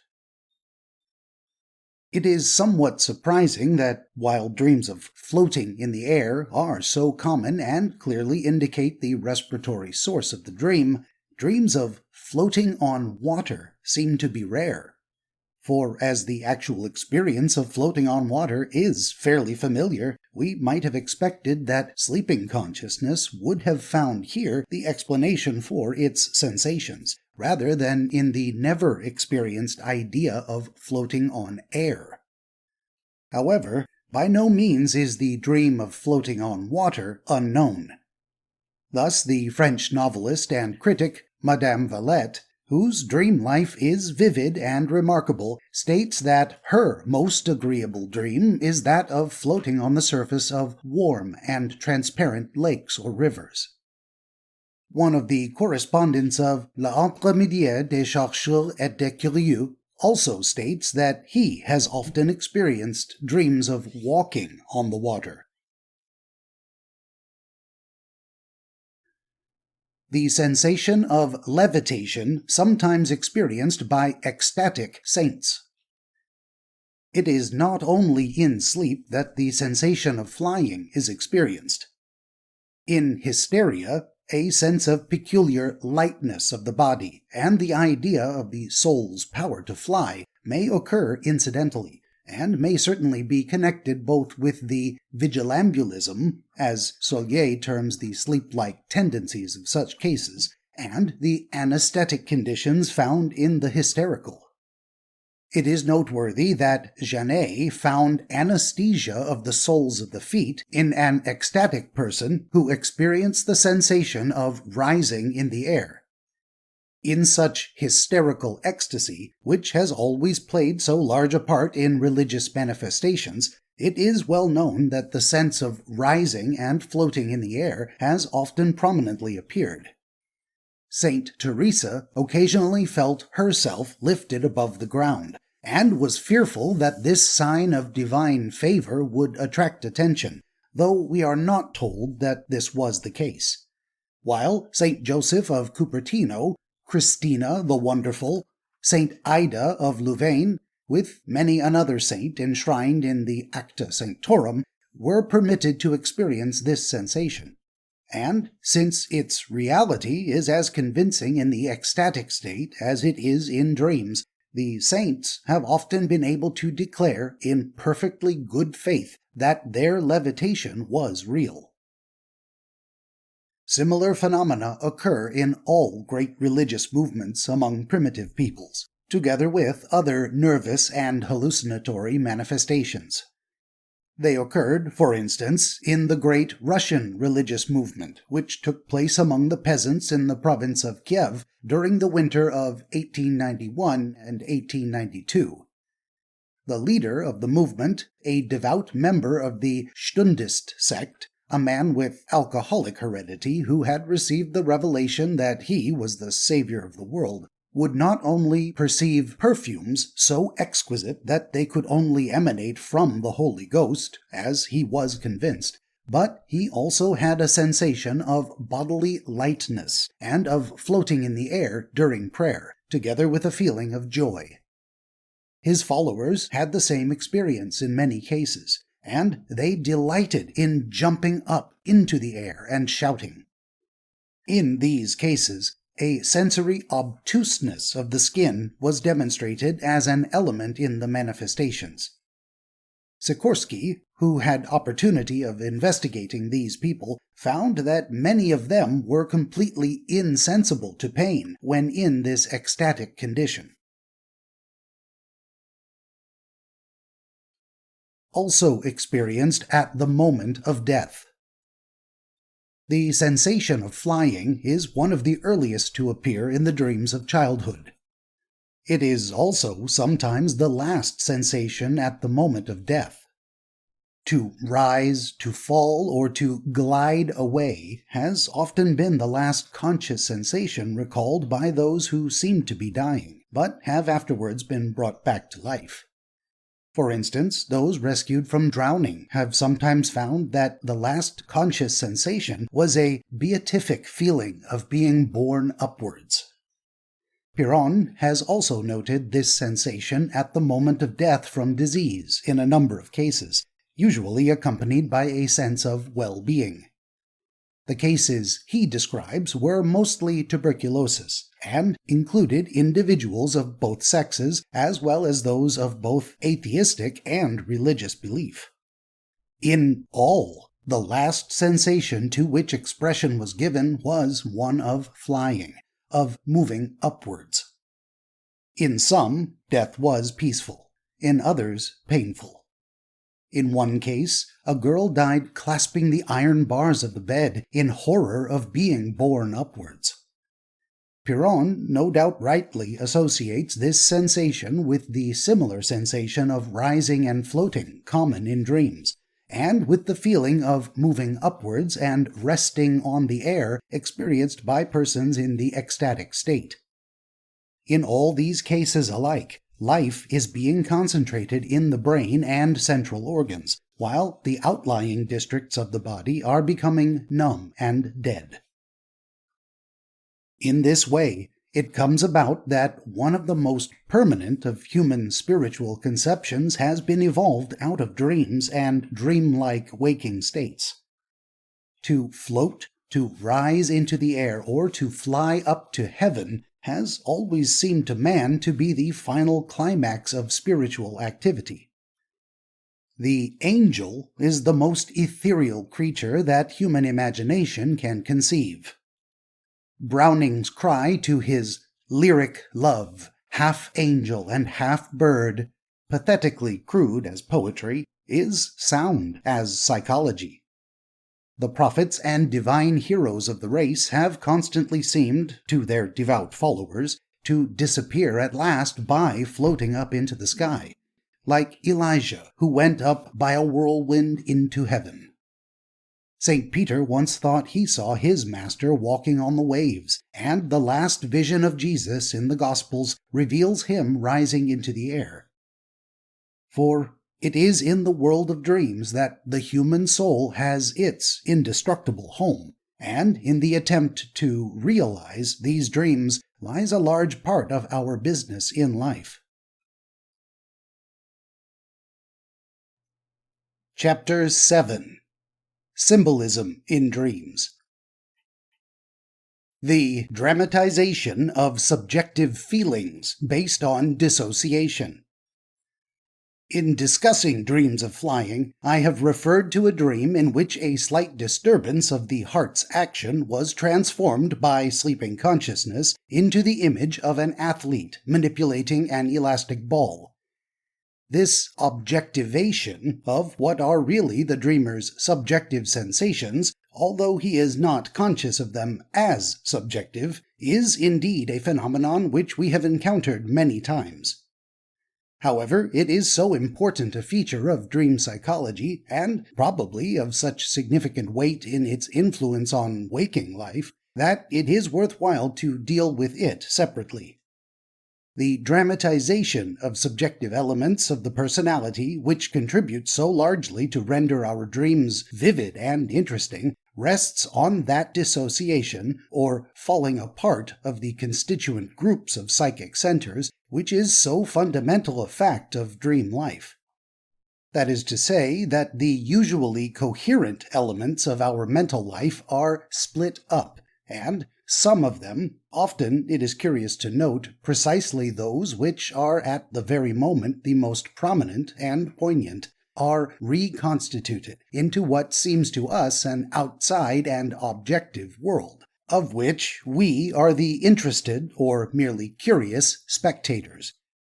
But in neither case do we realize that we are ourselves the origin.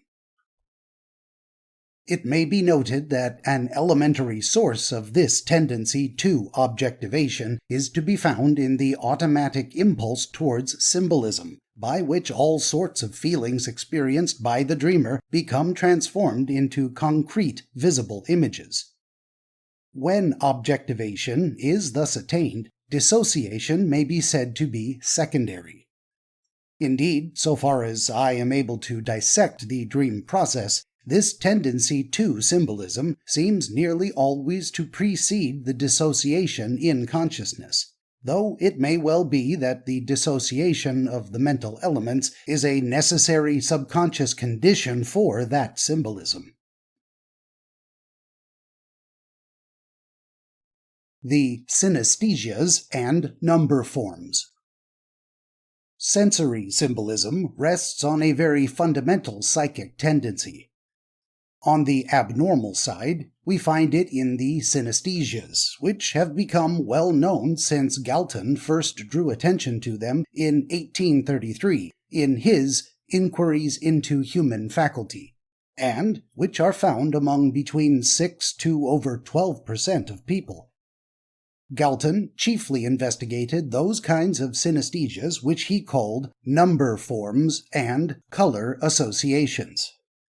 The number form is characteristic of those people who almost invariably think of numerals in some more or less constant form of visual imagery, the number instantaneously calling up the picture.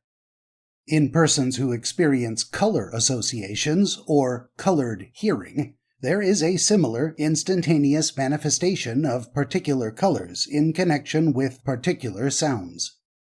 For instance, the different vowel sounds, each constantly and persistently evolving a definite tint, as perhaps the letter A would be white, the letter E vermilion, the letter I yellow, etc. However, no two persons have exactly the same color scheme for sounds. These phenomena are not so very rare, and, though they must be regarded as abnormal, they occur in persons who are perfectly healthy and sane. It will be seen that a synesthesia, which may involve taste, smell, or other senses besides sight and hearing, causes an impression of one sensory order to be automatically and involuntarily linked onto an impression of another totally different order. In other words, we may say that the one impression becomes the symbol of the other impression.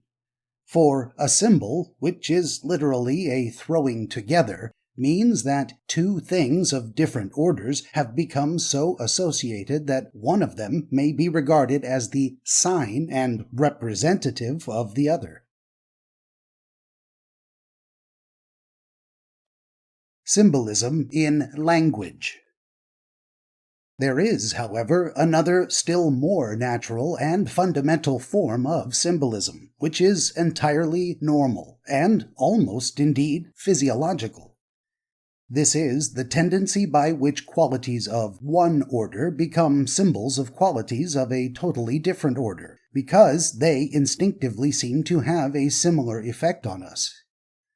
In this way, things in the physical order become symbols of things in the spiritual order. Indeed, this symbolism so penetrates the whole of language that we cannot escape from it. The sea is deep, and so also may be thoughts. Ice is cold, and we may say the same of some hearts. Sugar is sweet, as the lover finds also the presence of their beloved. Quinine is bitter, and so is remorse. Not only our adjectives, but our substantives and our verbs are equally symbolic. To the etymological eye, every sentence is full of metaphor, symbol, and images that strictly and originally express sensory impressions of one order, but which express impressions of a totally different order as we use them today.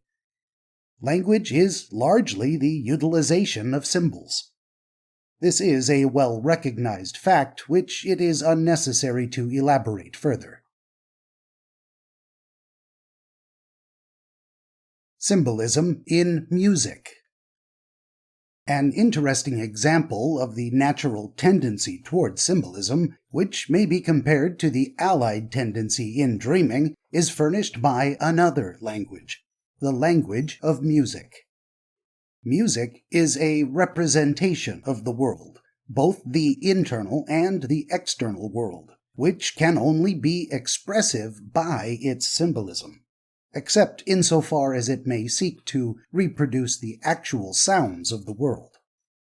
And the symbolism of music is so pronounced that it is even expressed in the elementary fact of musical pitch. Our minds are so constructed that the bass always seems deep to us, and the treble high. We feel it incongruous to speak of a high bass voice or a deep soprano. It is difficult to avoid the conclusion that this and similar associations are fundamentally based. As an acute French philosophic student of music, Doriac has expressed it in his essay Des images suggérées par l'audition musicale, there are sensorial correspondences, as indeed Baudelaire had long since divined. That the motor image is that which demands from the listener the minimum of effort, and that music almost constantly evokes motor imagery. The association between high notes and physical ascent, and between low notes and physical descent, is certainly very fixed in any case. In Wagner's Lohengrin, the ascent and descent of the angelic chorus is thus indicated. Even if we go back to the early composers, the same correspondence is found. In Purcell, it is very definite. In Bach, as pure and abstract as his music is generally considered, not only do we find this elementary association, but an immense amount of motor imagery. Indeed, Bach shows a curious preoccupation in translating the definite sense of the words he is musically illustrating into corresponding musical terms. The skill and subtlety with which he accomplishes this can often be appreciated only by musicians, as Pirro and Schweitzer have shown. It is sometimes said that this is realism in music. That is a mistake. When the impressions derived from one sense are translated into those of another sense, there can be no question of realism. A composer may attempt a realistic representation of thunder, but his representation of lightning can only be symbolical. Audible lightning can never be realistic. Not only is there an instinctive and direct association between sounds and motor imagery, but there is an indirect, though equally instinctive, association between sounds and visual imagery, which, though not itself motor, has motor associations. Thus, Bleuler considers it well established that, among color hearers, there is a tendency for photisms that are light in color, and belonging, we may say, to the high part of the spectrum, to be produced by sounds of high quality, and dark photisms by sounds of low quality. And, in the same way, sharply defined pains or tactile sensations, as well as pointed forms, produce light photisms. Similarly, bright lights and pointed forms produce high photisms, while low photisms are produced by opposite conditions. For the layman, a photism being the false perception or hallucination of light. Austrian ear doctor Victor Urbanchich found that a high note of a tuning fork seems higher when looking at the colors red, yellow, green, or blue, but lower if looking at violet. Thus, two sensory qualities that are both symbolic of a third quality are symbolic to each other. The organic basis of dream symbolism. We are justified in believing that this symbolism is based on fundamental organic tendencies. Nearly half a century ago, Piderit forcibly argued that there is a real relationship of our most spiritual feelings and ideas to particular bodily movements and facial expressions.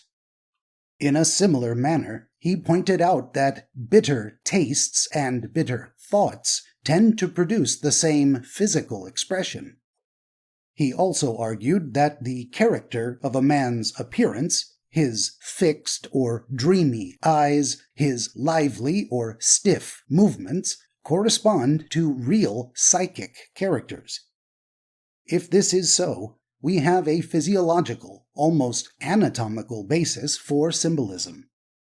In his essay, On the Element of Symbolic Correlation in Expression, Cleland argued that the key to a great part of expression is the correlation of movements and positions with ideas, so that there are, for instance, a host of associations in the human mind by which upward represents the good, the great, and the living, while downward represents the evil and the dead.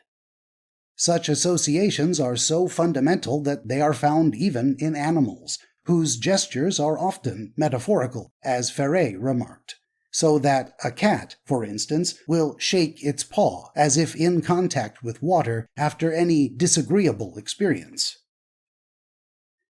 Today, the symbolism that generally interpenetrates our language, and indeed our life, has been mostly inherited with the traditions of civilization, from an antiquity so primitive that we usually fail to interpret it.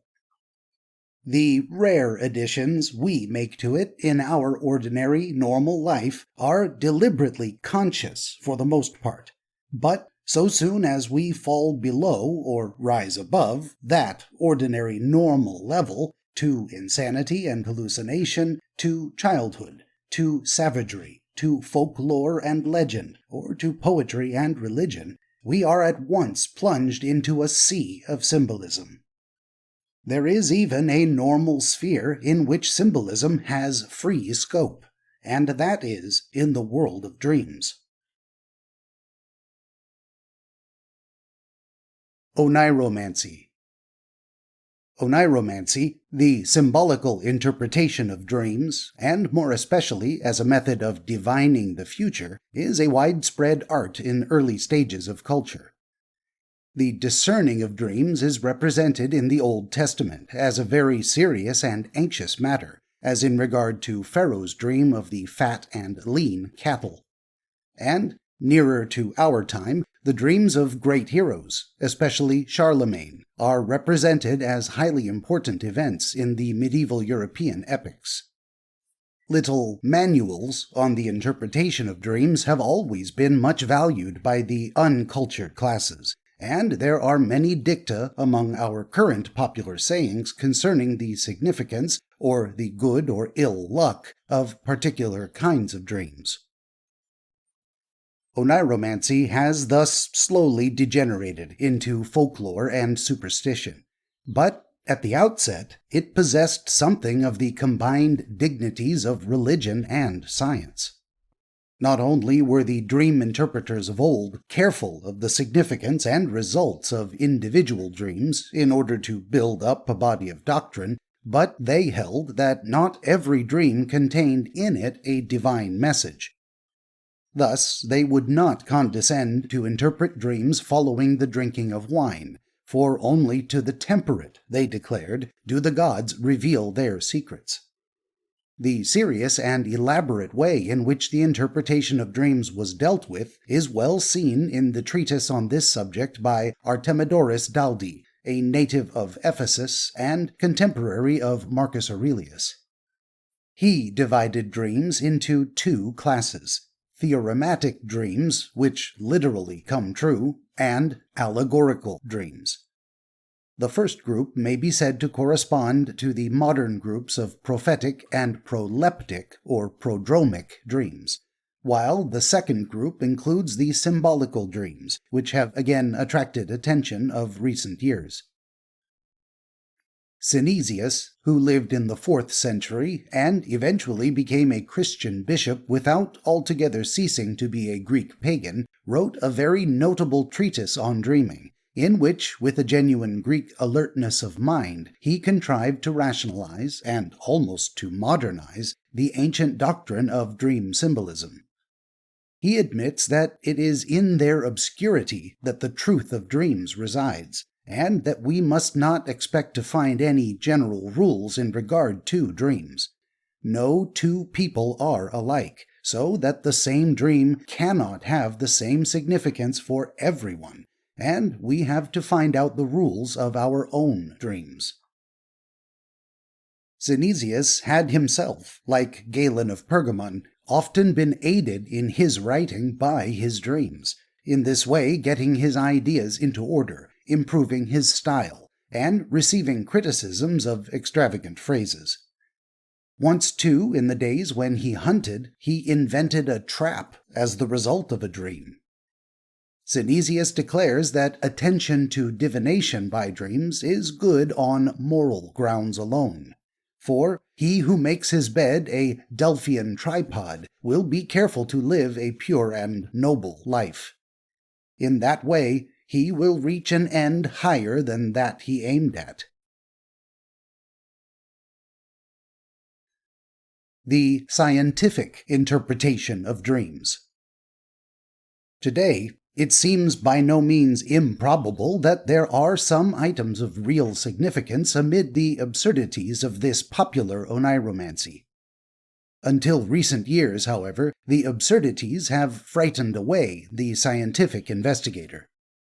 Almost the only investigator of the psychology of dreaming who ventured to admit a real symbolism in the dream world was Schemer, and his arguments were not usually accepted, nor even easy to accept. When we are faced with the question of definite and constant symbols, it still remains true that skepticism is often called for. But there can be no manner of doubt that our dreams are full of symbolism. The conditions of dream life, indeed, lend themselves with a peculiar facility to the formation of symbolism. That is to say, of images which, while evoked by a definite stimulus, are themselves of a totally different order from that stimulus. The very fact that we sleep renders symbolism inevitable. That is to say, it is because the avenues of sense, which would normally supply the real images of corresponding order to the stimulus, are more or less closed. The direct channels being thus largely choked, other allied and parallel associations come into play, and since the control of attention and apperception is diminished, such play is often unimpeded. Symbolism is the natural and inevitable result of these conditions. It might still be asked why we do not, in dreams, more often recognize the actual source of the stimuli applied to us. If a dreamer's feet are in contact with something hot, it might seem more natural that he should think of the actual hot water bottle rather than of an imaginary Etna, and that if he hears a singing in his ears, he should argue the presence of a real bird he has often heard, rather than a performance of Haydn's creation, which he has never heard. Here, however, we must remember the tendency to magnification in dream imagery, a tendency which rests on the emotionality of dreams. Emotion is normally heightened in dreams. Every impression reaches sleeping consciousness through this emotional atmosphere in an enlarged form. More vague it may be, but also more massive. The sleeping brain is thus not dealing with actual impressions, but with transformed impressions, even when actual impressions are being made upon it, if we are justified in speaking of the impressions of waking life as actual. The problem before it is to find an adequate cause, not for the actual impression, but for the transformed and enlarged impression. Why symbolism prevails in dreaming. Under these circumstances, symbolism is quite inevitable. Even when the nature of an excitation is rightly perceived, its quality cannot be rightly perceived. The dreamer may be able to perceive that he is being bitten, but the massive and profound impression of a bite that reaches his dreaming consciousness would not be adequately accounted for by the supposition of the real mosquito that is the cause of it. The only adequate explanation of the transformed impression received is to be found in a creature as large as a lobster, as in my own dream mentioned above. This creature is the symbol of the real mosquito. We have the same phenomenon under somewhat similar conditions in the intoxication of chloroform and nitrous oxide. The obscuration of the external sensory channels during sleep, with the checks on false conclusions they furnish, is not alone sufficient to explain the symbolism of dreams. The dissociation of thought during sleep, with the diminished attention and apperception involved, is also a factor. The magnification of special isolated sensory impressions in dreaming consciousness is associated with a general bluntness, even an absolute quiescence, of the external sensory mechanism. One part of the organism, and it seems usually a visceral part, is thus apt to magnify its place in consciousness at the expense of the rest. As VIII and Piron say, during sleep, the internal sensations develop at the expense of the peripheral sensations. That, indeed, seems to be the secret of the immense emotional turmoil of our dreams. Yet it is very rare for these internal sensations to reach the sleeping brain as what they are. They become conscious not as literal messages, but as symbolic transformations. The excited or laboring heart recalls to the brain no memory of itself, but some symbolic image of excitement or labor. There is association, but it is not association along the matter-of-fact lines of our ordinary waking civilized life, but along much more fundamental and primitive channels, which in waking life we have now abandoned or never knew. There is another consideration which may be put forward to account for one group of dream symbolism.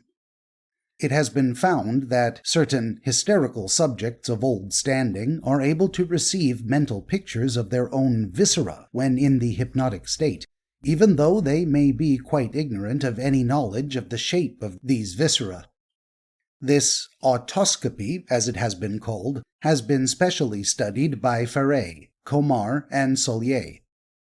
Hysteria is a condition which is closely allied to sleep in many respects, and if it is to be accepted as a real fact that autoscopy occasionally occurs in the abnormal psychic state of hypnotic sleep in hysterical persons, it is possible to ask whether it may not sometimes occur normally in the allied state of sleep. It is known that parts of the organism normally involuntary may become subject to the will in the hypnotic state. Similarly, it is not incredible that parts normally insensitive may become sufficiently sensitive to reveal their own shape or condition. Indeed, we may thus more easily understand those premonitory dreams in which the dreamer becomes conscious of morbid conditions which are not perceptible to waking consciousness until they have attained a greater degree of intensity.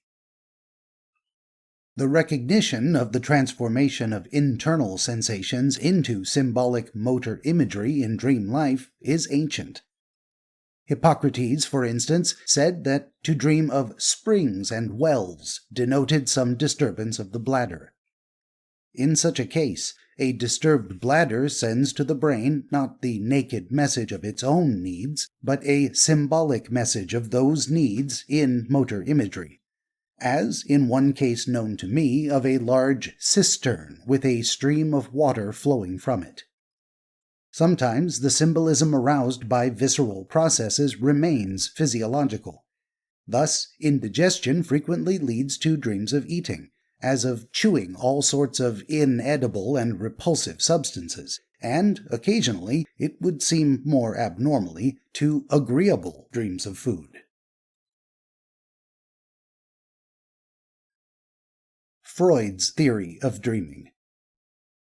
It is due to the genius of Professor Sigmund Freud of Vienna, today the most daring and original psychologist in the field of morbid psychic phenomena, that we owe the long-neglected recognition of the large place of symbolism in dreaming. Schamer had argued in favor of this aspect of dreams, But he was an undistinguished and unreliable psychologist, and his arguments failed to be influential. Freud avows himself a partisan of Schirmer's theory of dreaming and opponent of all other theories, but his treatment of the matter is incomparably more searching and profound. However, Freud goes far beyond the fundamental and, as I believe, undeniable proposition that dream imagery is largely symbolic. He holds that behind the symbolism of dreams there lies ultimately a wish. Moreover, he believes that this wish tends to be really of a more or less sexual character, and further, that it is tinged by elements that go back to the dreamer's infantile days. As Freud views the mechanism of dreams, it is far from exhibiting mere disordered mental activity, but is, much as he has also argued hysteria to be, the outcome of desire, which is driven back by a kind of inhibition or censure, that is, a kind of moral check, which is still more alert in the waking state, and is seeking new forms of expression. There is first in the dream the process of what Freud calls condensation, or verdictum, a process which is that fusion of separate elements which must be recognized at the outset of every discussion of dreaming. But Freud maintains that in this fusion all the elements have a point in common, and overlie one another like the pictures in a Galtonian composite photograph. Then there comes the process of displacement or transference, also called Verschiebung, a process by which the really central and emotional basis of the dream is concealed beneath trifles. Then there is the process of dramatization or transformation into a concrete situation of which the elements have a symbolic value. Thus, as Alphonse Mader puts it, summarizing Freud's views, quote, "Behind the apparently insignificant events of the day utilized in the dream, there is always an important idea or event hidden. We only dream of things that are worthwhile. What, at first sight, seems to be a trifle is a gray wall which hides a great palace. The significance of the dream is not so much held in the dream itself as in that substratum of it which has not passed the threshold, and which analysis alone can bring to light." Unquote. Why this theory cannot be applied to all dreaming. The idea that we only dream of things that are worthwhile, that is the point at which many of us are no longer able to follow Freud. That dreams of the type studied by Freud do actually occur may be accepted. It may even be considered proved, but to assert that all dreams must be made to fit into this one formula is to make far too large a demand. As regards the presentative element in dreams, the element that is based on actual sensory stimulation, it is unreasonable to invoke Freud's formula at all in most cases. If, when I am asleep, the actual song of a bird causes me to dream that I am at a concert, that picture may be regarded as a natural symbol of the actual sensation, and it is unreasonable to expect that psychoanalysis could reveal any hidden personal reason why the symbol should take the form of a concert. And, if so, then Freud's formula fails to hold good for phenomena which cover one of the two main divisions of dreams, even on a superficial classification, and perhaps enter into all dreams. But even if we take dreams of the remaining representative class, the dreams made up of images not directly dependent on actual sensation, we still have to maintain a cautious attitude. A very large proportion of the dreams in this class seem to be, so far as personal life is concerned, in no sense worthwhile. Indeed, it would be surprising if they were. It seems to be fairly clear that in sleep, as certainly as in the hypnagogic state, attention is diminished, and apperceptive power weakened. That alone seems to involve a relaxation of the tension by which we will and desire our personal ends. At the same time, by no longer concentrating our psychic activities at the focus of desire, it enables indifferent images to enter the field of sleeping consciousness more easily. It might even be argued that the activity of desire, when it does manifest itself in sleep and follows the course indicated by Freud, corresponds to a special form of sleep, in which attention and apperception are more active than in ordinary sleep, though in modified forms.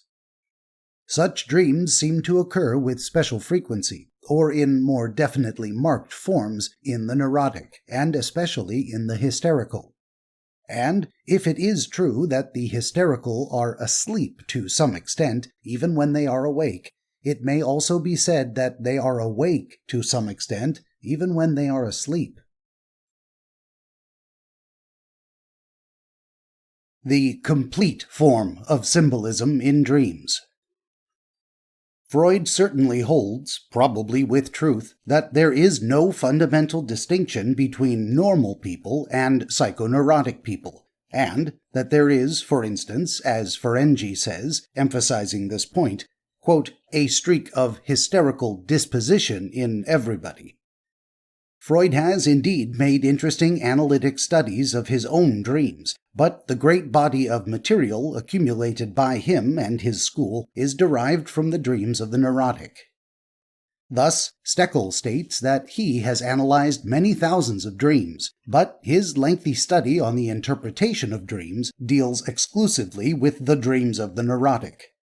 Moreover, Steckel believes that conclusions may be drawn from the structure of the dream life, not only as to the life and character of the dreamer, but also as to his neuroses, the hysterical person dreaming differently from the obsessed person, and so on.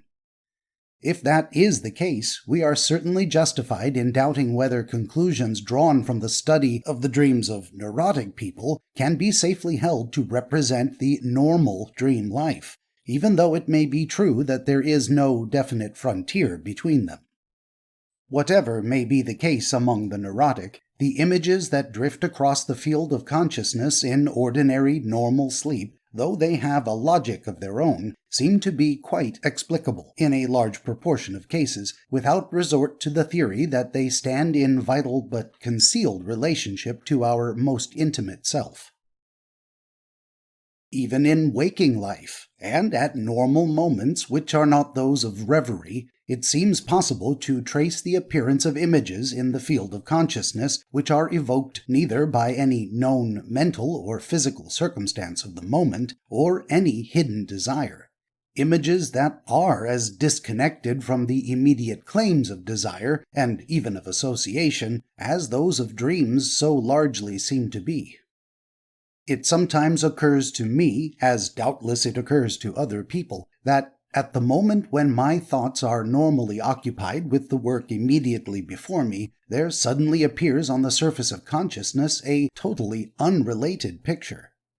A vague but usually recognizable scene arises of some city or landscape, perhaps Australia, Russia, Spain, it matters not what, but something seen casually, long years ago, possibly never thought of since, and possessing no kind of known association either with the matter in hand or with my personal life generally. It comes to the surface of consciousness as softly, as unexpectedly, as disconnectedly, as a minute bubble might arise and break on the surface of an actual stream, from ancient organic material silently disintegrating in the depths beneath. Everyone who has traveled much cannot fail to possess a practically infinite number of such forgotten pictures hidden in his psychic depths, devoid of all personal emotion. As a matter of theory, it is possible to maintain that when they come up to consciousness, they are evoked by some real, though untraceable, resemblance which they possess to the psychic or physical state existing when they reappear. But that theory cannot be demonstrated. Nor, it may be added, is that any more plausible than the simple but equally unprovable theory that such scenes do really come to the surface of consciousness as the result of some slight, spontaneous disintegration in a minute cerebral center, and have no more immediately preceding psychic cause than my psychic realization of the emergence of the sun from behind a cloud has any preceding psychic cause. Similarly, in Insanity, Lippmann, in his study Über Ideenflucht, has forcibly argued that ordinary logoria, the incontinence of ideas linked together by superficial associations of resemblance or contiguity, is a linking without direction. That is, corresponding to no interest of the individual, either practical or theoretical. Or, as Claparide puts it, logoria is a trouble in the reaction of interest in life. It seems most reasonable to believe that in ordinary sleep, the flow of imagery follows the same easy course for the most part. That course may often seem peculiar to waking consciousness, but the conditions of dreaming life are peculiar to waking consciousness. Under these conditions, however, we may well believe that the tendency to movement in the direction of least resistance still prevails, and as attention and will are weakened and loosened during sleep, the tense concentration on personal ends must also be relaxed. We become more disinterested. Personal desire tends to fall into the background, for the most part, rather than to become more prominent. If it were not a period in which desire were ordinarily relaxed, sleep would cease to be a period of rest and recuperation. Sleeping consciousness is a vast world, a world scarcely less vast than that of waking consciousness. It is futile to imagine that a single formula can cover all its manifold varieties and all its degrees of depth. Those who imagine that all dreaming is a symbolism which a single cipher will serve to interpret must not be surprised if, however unjustly, they are thought to resemble those persons who claim to find on every page of Shakespeare a cipher revealing the authorship of Sir Francis Bacon. In the case of Freud's theory of dream interpretation, I hold his cipher to be real. But I believe that it is impossible to regard so narrow and exclusive an interpretation as adequate to explain the whole world of dreams. It would be, a priori, incomprehensible that sleeping consciousness should exert so extraordinary a selective power among the variegated elements of waking life, and, experientially, there seems no adequate grounds to suppose that it does exert such selective action. On the contrary, sleeping consciousness is, for the most part, supremely impartial in bringing forward and combining all the manifestations of our waking life, the most trivial as well as the most intimate. There is a symptom of mental disorder called extrospection, in which the patient fastens his attention so minutely on events that he comes to interpret the most trifling signs and incidents as full of hidden significance, and may thus build up a systematized delusion. The investigator of dreams must always bear in mind the risk of falling into morbid extrospection. Such considerations seem to indicate it is not true that every dream, every mental image, is worthwhile, though, at the same time, they by no means diminish the validity of special and purposive methods of investigating dream consciousness. Freud, and those who follow him, have shown, by the expenditure of much patience and skill, that his method of dream interpretation may yield coherent results, which are not easy to account for by chance in many cases. However, it is quite possible to recognize Freud's service in vindicating the large place of symbolism in dreams, and to welcome the application of his psychoanalytic method to dreams, while yet denying that this is the only method of interpreting dreams. Ultimately, Freud argues that all dreaming is purposive and significant, and that we must put aside the belief that dreams are the mere trivial outcome of dissociated activity in the brain centers. The splitting up of personality. However, it remains true that, while reason does play a larger part in dreams than most people realize, the activity of dissociated brain centers furnishes one of the best keys to the explanation of psychic phenomena during sleep. It would be difficult to believe, in any case, that our thoughts are still pursuing a deliberately purposeful direction under the control of our waking impulses during the relaxation of sleep. As a matter of fact, there are many indications that this control is often conspicuously lacking, though Freud's school may certainly claim that such facts have not been thoroughly interpreted. There is, for instance, the well-known fact that our most recent and acute emotional experiences, precisely those which might most ardently formulate themselves in a wish, are rarely mirrored in our dreams, though recent occurrences of more trivial nature, as well as older events of more serious import, easily find a place there. That experience is well accounted for by the supposition that the exhausted emotions of the day find rest at night, an explanation not quite in line with Freud's general wish theory. It must also be said that even when we admit that a strong emotion may symbolically construct an elaborate dream edifice which needs analysis to be interpreted, we narrow the process unduly if we assert that this emotion is necessarily a wish. Desire is certainly very fundamental in life, and very primitive.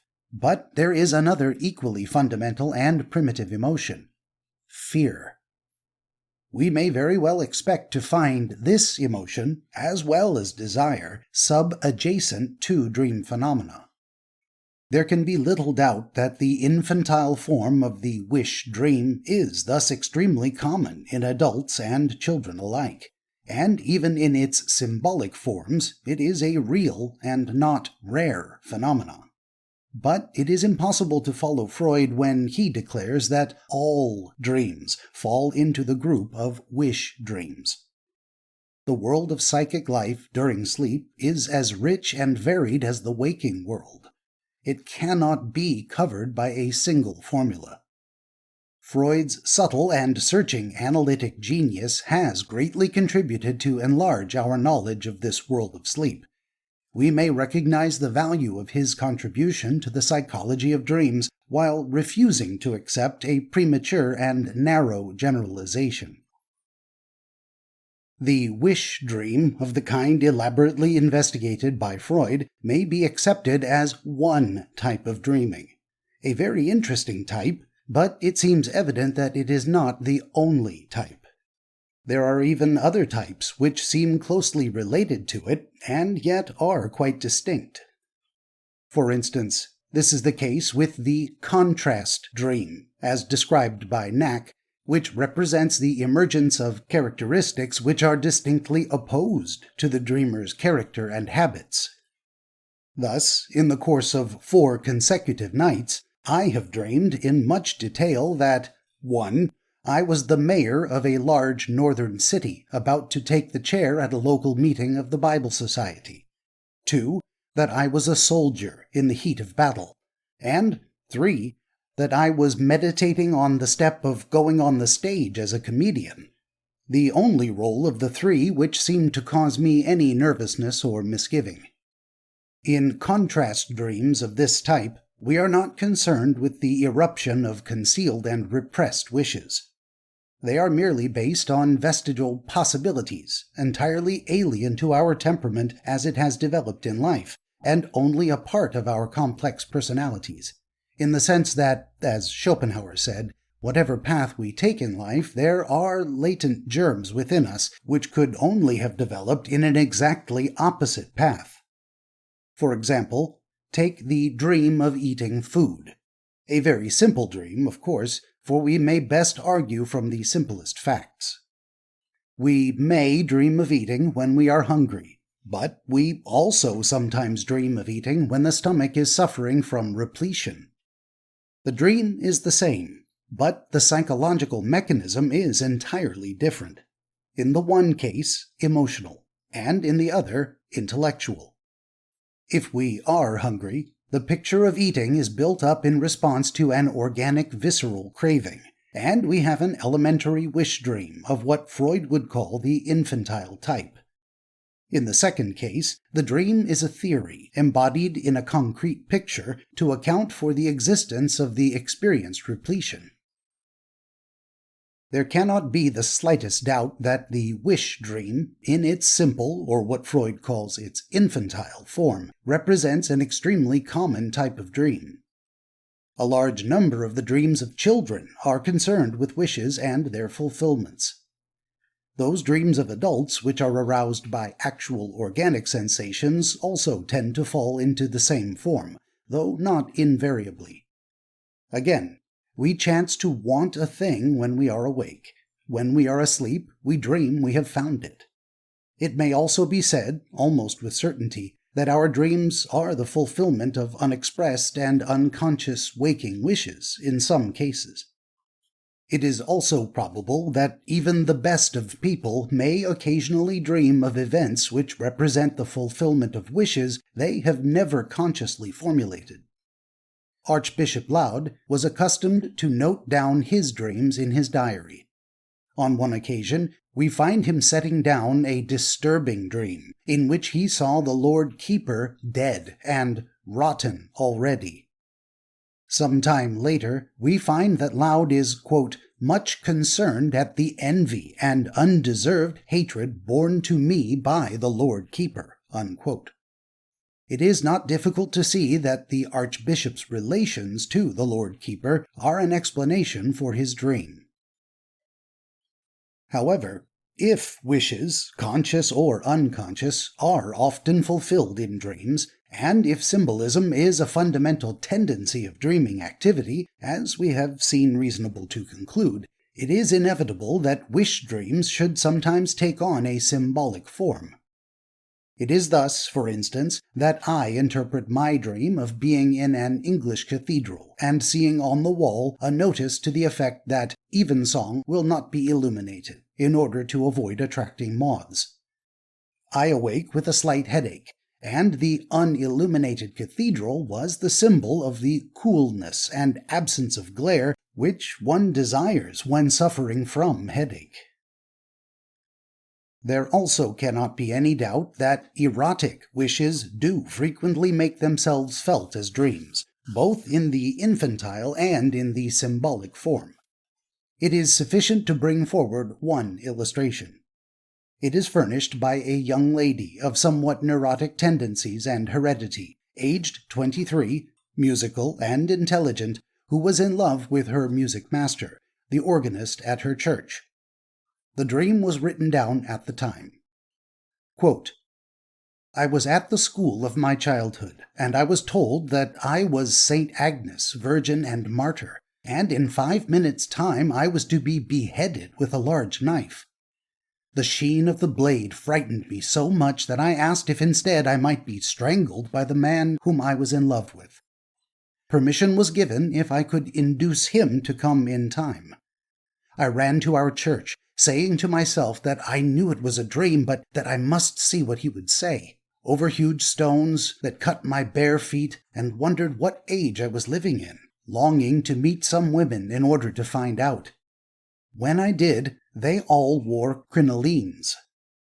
I rushed up the central aisle, which was full of people, thinking that, as I was going to be killed, nothing could matter. Mr. T, the organist, was giving a choir practice in the vestry. I ran up to him and said, "Come at once, I am going to be killed." He became very angry and said, "Do go away, you are always interrupting my choir practice." I said, "Don't you understand? I am going to be killed at once. There is a knife hanging over my head, but I would rather be strangled by you, and they said I could if I fetched you in time." As soon as he understood that, he came at once. Then it seemed in the dream that we were married and had a son who was to be a musical composer. I said I must say goodbye to this son first, and told the nurse to bring him to me. When he came, I said, "Goodbye, I am going to be killed." He said, "Mother, am I a boy or a girl? When I am with boys, I don't seem like them, and they call me a girl, and yet I don't look like a girl." I replied, "You are both in one, because you are going to be a perfect musical genius." Unquote. In this dream, which represents the fulfillment in sleep of an affection unsatisfied in life, we see side by side the infantile and the symbolic fulfillments of the erotic wish, culminating in a gifted musical child.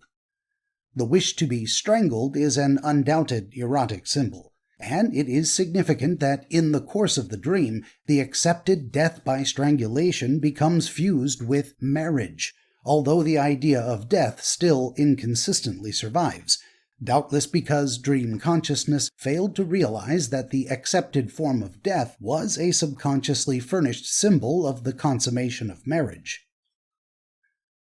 The wish dream of Freud's type has presented itself for consideration here because it is a special and elaborate illustration of symbolism in dreaming. The important place of symbols in dreaming is by no means dependent on the validity of this particular type of dream, and we may now continue on to discuss the significance of our symbolic tendencies during sleep in their most important form. The dramatic element in dreams. The symbols we have so far been mainly concerned with have been the result of a tendency of dreaming consciousness to objectify feelings and affections within the organism in concrete objects or processes outside the organism. In its complete form, this symbolic tendency becomes the objectivation of part of the dreamer's feelings or personality in a distinct imaginary personality. A process of dramatization occurs, and the dreamer finds himself in action and reaction, friendly or hostile or indifferent, with seemingly external personalities, which, by the light of the analysis possible on awakening, are demonstrably created out of split-off portions of his own personality. A common and simple form of such objectivation, closely allied to some of the symbolisms already brought forward, occurs when the dreamer sees the image of a person suffering from some affliction of a part of the body and finds that he is himself experiencing pain or discomfort in that part on awakening. Thus, a medical man dreams he is examining a tumor in a patient's groin, and finds slight irritation in the same region of his own body on awakening. And, similarly, just as our bodily needs may be symbolized by inanimate natural objects and processes when experienced during sleep, so they may also become objective in the image of another person who is occupied in gratifying the need which we are ourselves unconsciously experiencing.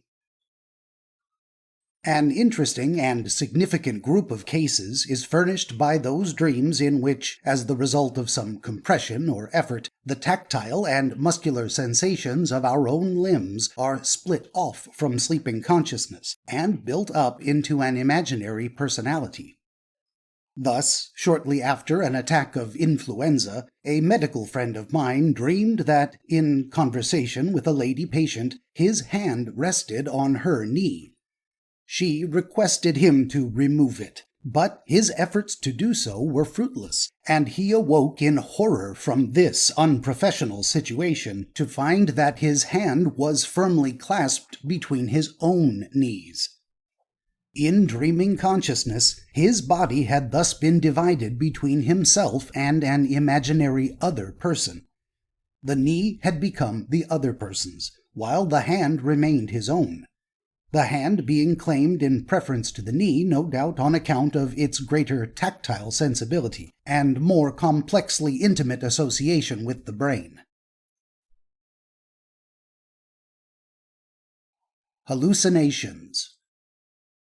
In the hypnagogic or hypnopompic state, such dream sensations may almost reach the intensity of hallucination.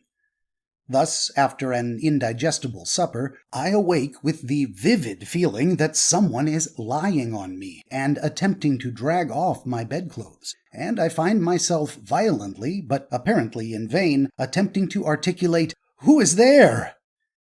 In a dream of a similar type, which occurred when lying on my back, and possibly with slight indigestion due to an unusually late dinner, I awoke making a kind of inarticulate exclamation which awakened my wife.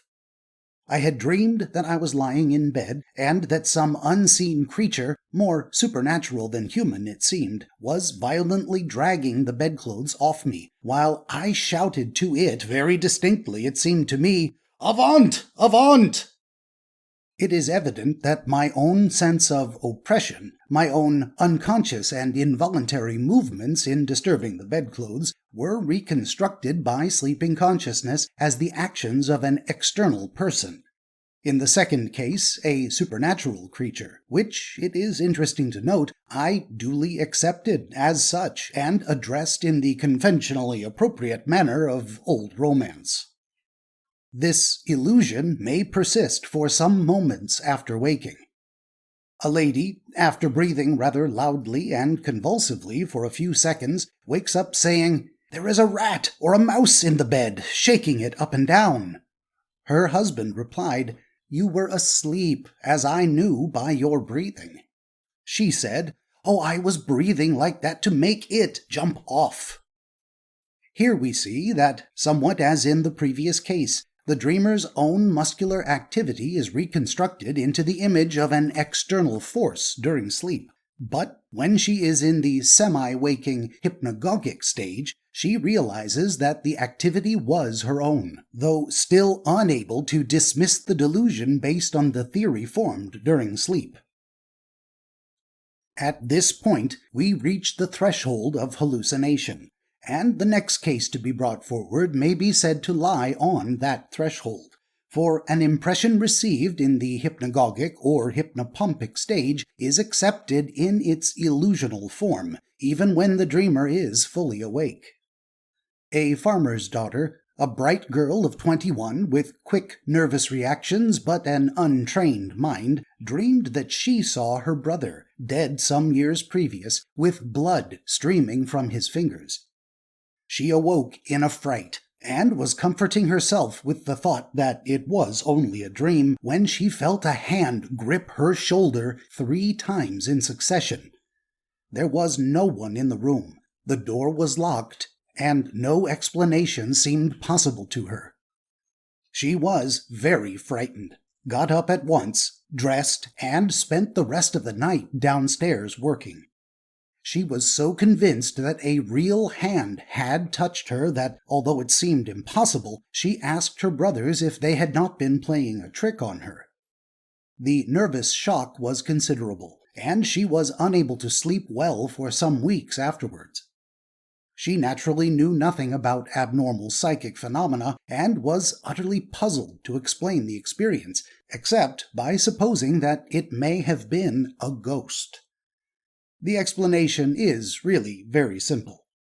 It is well recognized that involuntary muscular twitches may occur in the shoulder, especially after it has been subjected to pressure, and that in some cases such contractions may simulate a touch. Self-objectivation in imaginary personalities. When we bear in mind the tendency to objectify sensations symbolically, which is now familiar to us as a natural part of dreaming, the dream of a bleeding hand indicates that the dreamer's arm was probably pressed beneath her in a cramped position. This pressure would account for not only the dream, but for the muscular twitches occurring on awakening. The nature of the dream, the terrified emotional state it produced, and the mental obscurity of the hypnagogic stage naturally combined to create an illusion, which reflection is unable to dispel in a subject unaccustomed to self-analysis. though in the normal waking state she would probably have given no attention at all to such muscular twitches. Strictly speaking, such an experience is an illusion. That is to say, a misinterpretation of a real sensation, and not a hallucination, or a perception without known objective cause. However, there is no clear line of demarcation. In any case, it may now be taken as proved that hallucinations tend to occur in the neighborhood of sleep, and therefore to partake of the nature of dreams. So far, we have been concerned with the tendency in dreams to objectify portions of the body by constructing out of them new personalities. But precisely the same process goes on in sleep with regard to our thoughts and feelings. We also split off portions of these and construct other personalities out of them, and sometimes even endow the persons thus formed with thoughts and feelings more native to our own normal personality than those which we reserve for ourselves.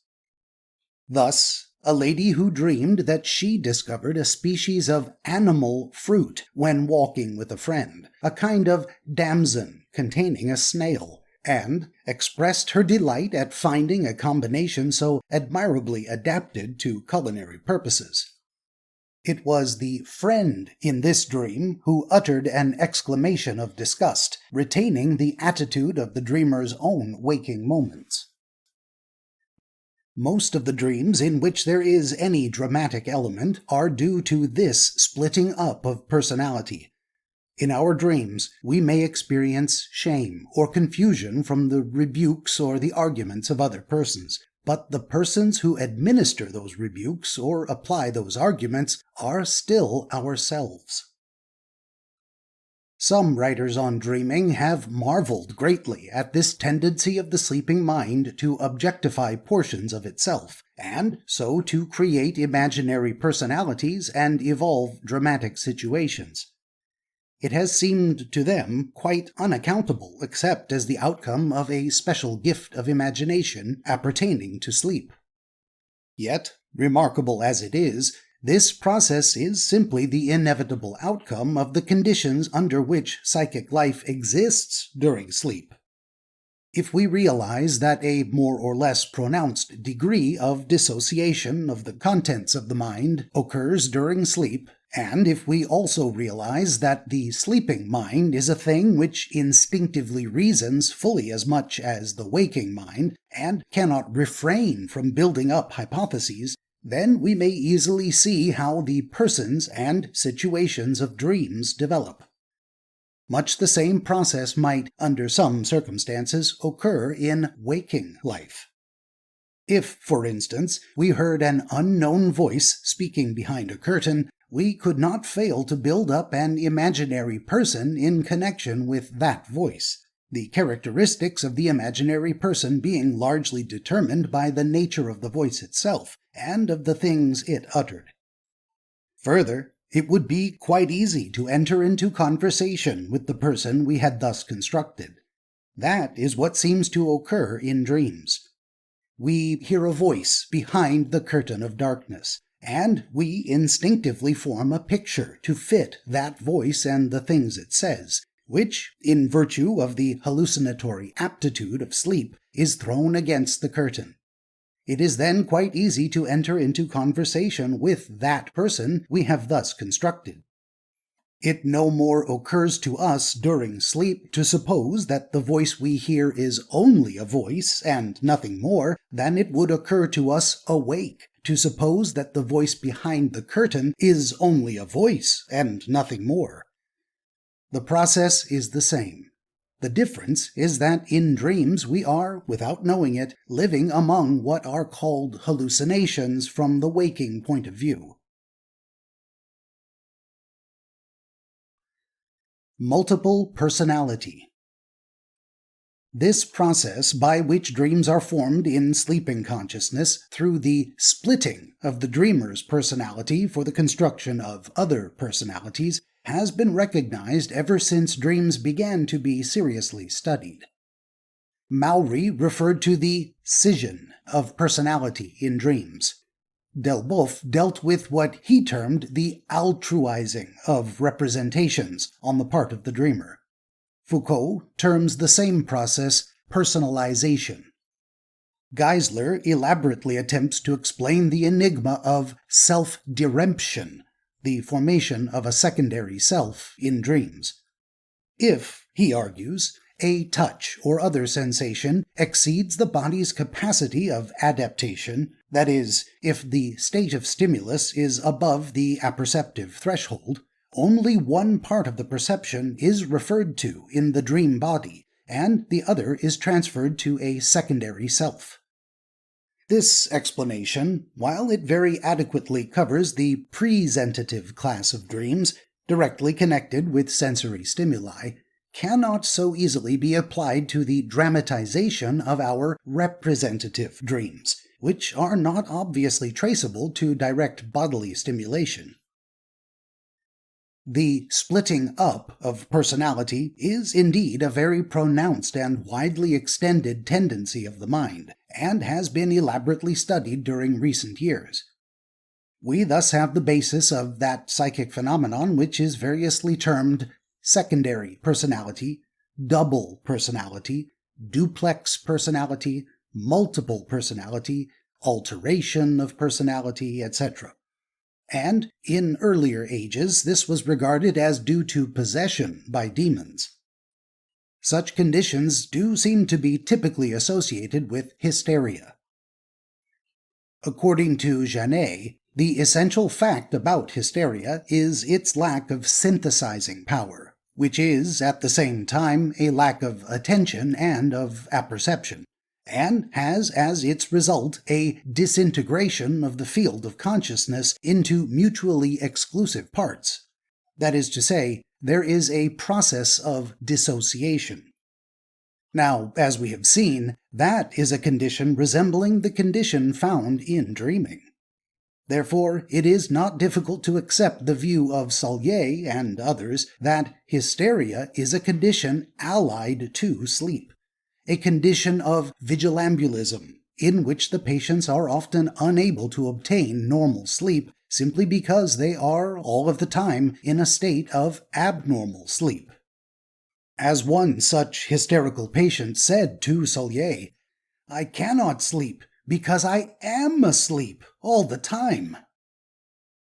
It may thus be the case that the multiple personalities found in hysteria furnish a pathological analog of that tendency to the dramatic objectivation of portions of our personality which is otherwise normal and healthy in dreams. Insanity. Similarly, in insanity, we have an even more constant and pronounced tendency for the subject to attribute his own sensations to imaginary individuals, and to create personalities out of portions of his real personality. All of the illusions, delusions, and hallucinations of the insane are merely the manifold manifestations of this tendency. Without it, the insanity would not exist at all. It is not because a man is subject to unusual sensations, be they visionary, auditory, tactile, etc., that he is insane. Rather, it is because his mind creates imaginary personalities to account for these sensations. If his food tastes strange, someone has given him poison. If he hears a strange voice, it is someone communicating with him by telephones, or microphones, or hypnotism. If he feels a strange internal sensation, it is perhaps because he has another person stuck inside him. One case has even been recorded of a man who attributed to people around him any feeling he experienced, even the most normal sensations of hunger and thirst. It is exactly the same process as goes on in our dreams. The sane man, the normal waking man, may experience all these strange sensations, but he recognizes that they are the spontaneous outcome of his own organization. self-objectivation a primitive tendency? We may, however, advance a step beyond this position. This self-objectivation, this dramatization of our experiences, is not confined to sleep, nor to pathological conditions which resemble sleep. It is natural and primitive in a far wider sense. The infant will gaze inquisitively at its own feet, watch their movements, play with them, may even punish them. Its consciousness has not absorbed its own feet as a part of its self. The infant thus truly acts and feels towards that remote part of its own body as the adult acts and feels in dreaming. We are reminded here of Geisler's general theory that dream consciousness corresponds to the normal psychic state in childhood, while sleeping subconsciousness corresponds to the embryonic psychic state, so that the dream state represents a revival of the dormant ego, disentangling itself from the impersonal sensations and indistinct images of the embryonic stage of life. That sleeping consciousness is the primitive embryonic consciousness is indeed indicated, as it has often seemed to me, by the fact that the embryonic position is the position of rest and sleep in many animals. Ducklings and chicks in the shell have their heads beneath their wing. The dog lies with his feet together, head flexed and hind quarters drawn up. Man alike, in the womb and asleep, tends to be curled up, with the flexors predominating over the extensors. The savage has gone beyond the infant in ability to assimilate the impressions of his own limbs, but he still constantly tends to objectify his own feelings and ideas on the psychic side, recreating them as external beings. Primitive man has done so from the first, and this impulse has struck its roots into all our most fundamental human traditions, even as they survive in civilization today. Like the dreamer, the man of the early world moves among a sea of emotions and ideas of which he cannot recognize the origin, and, like the dreamer, he instinctively dramatizes them. But, unlike the dreamer, he gives stability to the images he has thus created and, in good faith, mistaken for independent beings. Thus we have the animistic stages of culture, and early man peoples his world with gods, spirits, demons, fairies, and ghosts, which enter into the traditions of his race, and are more or less accepted even by a later race, which no longer creates them for itself. The survival of self-objectivation in civilization. In our more advanced civilizations, we are still struggling with later forms of that protean tendency to objectify the self and to animate the things and even the people around us with our own spirit. The impatient or imperfectly bred child, or even grown man, kicks viciously the object he stumbles against, animate or inanimate, in order to revenge a wrong which exists only in himself. On a slightly higher plane, the men of medieval times brought accusations in the courts of law against offending animals, and solemnly pronounced sentence against them as criminals. While even today, society still punishes the human criminal because it has imaginatively recreated him in the image of an ordinary normal person, and lacks the intelligence to perceive that he has been molded by the laws of his nature and environment into a creature which we do well to protect ourselves against, but have no right to punish. Everywhere, we still see around us the surviving relics of this primitive tendency of men to project their own personalities into external objects. A fine civilization lies largely in the due subordination of this tendency, in the realization and control of our own emotional possibilities, and in the resultant growth of personal responsibility. It is thus impossible to overestimate the immense importance of the primitive symbolic tendency to objectify the subjective. Men have taken out of their own hearts their best feelings and their worst feelings, and have personalized and dramatized them, bowed down to them, or stamped on them, unable to hear the voice with which each of their images spoke, "I am thyself."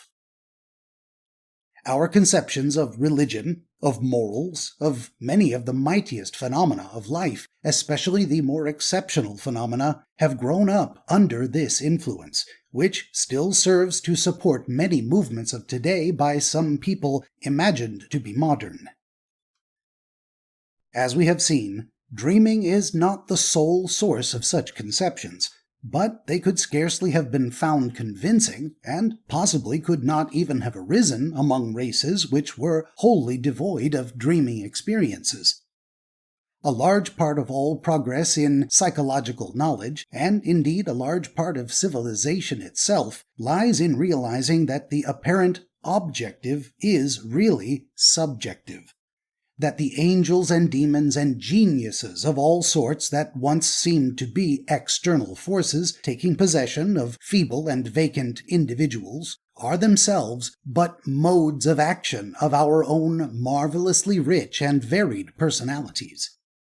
In our dreams, we are brought back into the magic circle of early culture, and we shrink and shudder in the presence of imaginative phantoms that are built up of our own thoughts and emotions, and are really of our own flesh.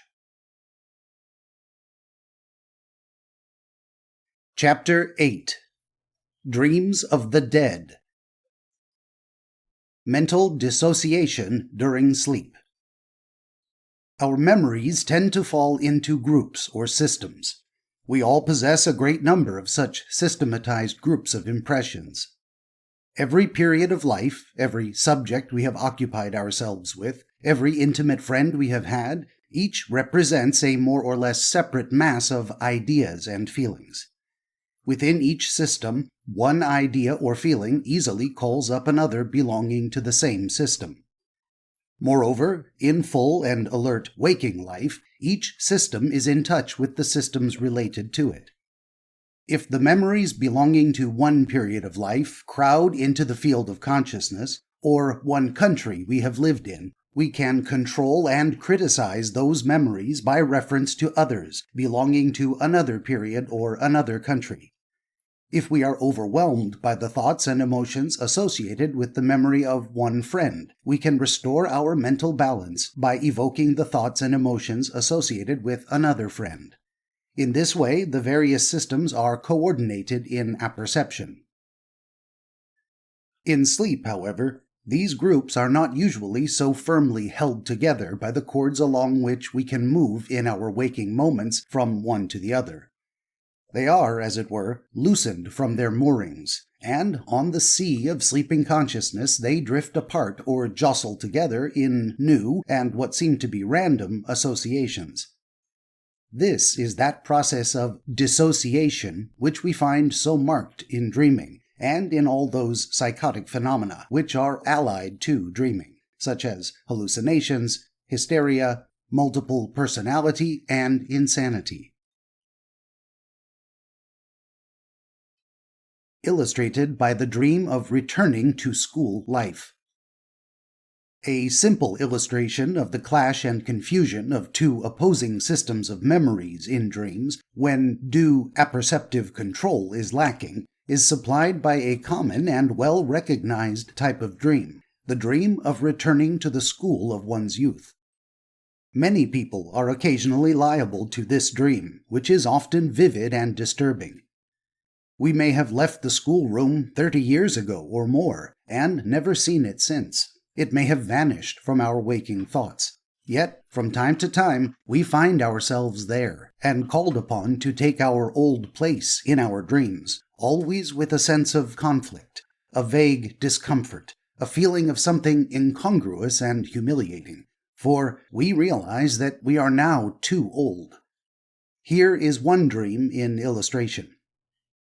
I find myself back at my old school. But my old schoolmaster is not there. He is away ill, as I am told by his substitute, whose face somehow seems familiar, though I cannot recall where I have seen it. I do not know any of the boys. I am returning after an absence of some months.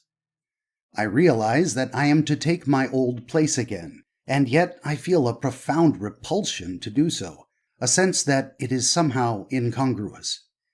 This latter feeling seems to prevail, for I finally assume the part of a visitor, and remark to the master, insincerely, that it is pleasant to see the old place again.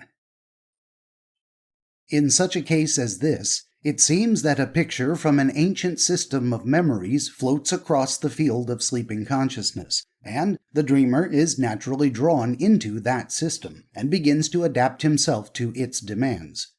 But as he does so, the influence of other later and incompatible systems of memories begins to affect the dreamer unconsciously.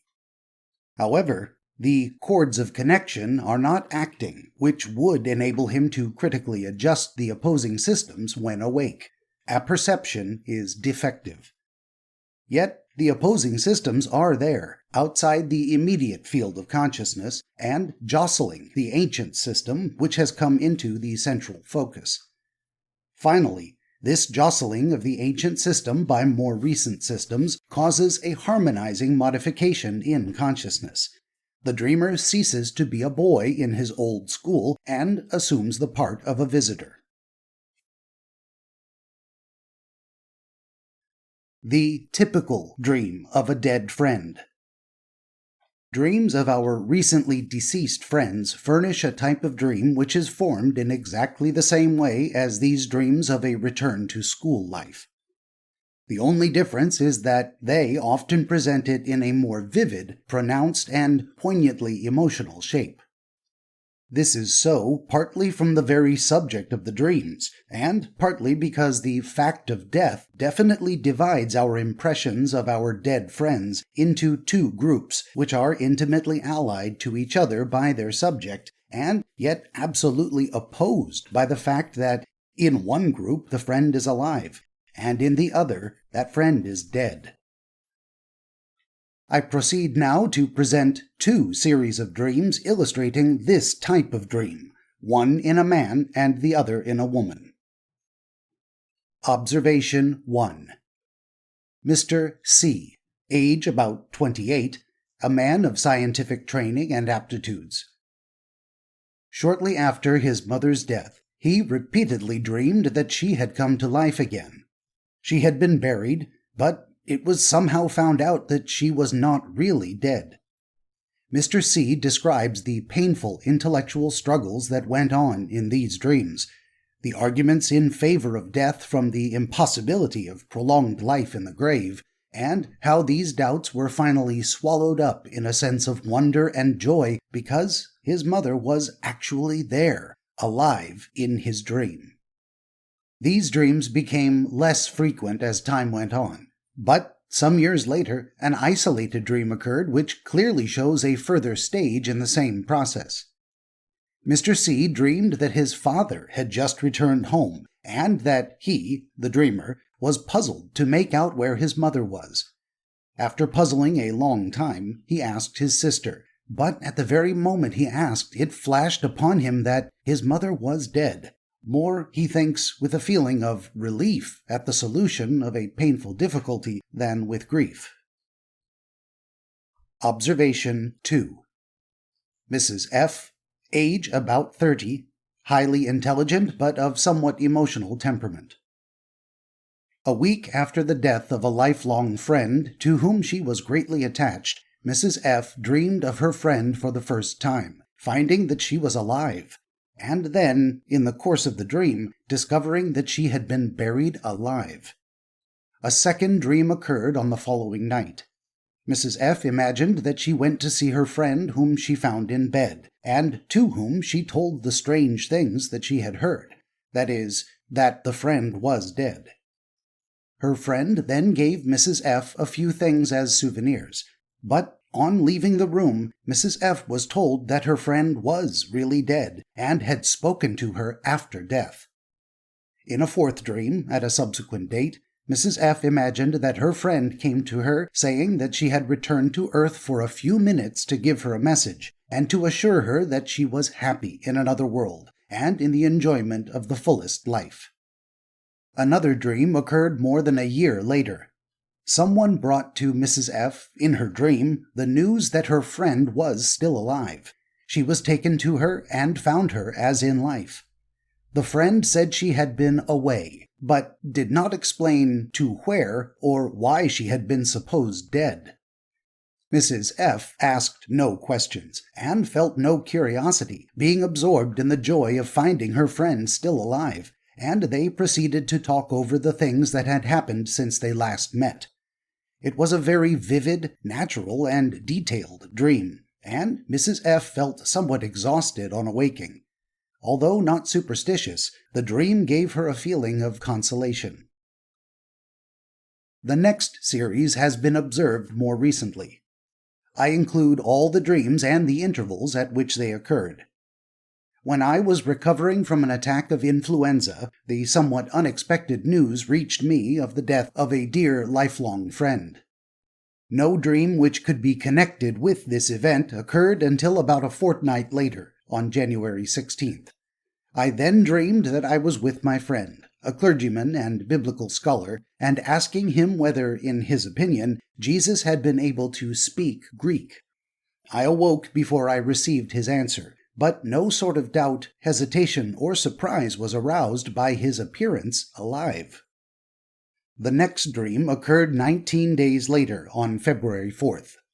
This time, I dreamed that my friend was just dead, and that I was gazing at a postcard of good wishes, written partly in Latin, which he had sent me a few days before, on the actual date of my birth, and regretting that I had not answered it. There was no doubt in my mind as to the fact of his death. I may remark that the last letter I had written to my friend was on his birthday, and he had been unable to reply, so that there was here one of those reversals which Freud and others have noted as not uncommon in dreams. The next dream occurred 34 days later, on March 10th. I thought that I met my friend, and realized at once that it was not he, but his wife who had died, and I clasped his hands sympathetically. Some months later, on July 27th, I again dreamed that I was walking and talking with my friend, as we might have talked on topics of common interest. But, at the same time, I knew, and he knew that I knew, that he was to die on the morrow.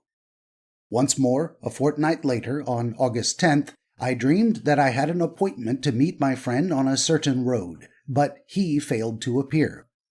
I began to wonder whether he had forgotten the appointment, or I had made a mistake, and I was seeking for the letter making the appointment when I awoke. It would appear that dreams of this type are less pronounced when the ratio of affective intensity of the relationship which unites the friends is less pronounced. The next dream concerned a man for whom I had the highest esteem and regard, but with whom I had not been intimately associated. I dreamed that I saw this friend, who was the editor of a psychological journal, alive and well in his room, together with 2 foreign psychologists also known to me, who had apparently succeeded him in the editorship of the journal, for I saw their names on the title page of an issue which was put in my hands. It surprised me that, though alive and well, he should have ceased to edit the journal. The theory by which I satisfactorily accounted to myself for his appearance was that, though he had been so near death that his life was despaired of, he had not actually died. His death had been prematurely reported. Indeed, it flashed across my dream consciousness that I had read obituaries of my friend in the papers, but this reminiscence merely suggested the reflection that someone had been guilty of a grave indiscretion. Analysis of such dreams. Although no attempt had been made to analyze this type of dream before 1895, the dream itself had often been noted down, as, from its poignant and affecting character, it could not fail to be. An early example is furnished by the philosopher Gassendi, who states that he dreamed he met a friend, that he greeted him as one returned from the dead, and that then, saying to himself in his dream that this was impossible, he concluded that he must be dreaming. Samuel Pepys, in his diary dated 29th June 1667, a few months after his mother's death, dreamed that, quoting, "My mother told me that she lacked a pair of gloves, and I remembered a pair of my wife's in my chamber, and resolved she should have them.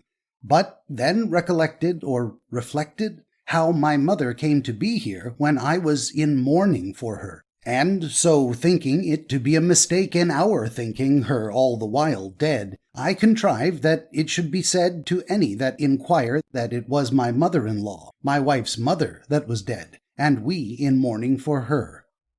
Unquote. Pepys adds, "This dream did trouble me mightily."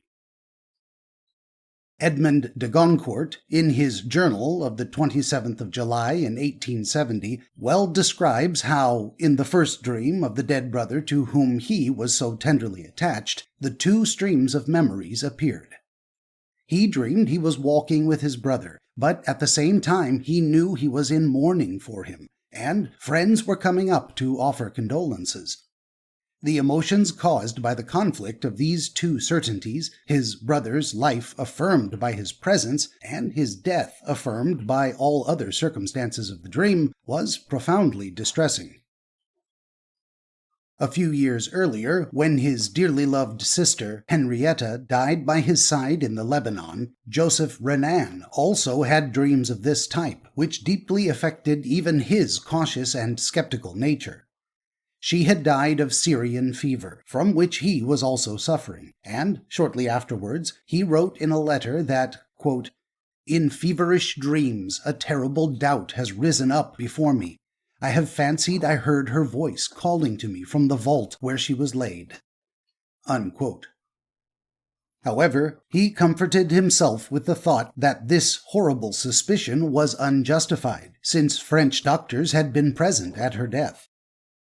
Maury also mentions that he had often had dreams of this type in which the dead appeared as living, though the sight of them always produced astonishment and doubt which the sleeping brain endeavored to allay by some kind of explanation.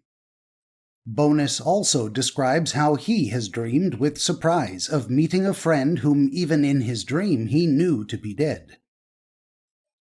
In the light of all that we have been able to learn regarding the psychology of the world of dreams, it is not difficult to account for the process here described, for its frequency, and for its poignant emotional effects. This dream type is only a special variety of the most common species of dream, in which two or more groups of reminiscences flow together and form a single bizarre congruity, a confusion in the strictest sense of the word. The death of a friend sets up a barrier which cuts in two the stream of impressions concerning that friend. Thus, the two streams of images flow into sleeping consciousness, one representing the friend as alive, the other as dead. The first stream comes from older and richer sources. The second is more poignant, but also more recent and more easily exhausted. The two streams break against each other in restless conflict, both being accepted as true from the inevitable conditions of dream life, and they eventually mix to form an absurd harmony in which the older and stronger images predominate over those that are more recent, in accord with that recognized tendency for older psychic impressions to be most stable generally. Thus, in the first observation, the dreamer seems to have begun his dream by imagining that his mother was alive, as of old. Then his more recent experiences interfered by introducing the assertion of her death. This resulted in a struggle between the old, established images representing her as alive and the later ones representing her as dead. Evidently, the idea that she had come to life again was a theory that had arisen in his brain to harmonize these two opposing currents. This theory was not accepted easily. All sorts of scientific objections arose to oppose it, but there could be no doubt, for his mother was there.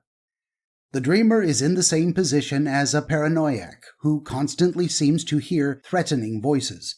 Henceforth he is absorbed in inventing a theory to account for his hallucinations, be it electricity, hypnotism, or whatever, and his whole view of life is modified accordingly. In the cases I am here concerned with, the dreamer sees an image of the dead person as alive, and is therefore compelled to invent a theory to account for this image. The theories that most easily suggest themselves are either that the dead person has never really died, or else that he has come back to life from the dead for a brief space. The mental and emotional conflict which such dreams involve renders them very vivid. They make profound impressions even after awakening, and are almost too sacred to speak of for some sensitive persons.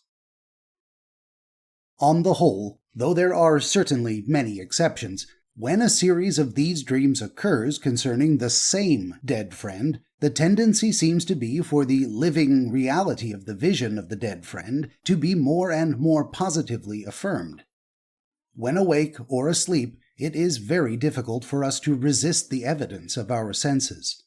It is even more difficult asleep than awake, for, as we have seen reason to believe, apperception, with the critical control it involves, is weakened.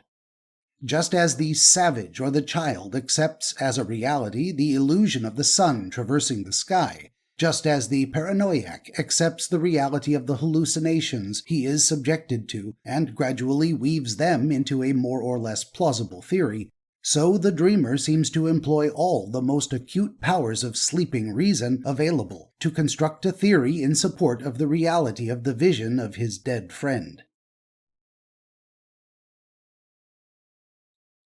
Atypical forms. Sometimes atypical dreams of the dead occur, in which there appears little clash or doubt, even from the first. When the vision can be thus easily accepted, it is sometimes a source of consolation, joy, and even religious faith, which may still persist in the waking state. Chabannes, for instance, has recorded the dream experience of a poet and philosopher who had been deeply attached to a woman with whom his relations were both passionate and intellectual.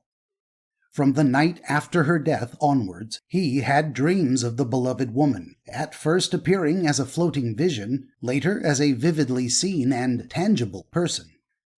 These dreams caused refreshment and mental invigoration, and seemed to bring the dreamer into renewed communication with this dead friend. I am indebted to a clergyman for the record of a somewhat similar experience. He writes, quoting, "A close friendship once existed between myself and a lady, somewhat older and of a religious temperament. We often discussed the life beyond the grave, and agreed that if she died first, and this appeared more than probable, as she was the victim of a mortal disease, she would appear to me. I may add that she was of a high-strung, nervous nature, and though purely English, had many of the psychic characteristics of the Celt. After her death, I looked for some appearance or manifestation, and about 3 days after dreamed that she had come back to me, and was discussing with me a matter which I much wished to speak about before her death, but was unable to, owing to her weakness and the presence of strangers. In the dream, it was perfectly clear to me that she was a dead woman, back from another sphere of existence. For some weeks after this, I had similar experiences. They were never dreams of the old life and friendship before death, but always reappearances from that other world. Of course, it may be said of this experience of mine that it was merely the result of expectation. But I have found that the things most on my mind are rarely the subject of my dreams. Moreover, these dreams formed a series, lasting for weeks, and all of the same character, though the conversations differed." Unquote. The consolation sometimes afforded by dreams of the dead. When a dreamer awakes in an emotional state which corresponds to a dream he has just experienced, it is usually a safe assumption that the dream was the result of that emotional state, and not the cause. That is by no means always the case, however, and in the type of dream we are here concerned with, it is rarely the case. Even though it may be quite true that an emotional state evoked the dream, it is equally true that the dream itself may arouse an emotional state in its turn. The dream of encountering a celestial visitant cannot fail to produce a special effect of this kind, especially if the visitant is a beloved friend. It is noteworthy that the emotional influence may be present even when the fact of dreaming has not been recalled. Thus, a lady who could not remember having dreamed on awaking in the morning realized during the day that she was feeling as she was accustomed to feel after dreaming of a beloved friend, and was ultimately able to recall fragments of a dream. A man of so great an intellect as Gady has borne witness to the consoling influence of dreams. In old age, he said to Eckermann, quote, "I have had times in my life when I have fallen asleep in tears, but in my dreams the loveliest figures come to give me comfort and happiness, and I awake next morning once more fresh and cheerful." Unquote. Ancient legends of this dream type.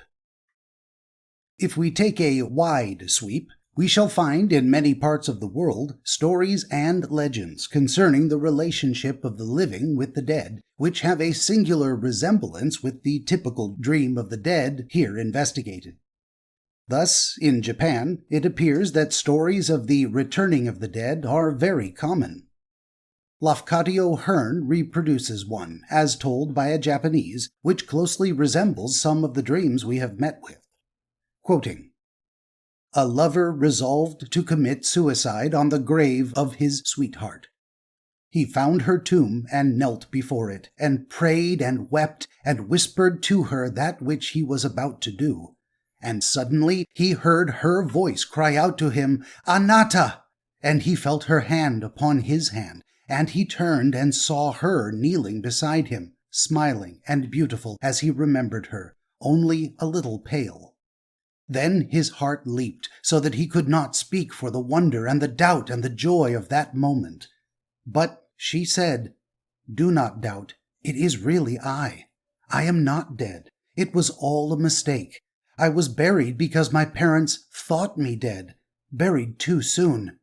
Yet you see I am not dead, not a ghost. It is I. Do not doubt it.'"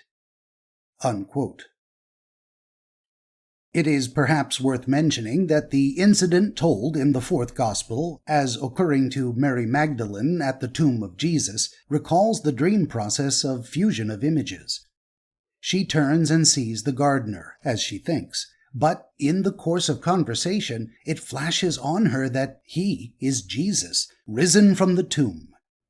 In quite another part of the world, the Salish Indians of British Columbia have a story of a man who goes back to the spirit world to reclaim his lost wife. This can only be done under special conditions, that he refrain from touching her for some time, and that if he breaks these conditions, she will vanish in his arms and he be left alone. That story, again, cannot fail to remind us of the almost identical Greek legend of the return of Orpheus to the underworld to reclaim his dead wife, Eurydice. The influence of dreams on the belief of primitive man in the survival of the dead. If these myths and legends were not directly based on the dream process, it can only be on the grounds that myths and legends themselves develop by means of the same mechanism as dreams, as alleged with some force by Freud's school. The probable influence of dreams in originating or confirming the primitive belief of men in a spirit world has often been set forth. Herbert Spencer attached great importance to this factor in the constitution of the belief in another world, in spirits, and in gods. Wundt even considers that such dreams furnish the whole origin of animism. Other writers, less closely associated with anthropological psychology, have argued in the same sense.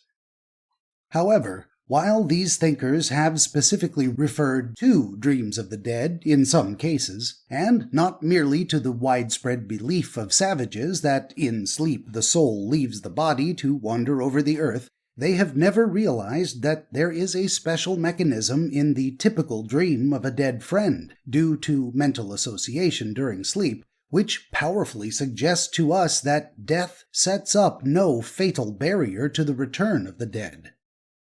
In dreams, the dead are thus rendered indestructible.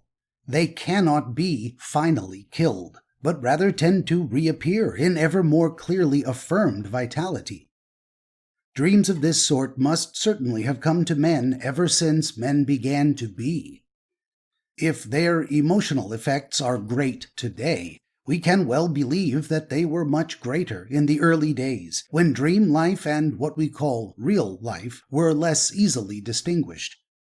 The repercussion of this kind of dream through unmeasured ages cannot fail to have told at last on the traditions of the race. Chapter 9. Memory in Dreams. The apparent rapidity of thought in dreams. The peculiarities of memory in dreams, its defects, its aberrations, its excesses, have attracted attention ever since dreams began to be studied at all. On awakening from a dream, it is not enough to assure ourselves that our memory of that dream, so far as it extends, may fairly be regarded as trustworthy. The characteristics of memory revealed within the reproduced dream have sometimes seemed so extraordinary as to be only explicable by the theory of supernatural intervention. A problem which greatly puzzled the scientific students of dreaming at one time is furnished at the outset by the apparent abnormal rapidity of the dream process, the piling together of a great number of combined memories in a brief space of time. Stories were told of people who, when awakened by sounds or contacts which must have aroused them almost immediately, had yet experienced elaborate visions which could only have been excited by the stimulus which caused the awakening. The dream of Maury has become famous. When awakened by a portion of the bed cornice falling on his neck, he imagined that he was living in the days of the Reign of Terror, and was being guillotined after many adventures. It is unquestionably true that dreams are sometimes evoked by sensory stimuli which almost immediately awake the dreamer, but the supposition that this fairly common fact involves an extraordinary acceleration of the rapidity with which mental images are formed is due to a failure to comprehend the conditions under which psychic activity in sleep takes place. If the sleeper were wide awake and were suddenly startled by a mysterious voice at the window or the door, he would arrive at a theory of the sound, and even form a plan of action, with at least as much rapidity as when the stimulus occurs during sleep. The difference is that the ordinary mental associations are more or less in abeyance during sleep, and the way is therefore easily open to new associations. When we look back at them from the standpoint of waking life, these new associations seem so bizarre to us, so far-fetched, that we think it must have required a long time to imagine them. We fail to realize that, under the conditions of dream thought, they have come about as automatically and as instantaneously as the ordinary psychic concomitants of external stimulation in waking life. This phenomenon largely due to the dream being a description of a picture. It must also be remembered that in all the cases in which the rapidity of the dream process has seemed so extraordinary, it has merely been a question of visual imagery, and it is obviously quite easy to see an elaborate picture or series of pictures in an instant, which would take a long time to describe. At the most, the dreamer has merely seen a kind of cinematic drama, which has been condensed and run together in very much the way practiced by the cinematic artist, so that, although the whole story seems to be shown in constant movement, the action of hours is condensed into moments in reality. Further, it has always to be borne in mind that intense emotion involves a loss of the sense of time, asleep as well as awake. We say that moments seemed years during a terrible crisis, and when sleeping consciousness magnifies a trivial stimulation into the occasion of a great crisis, the same effect is necessarily produced. The experience of drowning persons. Exactly the same illusion is experienced by persons who are rescued from drowning or other dangerous situations.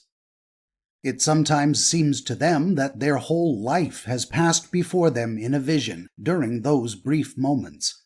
But careful investigation of some of these cases, notably by Piron, has shown that what really happened was that a scene from childhood, perhaps of some rather similar accident, came before the drowning man's mind, and was followed by 5, 6, perhaps even 10 or 12 momentary scenes from later life. When the time during which those scenes flashed through the mind was taken into account, it was found that there had by no means been any remarkable mental rapidity. The sense of time in dreams. Such considerations have now led most scientific investigators of dreaming to regard these problems of dream memory as settled. Woodworth's observations on the hypnagogic or half-waking state revealed no remarkable rapidity of mental processes. Clavier showed, by experiments with an alarm clock which struck twice with an interval of 22 seconds, that speech dreams take place merely with normal rapidity at all events, or are even slightly slower than under waking conditions. Clavier concluded that the imagery of sleep is not more rapid than the imagery of waking life, though to the dreamer it may seem to last for hours or days. Piron, who refers to the corresponding illusion under the influence of drugs like hashish, says it is often slackened rather than accelerated, though he finds that there is really a slight acceleration in some cases. Foucault thinks the illusion is simply due to the dreamer's belief that the events of his dream occupy the same time as real events. Dr. Justine Tobolowska, in her Paris thesis on this subject, concludes that this illusion of time is simply the necessary and constant result of the form assumed by psychic life during sleep. If this peculiarity of memory in dreaming is not difficult to explain as a natural illusion, there are other and more rare characteristics of dream memory which are much more puzzling. In attempting to unravel these, it is probable that, as in explaining the illusion of rapidity, we must always bear in mind the tendency of memory groups to fall apart from their waking links of association in dreams, as well as the complementary tendency to form associations which would only be attained by a strained effort in waking life.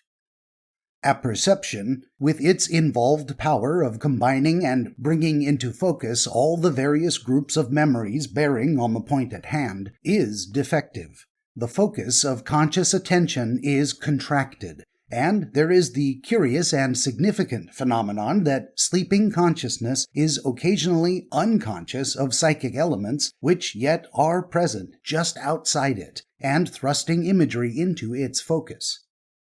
The imagery becomes conscious, but its relation to the existing focus of consciousness is not consciously perceived. The crumpling of consciousness in dreams. As Freud and his disciples have shown, such a psychic mechanism quite commonly appears in hysteria and obsessional neuroses, when healthy, normal consciousness is degraded to a pathological level resembling that which is normal in dreams. In such a case, the surface of sleeping consciousness is, as it were, crumpled up, and the concealed portion appears only at the end of the dream, or not at all. A simple example will make this clear. In a dream, I ask a lady if she knows the work of the poet Bao. She replies that she does not. Then I see before me a paper having on it the name Baudelaire, clearly the name which should have been contained in my query. In such a dream, the crumpling and breaking of consciousness at its very focus is shown in the most unmistakable manner. Many of the most remarkable dreams of dramatic dreamers are due to the same phenomenon, which, in an intellectual form, is exactly the phenomenon which always makes a dramatic situation effective. Robert Louis Stevenson was an abnormally vivid dreamer, and found the germ of some of the plots of his stories in his dreams. He has described one of his dreams in which the dreamer imagines he has committed a murder. The crime becomes known to a woman who, however, never denounces it. The murderer lives on in terror, and cannot conceive why the woman prolongs his torture by this delay in giving him up to justice.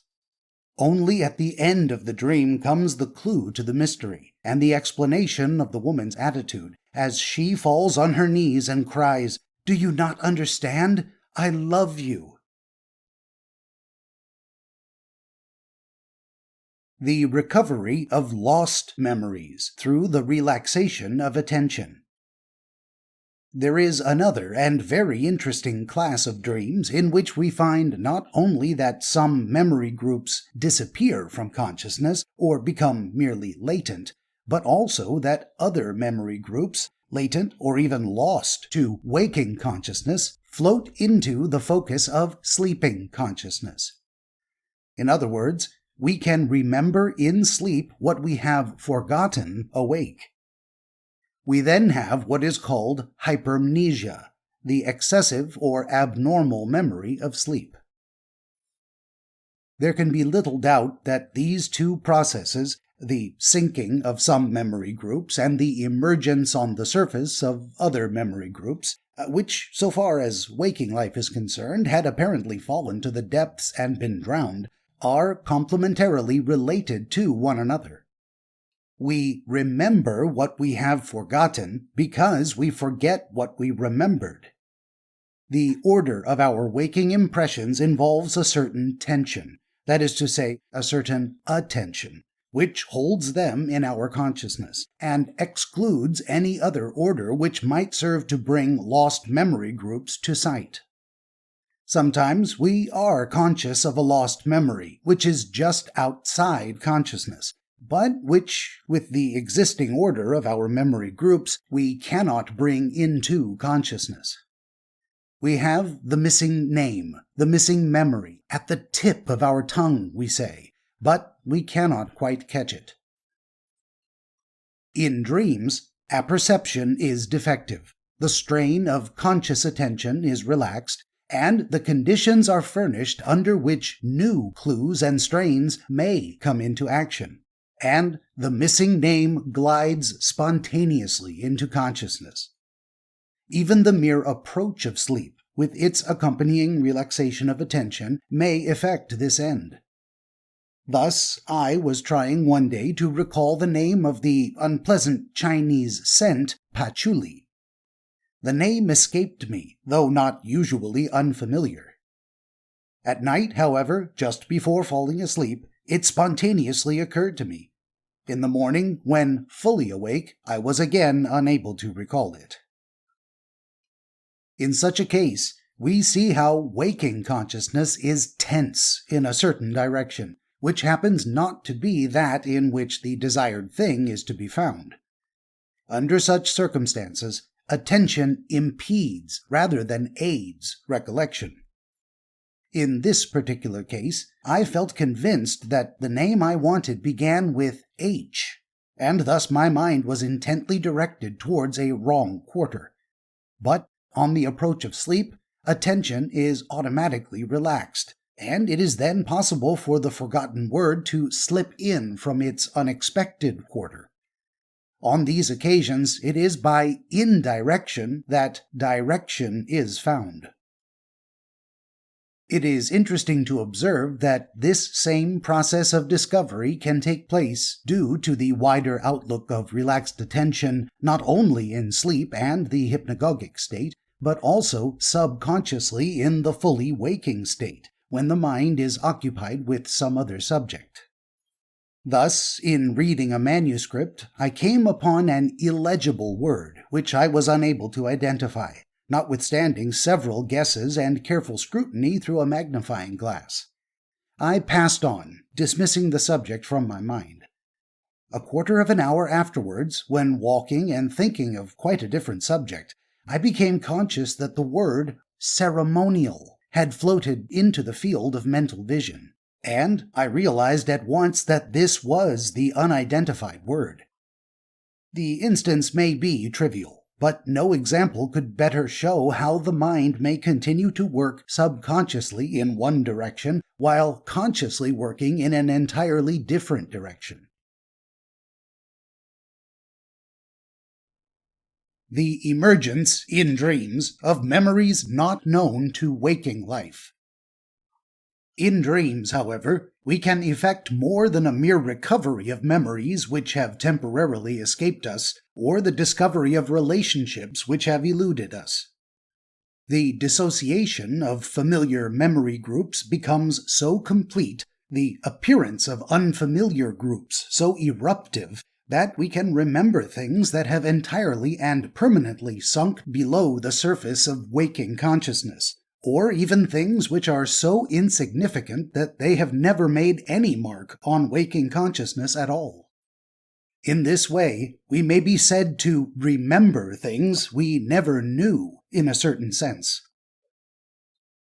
Some 20 years ago, the first dream which enabled me to realize this hypermnesia of the mind in dreams was the following unimportant but instructive case. I woke up recalling the chief items of a rather vivid dream. I had imagined myself in a large, old house where the furniture was ancient, though of good quality, and the chairs threatened to give way as one sat on them. The place belonged to one Sir Peter Bryan, a hale old gentleman who was accompanied by his son and grandson. There was a question of my buying the place from him, and I was very complimentary to the old gentleman's appearance of youthfulness, absurdly affecting not to know which was the grandfather and which the grandson. On awakening, I said to myself here was a purely imaginative dream, quite unsuggested by any definite experiences. But when I began to recall the trifling incidents of the previous day, and the things I had seen and read, I realized that that was far from being the case. So far from the dream having been an effort of pure imagination, that I found every minute item could be traced to some separate source, though none of them had the slightest resemblance to the dream as a whole.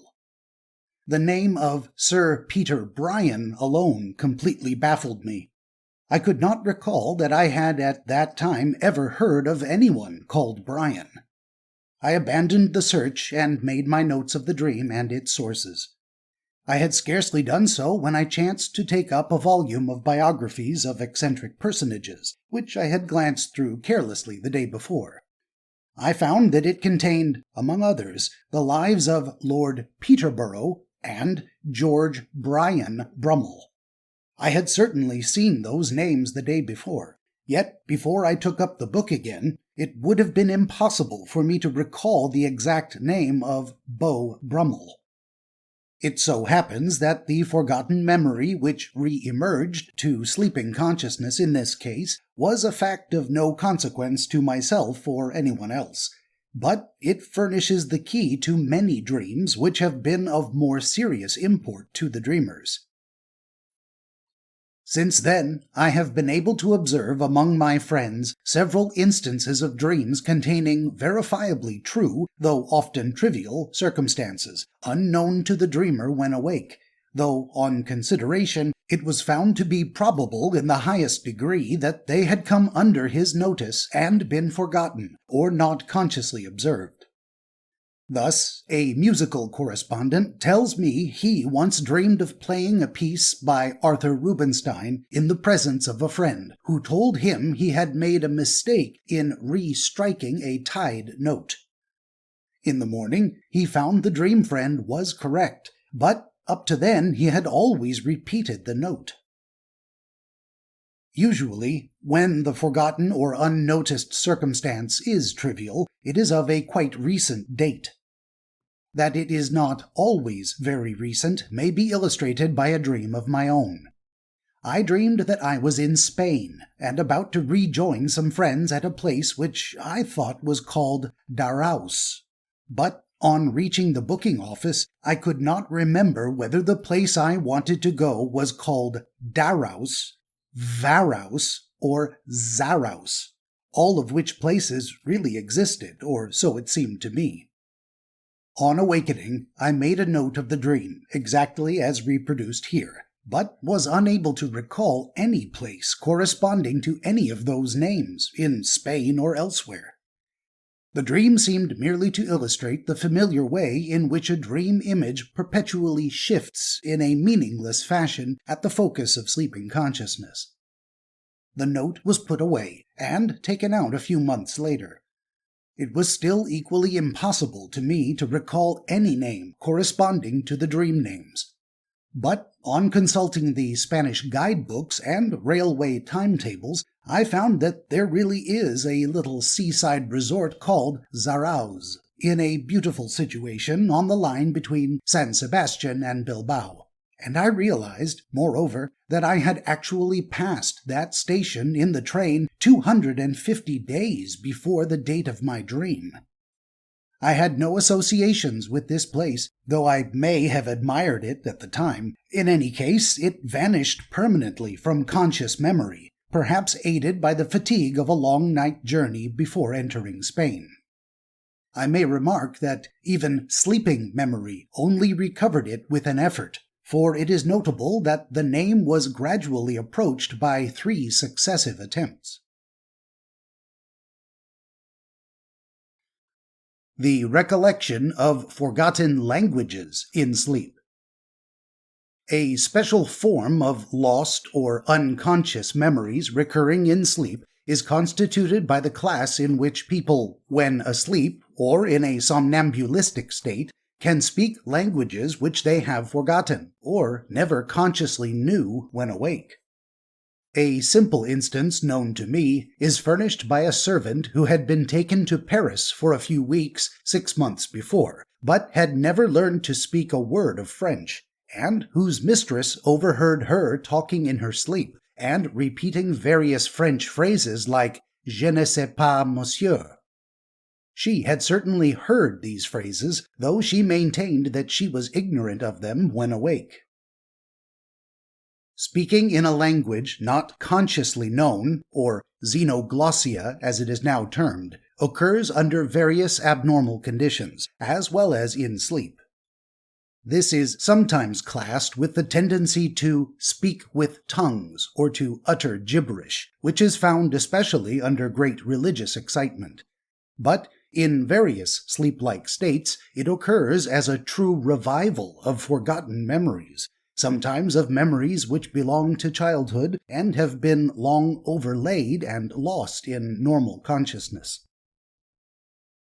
On one occasion, by the bedside of a lady who was kept for a considerable period in a light condition of chloroform anesthesia, the patient began to talk in an unfamiliar language, which one of us recognized as Welsh. She related to us afterwards that she had known Welsh as a child, but had long since forgotten it. A similar reproduction of lost memories occurs in the hypnotic state. This psychic process, by which unconscious memories become conscious in dreams, is of considerable interest and importance because it lends itself to many delusions. Not only the ignorant and uncultured, but even well-trained and acute minds are often so unskilled in mental analysis that they are quite unable to pierce beneath the phenomenon of conscious ignorance to the deeper fact of unconscious memory. They are completely baffled, or else they resort to the wildest of hypotheses. This is illustrated by the following narrative received 12 years ago from a medical correspondent in Baltimore. He writes, quoting, "Several years ago, a friend made a social call at my house and, in the course of conversation, spoke very enthusiastically of Mascagni's Cavalleria Rusticana, the first performance of which in the United States he had attended a few nights previously. I had never heard of the opera before, but that night I dreamed that I heard it performed. The dream was a very vivid one, so vivid that several times during the next day I found myself humming airs from the dream opera. Several evenings later I went to the theater to see a comedy, and before the curtain rose, the orchestra played a selection which I instantly recognized as part of my dream opera. I exclaimed to the lady who was with me, 'That selection is from Cavalleria Rusticana.' On inquiring of the leader of the orchestra, such proved to be the case." Unquote. Now, at that period, shortly after the first appearance of Cavalleria Rusticana, portions of it had become extremely popular and were heard everywhere, by no means merely on the operatic stage. It was difficult not to have heard some portion of that work.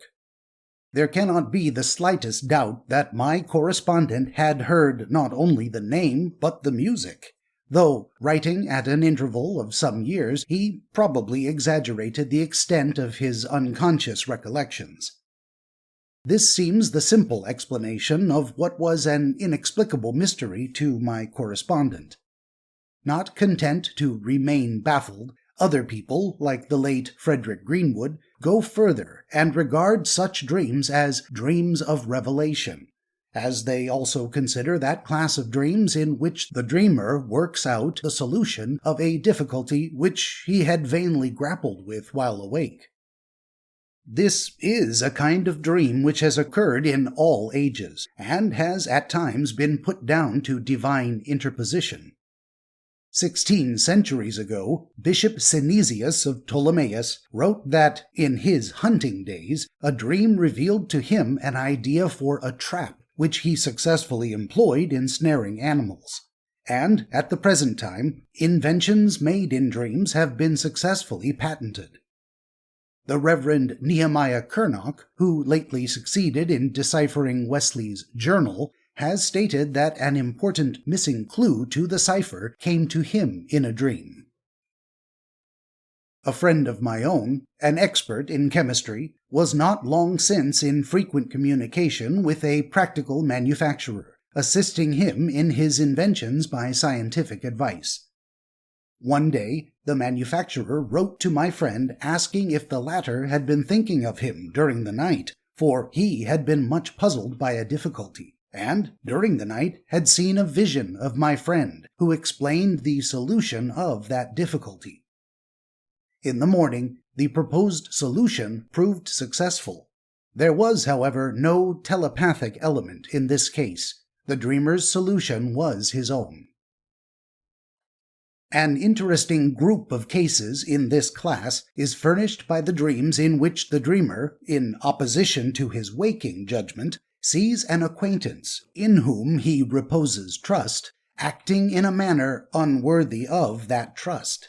Subsequent events proving that the estimate formed during sleep was more sound than the judgment of waking life. Hawthorne, Greenwood, Jewell, and others have recorded cases of this kind. Various as these phenomena are, they fall into the same scheme. They all help to illustrate the fact that, though mental life in sleep is feeble and defective on one side, on the other side it shows a tendency to vigorous excess. As we know, sleep involves a relaxation of tension, both physical and psychic. Attention is no longer focused at a deliberately selected spot. The voluntary field becomes narrower, but the involuntary field becomes extended. Thus it happens that the contents of our minds fall into a new order, an order which is often fantastic, but on the other hand is sometimes a more natural and even more rational order than that we attain in waking life. Our eyes close, our muscles grow slack, the reins fall from our hands, but it sometimes happens that the horse knows the road home even better than we know it ourselves. The perversions of memory in dreams. Hypermnesia, or an abnormally wide range of recollection, is not the only nor the most common modification of memory during sleep. We find much more commonly, and indeed as one of the chief characteristics of sleep, an abnormally narrow range of recollection. We find also paramnesia, or perversion of memory, perhaps as a result of that narrow range. The best-known form of paramnesia is that in which we have the illusion that the event which is happening to us at the moment has happened to us before.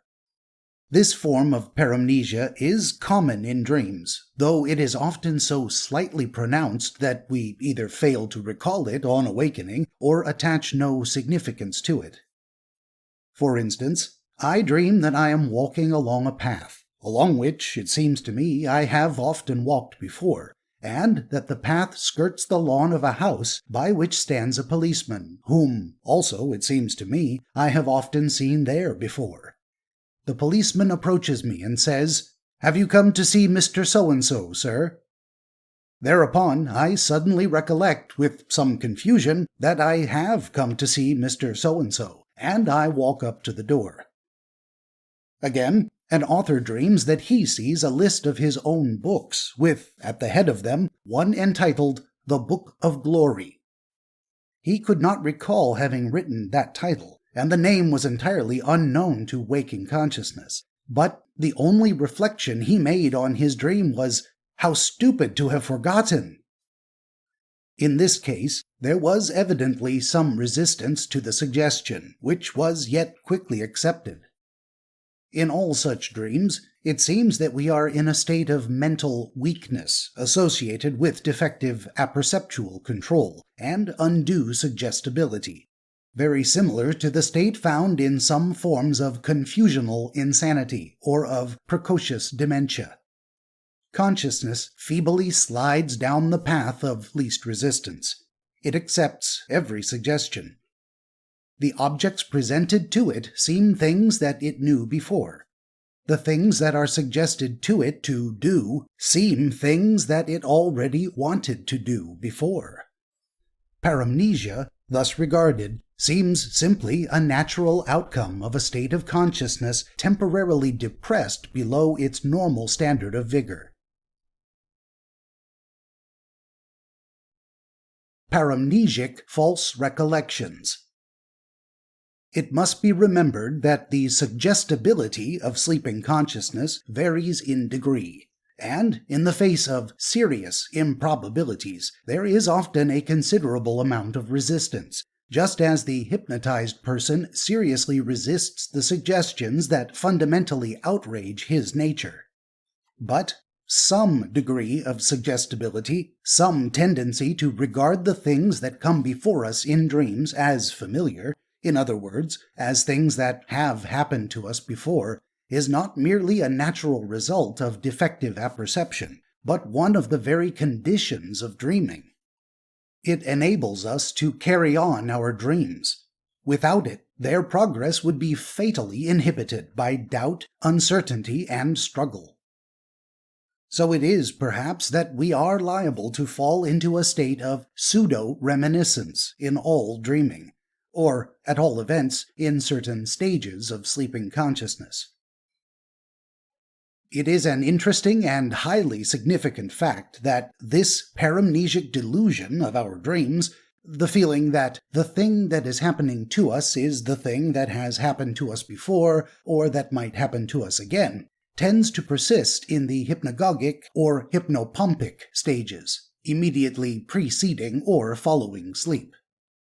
When we have half awakened from a dream and are just able to realize that it was a dream, that dream constantly tends to appear in a more plausible or probable light than is possible a few moments later when we are fully awake.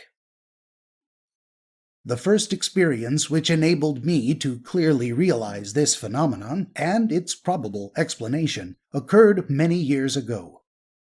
About the middle of the night, I had a very vivid dream, in which I imagined that two friends, a gentleman and his daughter, were together at a hotel with a certain Lord Chesterfield, as I had lately been reading the letters of that famous lord.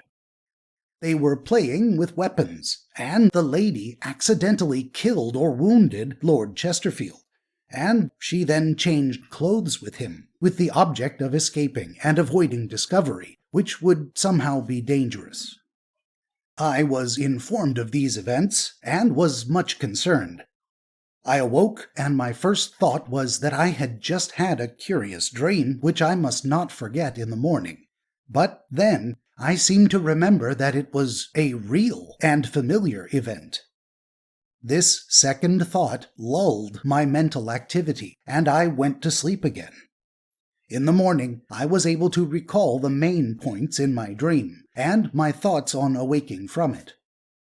Since then, I have given attention to the point, and I have found, on recalling my half-waking consciousness after the dream, that while it is doubtless rare to catch the assertion, "that really occurred," it is less rare to catch the vague assertion, "that is the kind of thing which does occur."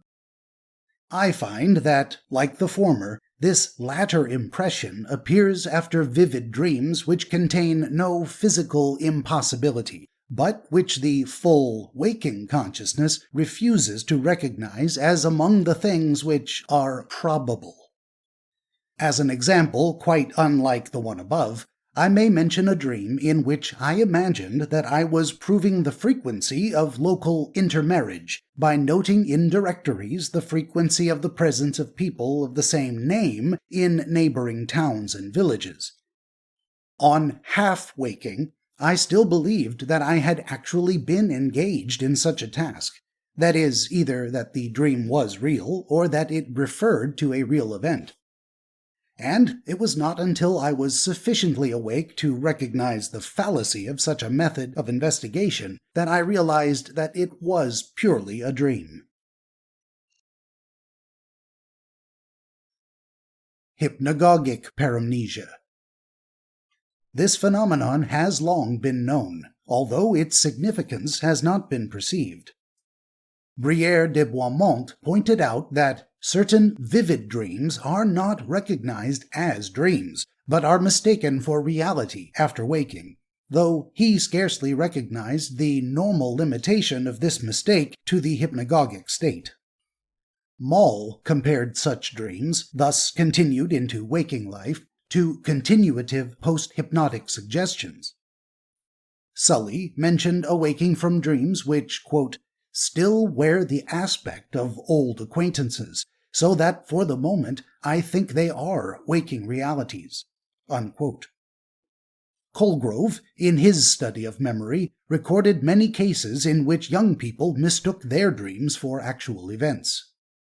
This persistence of the memory illusion of sleep into the subsequent hypnagogic state is obviously related to the allied persistence, more occasionally found, of the visual, auditory, and other sensory hallucinations which occur in the hypnagogic state.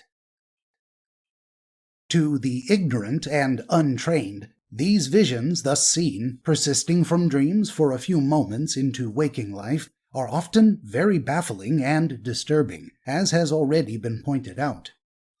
Such visions may occur in the hypnagogic state, even when there has been no consciously perceived dream. And it is indeed probable, as Parrish has argued, that it is precisely in the hypnagogic state that hallucinations are most liable to occur. That illusions may momentarily occur in this state is obvious. Thus, falling asleep for a few minutes when seated before a black, hollow, smoldering fire with red ashes at the bottom, I awake with the illusion that I see a curtain on fire, and have already leaned forward to snatch it away before I realized my mistake. Dreams mistaken for actual events.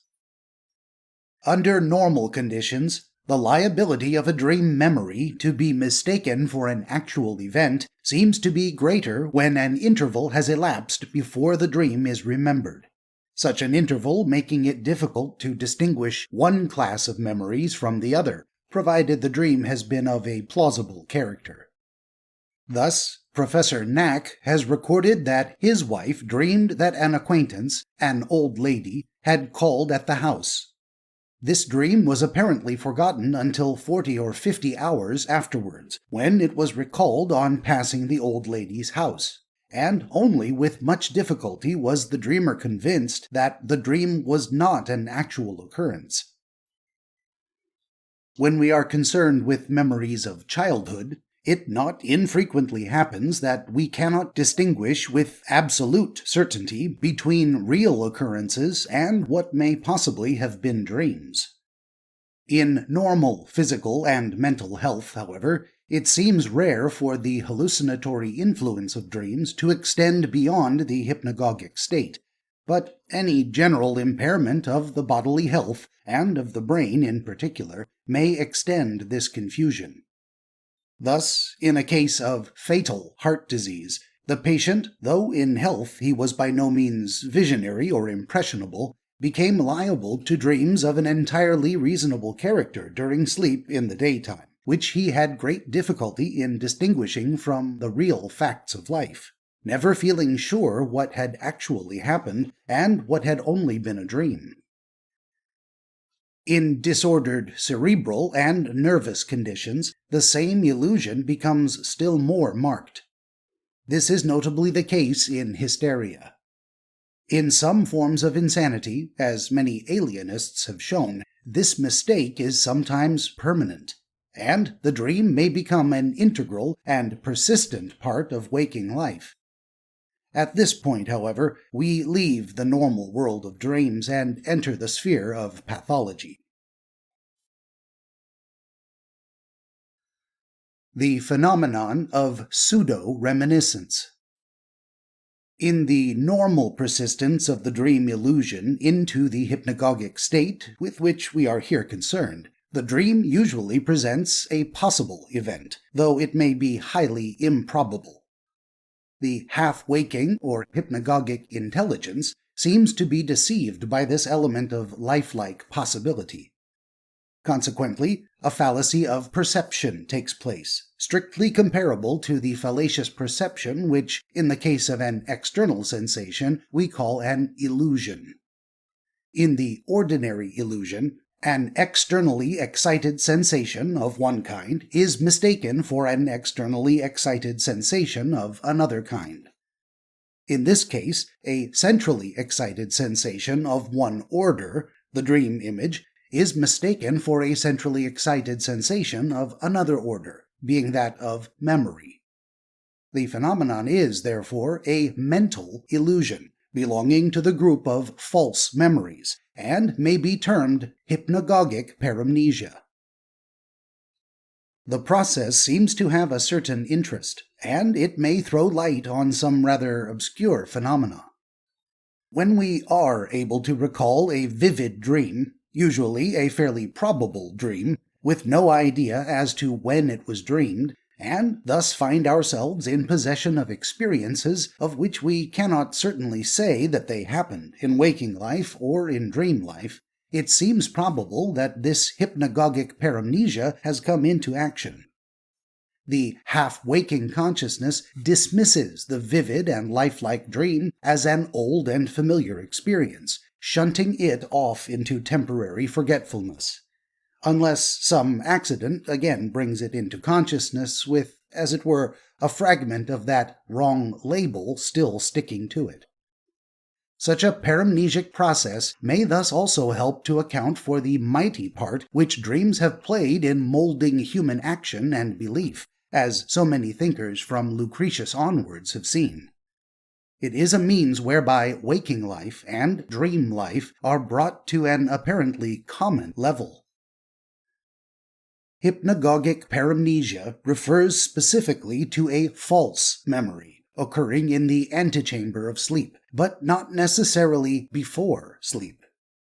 Frederick Myers has invented the word hypnopompic, though it seems scarcely necessary even for pedantic reasons. I take the condition of consciousness to be almost the same whether the sleep is coming on or passing away. In the Chesterfield dream, it is indeed impossible to say whether the phenomenon is hypnagogic or hypnopompic. In such a case, the twilight consciousness is as much conditioned by the sleep that is passing away as by the sleep that is coming on. If this memory illusion of the half-waking state may be regarded as a variety of paramnesia, a new horizon is opened out to us.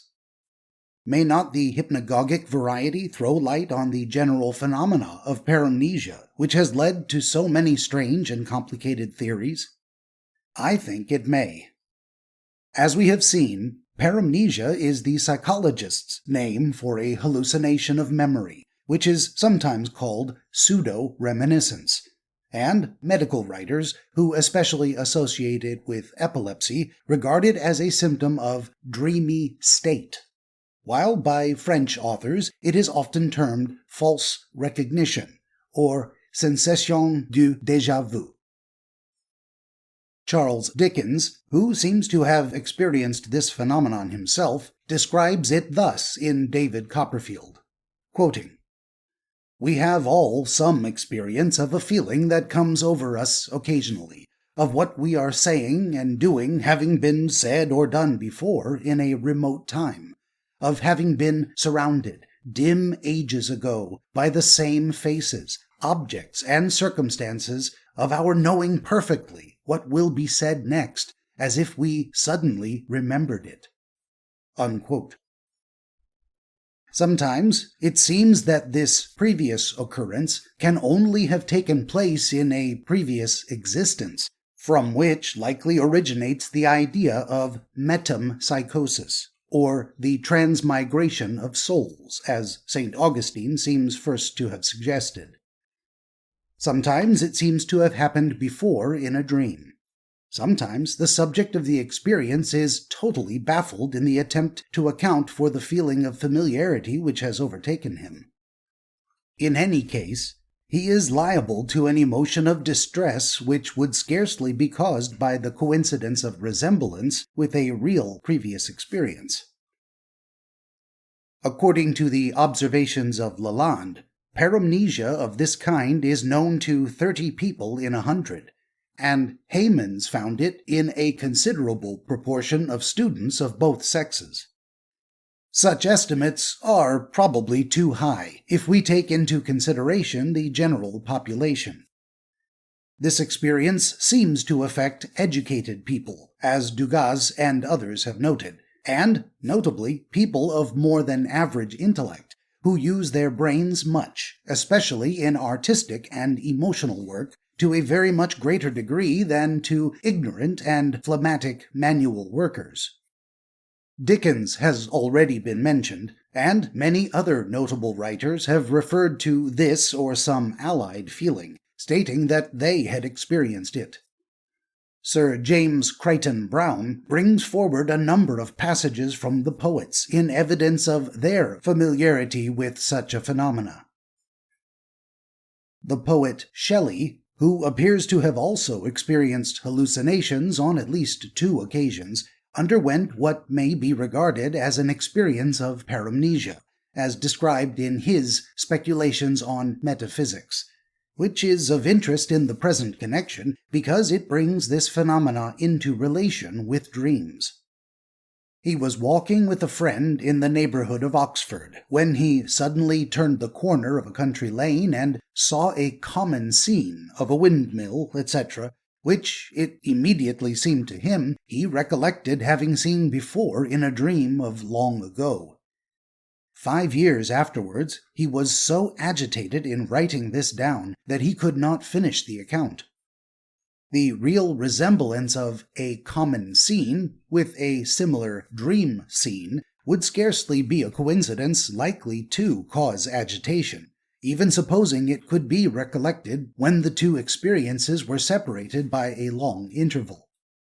The emotion aroused seems to mark the experience as belonging to the class of paramnesic illusions, which so often make a peculiarly vivid impression on those to whom they occur.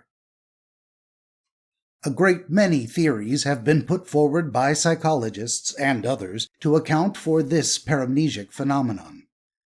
The most ancient explanation, long anterior to the beginnings of scientific psychology, was the theory that the occurrence, which as it now happens strikes us as so overwhelmingly familiar, had actually occurred to us in a previous existence long ages before. Thus, Pythagoras, according to the ancient story, when he visited the temple of Juno at Argos, recognized the shield he had worn ages before when he was Euphorbus and fought with Menelaus in the Trojan War. A much more recent theory runs in the opposite extreme and claims that all or nearly all such cases of recognition indicate a real but confused reminiscence of past events in our present life, dim recollections which the subject is unable to definitely locate. This is the explanation largely relied on by Ribot, Jessen, Sander, Sully, Burnham, and many others. It was perhaps largely due to ignorance of the phenomenon that Ribot considered only 3 or 4 cases had been recorded when he wrote his book on the diseases of memory. For an abnormal phenomenon always seems rare until it is recognized and searched for definitely. Undoubtedly, this theory will explain a considerable proportion of cases, but not really typical cases, in which the subject has an overwhelming conviction that even the minute details of the present experience have been experienced before. We may read a new poem with a vague sense of familiarity, but such an experience never puts on a truly paramnesic character, for we quickly realize that it is explainable by the fact that the writer of the poem has fallen under the influence of some great master. The only experience I can personally speak of as at all approaching true paramnesia occurred on visiting the ruins of Pevensey Castle many years ago. On going up the slope towards the ivy-covered ruins, bathed in bright sunlight, I experienced a strange and abiding sense of familiarity with that scene. 3 theories might account for this experience. 1. That it was a case of true paramnesia. 2. That I had been taken to the spot as a child. And 3. That the view was included among a series of colored stereoscopic pictures with which I was familiar as a child, and which certainly contained similar scenes. I incline to this last explanation, and exclude entirely the Pythagorean theory that I experienced a reminiscence of the experience of a possible ancestor coming from across the Thames to the assistance of Harold against William the Conqueror at this spot.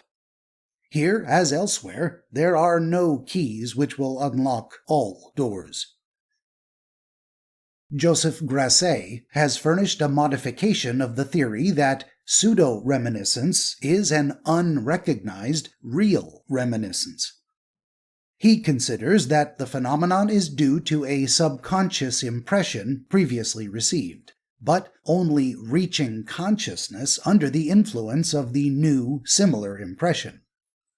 This theory would include the revival of dream images, and is therefore related to the theory of Lapierre and Marais, according to which the feeling of many of these subjects that what they now experience had happened before in a dream is the correct explanation of this phenomenon.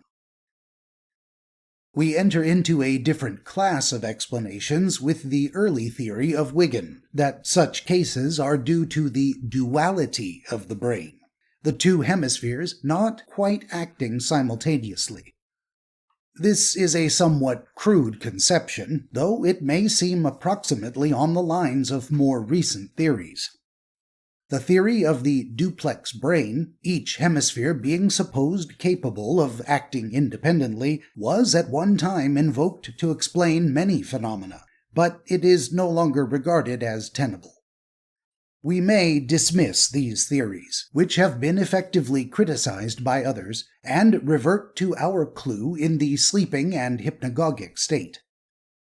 The hypnagogic state is a transition between waking and sleeping. It is thus a condition of mental feebleness and suggestibility, doubtless correlated with a condition of irregular brain anemia. A plausible suggestion under such conditions is too readily accepted. Does ordinary paramnesia occur under similar conditions of mental feebleness and suggestibility? It is rare to find descriptions of paramnesic experiences by scientific observers who are alive to the importance of accurately recording all the conditions, but there is some reason to think that paramnesia does occur in states produced by excitement, exhaustion, and allied causes. The earliest case of paramnesia recorded in detail by a trained observer is that described by Wigan as occurring to himself at the funeral of Princess Charlotte in 1817. He had passed several disturbed nights previous to the ceremony, with almost complete deprivation of rest on the night immediately preceding. He was suffering from grief as well as from exhaustion and from want of food. He had been standing for 4 hours, and would have fainted on taking his place by the coffin if it had not been for the excitement of the occasion. When the music ceased, the coffin slowly sank in absolute silence, broken by an outburst of grief from the bereaved husband. Wigan says, "In an instant, I felt not merely an impression, but a conviction that I had seen this whole scene before on some former occasion." Such a condition may fairly be regarded as an artificial reproduction, by means of emotion, excitement, and exhaustion, of the condition which occurs simply and naturally in sleep or on its hypnagogic borderland. Its relationship to epilepsy. If it may be taken to be a fact, the frequency of the occurrence of pseudo-reminiscence in epileptics noted by various medical observers may be significant in this connection, whether at the onset of the fit or independent of any obvious muscular convulsion. There is no good reason to suppose that pseudo-reminiscence has a true relation to epilepsy, and still less that it necessarily constitutes a minor epileptic paroxysm, but that the special sleep-like condition of contracted cerebral circulation in epilepsy renders it favorable to paramnesia, as well as to hallucinatory phenomena. Independent of epilepsy, any condition of temporary and perhaps chronic nervous exhaustion may produce, or at all events predispose to, the paramnesic delusion of recognizing present experiences as familiar. Thus, Rosenbach has recorded the case of a sane and healthy man who, after severe mental labor followed by sleeplessness, seemed to know all the people he met in the street, though on close examination he found he was mistaken. Such a condition may even be almost congenital. Thus, of Anna Kingsford as a child, who was of highly strung and neurotic disposition, we are told that, quote, all that she read struck her as already familiar to her, so that she seemed to herself to be recovering old recollections, rather than acquiring fresh knowledge. Unquote. It is noteworthy that artificial anesthesia by drugs which produce an abnormal sleep also favors paramnesia. Thus, Sir William Ramsay has stated that when under anesthetic, he heard a slight noise in the street. Quote, I not merely knew that it had happened before, but I could have predicted that it would happen at that very moment. Unquote. Its prevalence, especially among imaginative and nervously exhausted persons. In all these conditions, we appear to be in the presence of an enfeebled, excited, and impaired state of consciousness, approximating to the true confusion of dream consciousness. In such cases, it seems as if externally aroused sensations are received by the exhausted cerebral centers in so blurred a form that an illusion takes place, and they are mistaken for internally excited sensations, for memories. That paramnesia is a product of fatigue, even though often a product of nervous hyperesthesia, is indicated by the statements of many who have described it. Agnel emphasized this fatigue long ago, and Francesco Bonatelli, also at an early period, found that illusions of memory were especially liable to occur in states of unusual nervous irritability. During recent years, this characteristic of paramnesia has been more and more frequently recognized. Bernard Leroy, who devoted a lengthy and important Paris thesis to pseudo-reminiscence, showed that a certain proportion of cases indicated the presence of fatigue or distraction. Heymans found that it was in the evening, when his subjects were in a passive condition, tired, exhausted, or engaged in uncongenial work, that they were most liable to that experience. Ferret brought forward a case in which pseudo-reminiscence in a healthy man, convalescent from influenza, was associated with fatigue and disappeared with it. Dromard and Albet declared that pseudo-reminiscence is a phenomenon of exhaustion, and one of them makes the significant statement, quote, I become more easily the prey of this illusion when, by chance and without thinking of it, I simultaneously apply my attention to an external object and an internal thought. Unquote. Dugas considers that all the various forms of paramnesia have, quote, one common character, which is that they occur as the result of prolonged or intense fatigue. Unquote. He adds that most of the cases of paramnesia he has noted in young people coincided with periods of anemia and nervous weakness. However, it is not necessary to believe that fatigue, in the ordinary sense of the word, whether physical or mental, is the invariable accompaniment of paramnesia. If it is the presence of a condition resembling that of sleep or the hypnagogic state which predisposes to the experience, that condition may be produced by other circumstances. Distraction, excited hyperesthesia stimulating increased power, and various chronic psychic states due to a highly strung or overstrained nervous system may all tend in the same direction, even though no sense of exhaustion is felt. This is doubtless why so many poets, novelists, and other men of strenuous intellectual aptitude are liable to this experience. The theories put forward to explain it. It has been argued by some who admit that there is often an element of fatigue in paramnesia that the real cause of the false memory is an abnormal celerity of perception, perhaps due to hyperesthesia. The scene would thus be perceived so quickly that the subject concludes that he must have had this experience before. That the subject often has a feeling of unusual rapidity of perception may very well be admitted, but there is no reason whatsoever to suppose that the perception actually is received with any such unusual rapidity. The probabilities are in the other direction.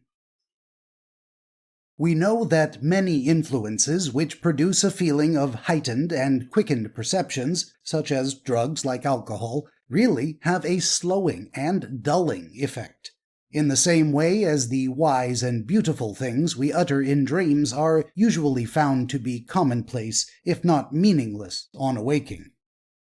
There is no evidence to show that paramnesia is accompanied by a real heightening of perception, while, as we have seen, a broad survey of the facts makes it more reasonable to suppose that, on the contrary, we have a sudden fall towards the dream state, a state in which, as Tissier and others have pointed out, there are many stages. In this connection, it must be remembered that we are not able to estimate time conditions consciously in the hypnagogic and other states related to sleep, though, as the demonstrated ability to wake at fixed moments indicates, we may do so subconsciously. Time is long, short, or non-existent in dreamlike states. This is always true of the onset of the hypnagogic state. When I am suddenly awakened at night by a voice or a bell or other stimulus, I often find it very difficult to say whether I was or was not already awake, and have frequently replied that I was already awake when so awakened. That this is an illusion is shown by the frequency with which elderly people who fall asleep in the daytime will declare that they have never been asleep, though they may have been snoring a moment before. By a somewhat similar paramnesic illusion, we can never fix the exact moment when we awake. When we become conscious that we are awake, it seems to us that we already were awake, and have been for an indefinite time, not that we have just awakened. If I had to register the exact moment I awake in the morning, I should usually feel that I was considerably late in making that observation. It seems that the imperfect hypnagogic consciousness projects itself behind. At the first onset, consciousness is not sufficiently developed to be able to realize that it is beginning, and when it becomes sufficiently developed to make such a statement, the moment when it can be correctly made is already past. Consciousness is only able to assert that it has been continuing for an indefinite time, and that assertion involves a paramnesic illusion of putting a present experience back into the past, analogous to the illusion of pseudo-reminiscence. A product of fatigue. If we realize these characteristics of paramnesia, we can scarcely fail to conclude that we are concerned here with illusions, which, while they fall within the sphere of memory, are largely conditioned by the whole psychic condition. As in dreams, it is inattention, failure of apperception, and defective association of the mental contents which makes the paramnesia possible. As Alfred Fouillet has said, paramnesia is a kind of diplopia, or as if we are seeing double in the mental field. One of the writers on this subject who himself experiences this sensation says, quote, "I have the impression that the present reality has a double." As Ribot and others have insisted, actual double vision is due to the failure of that muscular coordination which is of the very essence of attention. This wider psychic basis on which paramnesia rests has of late been recognized by several psychologists. Thus, Michel Leonkenberg states that there is in paramnesia an absence of mental attention, of the effort of synthesis necessary to grasp an actual occurrence, which is therefore perceived with the same facility as a memory not requiring synthesis, with the resulting illusion that it is a memory. Gilbert Ballet regards paramnesia as a transitory or permanent psychasthenic state due to dissociation. In his latest contributions, Dugas, who has repeatedly returned to this subject during many years, attaches primary importance to this broader factor of paramnesia. In analyzing memory, he says, there is an element which is significant, though often overlooked: the recognition of a state of consciousness not merely as having passed, but as bound up with our own personal past. When that synthetic function ceases to be accomplished or is only accomplished defectively, then memory is lacking or perverted.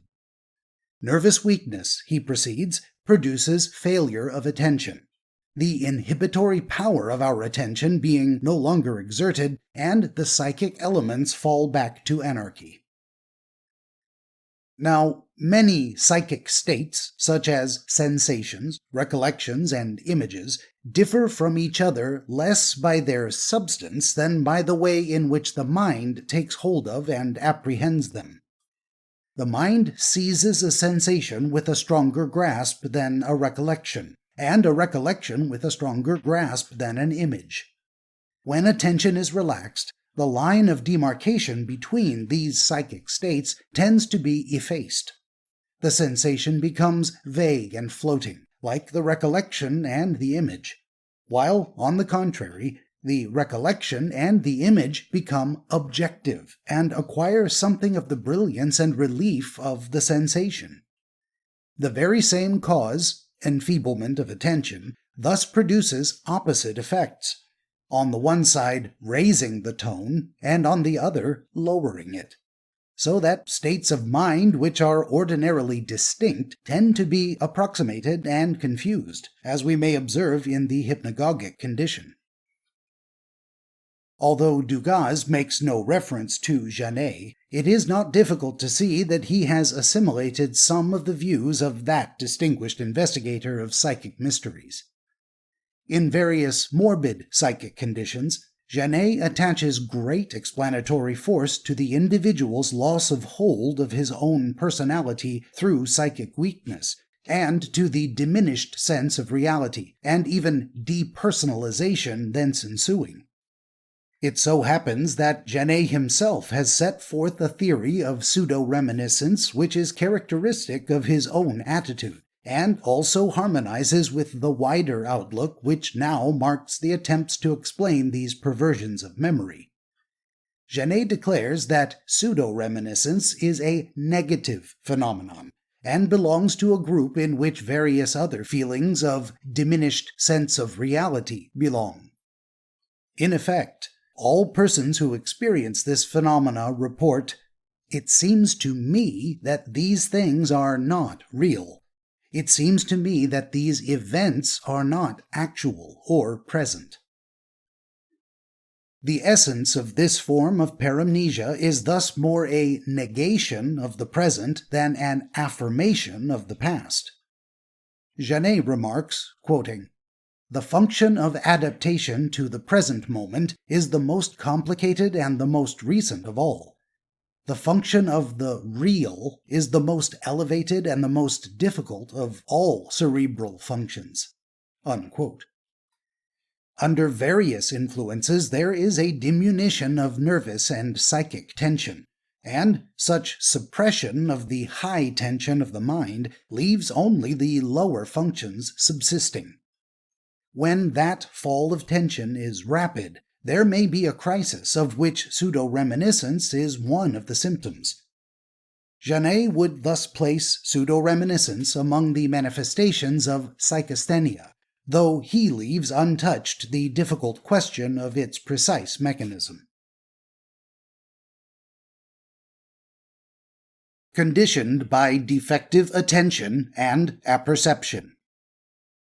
In recent years, the most comprehensive attempt to explain the mystery of paramnesia is certainly that made in an elaborately eclectic study by Professor Henri Bergson, one of the most distinguished of living French thinkers. He first casts a glance over what he considers the two main groups of explanations of this puzzling phenomenon.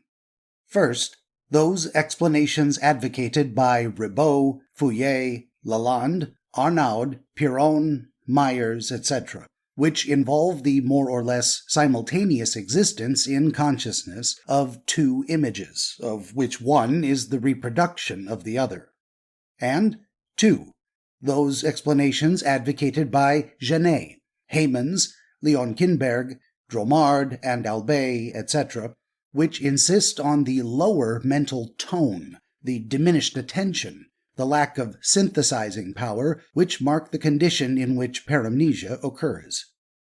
Bergson is quite ready to accept the principles of both of these groups of explanations, and to combine them. But, he argues, we must go deeper to understand the phenomenon adequately. We must analyze the normal mechanism of memory. He finds that, if we do this, not merely the moment of a paramnesic illusion, but every moment of our life offers two aspects, actual and virtual, perception on one side and memory on the other. Indeed, the moment itself consists of such a scission, for it is always moving, always a fleeting boundary between the immediate past and the immediate future, and would be a mere abstraction if it were not, quoting Bergson, precisely the mobile mirror which ceaselessly reflects perception in recollection. Unquote. When the matter is thus regarded, a recollection is seen to be, in reality, not something which has been, but something which is, proceeding pari passu, or side by side, with the perception it reproduces. In other words, it is a recollection of the moment taking place in the moment. It belongs to the present as regards its matter, and belongs to the past as regards its form. It is a recollection of the present. Now, this is exactly the state in which the paramnesic person consciously finds himself. And therefore the only problem before us is to ascertain why everyone is not conscious of the same experience at every moment. Bergson replies that nothing is more useless for present action than the recollection of the present. It has nothing to tell us. We hold the real object, and to give that up for its recollection would be to sacrifice the substance for the shadow. Therefore, we obstinately and persistently turn away from the recollection of the present. It only emerges consciously under the influence of some abnormal or pathological disturbance of attention. Paramnesia is an anomaly of this kind, and it is due to a temporary enfeeblement of the general attention to life, a momentary arrest of the forward movement of consciousness. Bergson concludes, quoting, "False recognition may thus be regarded as the most inoffensive form of inattention to life. It seems to result from the combined play of perception and memory, given up to their own energy. It would take place at every moment if it were not that will, ceaselessly directed towards action, prevents the present from folding in on itself by pushing it indefinitely into the future." Unquote. So far as my own explanation is concerned, it will be seen that I still place weight on the general condition of temporary or chronic nervous fatigue as the soil on which paramnesia arises, a belief now accepted by most psychologists, and that I think we must search for the clue to the mechanism of this illusion in those dreaming and hypnagogic states in which it most often occurs. As regards a definite explanation of that mechanism, in the face of so many ingenious and complicated theories, we must perhaps still await more general agreement. What I have suggested, and am still inclined to maintain, is that the psychic enfeeblement, be it temporary or chronic, which is the general preliminary condition of paramnesia, whether or not there is any subjective sensation of increased power, may account for the paramnesia by bringing an externally aroused perception down to a lower and more faint stage, where it is on a level with an internally aroused perception, a memory. Just as in hypnagogic paramnesia, where the vivid and lifelike dream or internal impression is raised to the class of memories and becomes the shadow of a real experience, so in waking paramnesia is the external impression lowered to the same class. Perception is alike dulled in each case, and the immediate experience follows the line of least resistance to join the great bulk of our experiences, this time too carelessly or too prematurely. We thus realize how it is that this doubling of experience occurs. The mind has become flaccid and enfeebled for the moment. Its loosened texture has, as it were, abnormally enlarged the mesh in which sensations are caught and sifted, so that they run through too easily.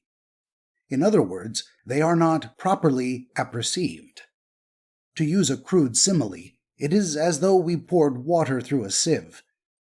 The impressions of the world, which are actual sensations as they strike the relaxed psychic meshwork, are instantaneously passed through to become memories, and we see them in both forms at the same moment, and are unable to distinguish one from the other. Pseudo-reminiscence, a reversed hallucination. In sleep, as in the hypnagogic state and hypnosis, we accept a suggestion with or without a struggle. In the waking paramnesic state, we seem to find, in a lesser stage of a like condition, the same process in a reversed form. Instead of accepting a representation as an actual present fact, we accept the actual present fact as merely a representation. The centers of perception are in such a state of exhaustion and disorder that they receive an actual external sensation in the more feeble shape of a representation. The actual fact becomes merely a suggestion of far distant things. It reaches consciousness in the enfeebled shape of an old memory, or, in the words of an anonymous poet, like something I remember, a great while since, a long, long time ago. Paramnesia is thus an internal hallucination. In truth, a reversed hallucination, but the stream of consciousness is still following the line of least resistance while so reversed. It is along some such lines as these, it seems to me, that we may best attempt to explain the phenomena of paramnesia. Phenomena which are of no little interest, since they may well have had a real influence on belief in early stages of culture, suggesting to primitive man that he had somehow had wider experiences than he knew of, and that, as Wordsworth put it, he trailed clouds of glory behind him. Chapter 10. Conclusion. The fundamental nature of dreaming. In the preceding chapters, we have traced some of the elementary tendencies which prevail in the formation of dreams. In some respects, these tendencies are so unlike those that rule in waking life, slight and subtle as their unlikeness often seems, that we are justified in regarding the psychic phenomena of sleeping life as constituting a world of their own. Yet, when we look at those phenomena a little more deeply, we realize that dream life is still strictly coordinated with other forms of psychic life, however differentiated they have become. If we pierce below the surface, we seem to reach a primitive, fundamental psychic stage in which the dreamer, the madman, the child and the savage alike have their starting point, and possesses a degree of community from which the waking, civilized, sane adult of today is shut out, so that he can only comprehend it by an intellectual effort. It thus happens that the ways of thinking and feeling of the child, the savage, and the lunatic each furnish a road by which we may reach a psychic world which is essentially that of the dreamer. Insanity and dreaming. Above all, the resemblance of insanity to the conditions of dream life has impressed observers since the time when the nature of insanity was first definitely recognized. It would be outside the limits of the present book to discuss the points at which dreams resemble or differ from insanity, but it is worthwhile to touch on the question of their affinity. The recognition of this affinity, or at all events this analogy, is as old as Aristotle, and has constantly been put forward afresh. Thus, in the 16th century, André de Lorentz compared dreaming to insanity in his treatise on the disease of melancholy, as it was then termed. The same point is still constantly brought forward by the more philosophical physician. Hewlings-Jackson has said, quote, "Find out all about dreams, and you will have found out all about insanity." Unquote. From the wider standpoint of the psychologist, Jastrow points out that not only insanity, but all the forms of delirium, including the drug intoxications, are, as he says, variants of dream consciousness. The reality of the affinity of dreaming and insanity is well illustrated by a case coming under the observation of Moreau, in which a dream, formed according to the ordinary rules of dreaming, produced a temporary fit of insanity in an otherwise perfectly sane subject. In this case, a highly intelligent but somewhat neurotic young man was returning to Italy after pursuing his studies abroad. On this homeward journey, he reached the city of Turin in a somewhat tired state. In the train, he believed that he had detected some card-sharpers, and they suspected him of finding them out, and bore him ill will in consequence. This produced a state of general nervous apprehension. At the hotel, his room was over the kitchen. It was, in consequence, very hot, and he could still hear voices and catch snatches of conversation to a late hour, which seemed to him to be directed against himself. His suspicions deepened. He heard noises, in reality due to the kitchen utensils, which seemed preparations for his murder, and he ultimately became convinced that there was a plot to set fire to his room in order to force him to leave it, whence he would be seized and murdered.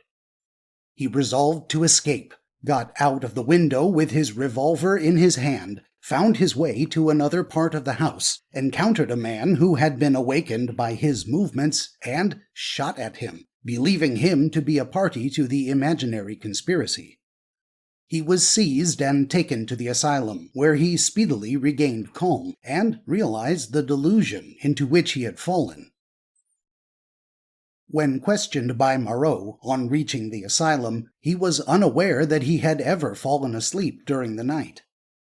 He could not, however, account for all the time that had elapsed before he left his room, and, Moreau concludes, it was probable that he was in a state between waking and sleeping, and that his delusion was constituted in a dream.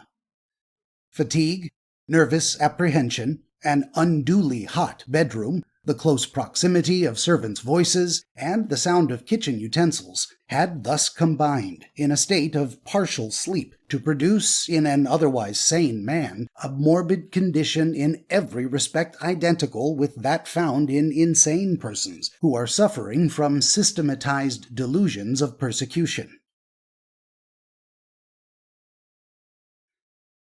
The child's psychic state and the dream state. The resemblance of the child's psychic state to the dream state is an observation of less ancient date than that of the analogy between dreaming and insanity, but it has frequently been made by modern psychologists. Freud says, quoting, "In dreams, the child with his impulses lives again," unquote. And Geisler has devoted a chapter to the points of resemblance between dream life and the mental activity of children.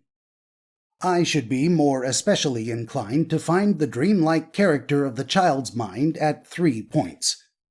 First, the abnormally logical tendency of the child's mind and the daring mental fusions which he effects in forming theories. Second, the greater preponderance of hypnagogic phenomena and hallucinations in childhood, as well as the large element of reverie or daydreaming in the child's life, and the facility with which he confuses this waking imagination with reality. And third, the child's tendency to mistake also the dreams of the night for real events.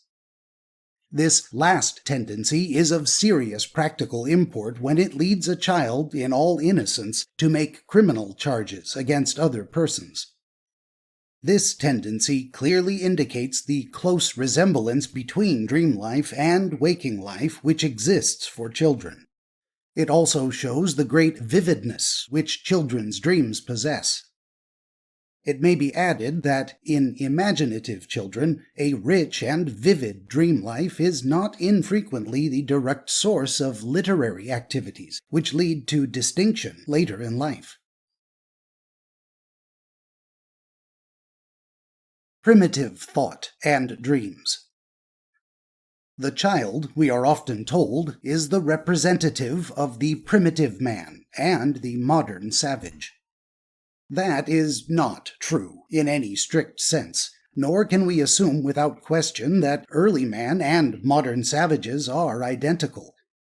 But we can have very little doubt that we are brought near to ways of thought and feeling in our dreams that are sometimes closer to those of early man, as well as of latter-day savages, than are our psychic modes in civilization.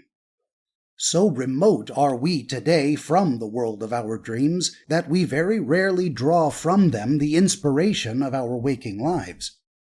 For the primitive man, the laws of the waking world are not yet widely differentiated from the laws of the sleeping world, and he finds it not unreasonable to seek illumination for the problems of one world in the phenomena of the other.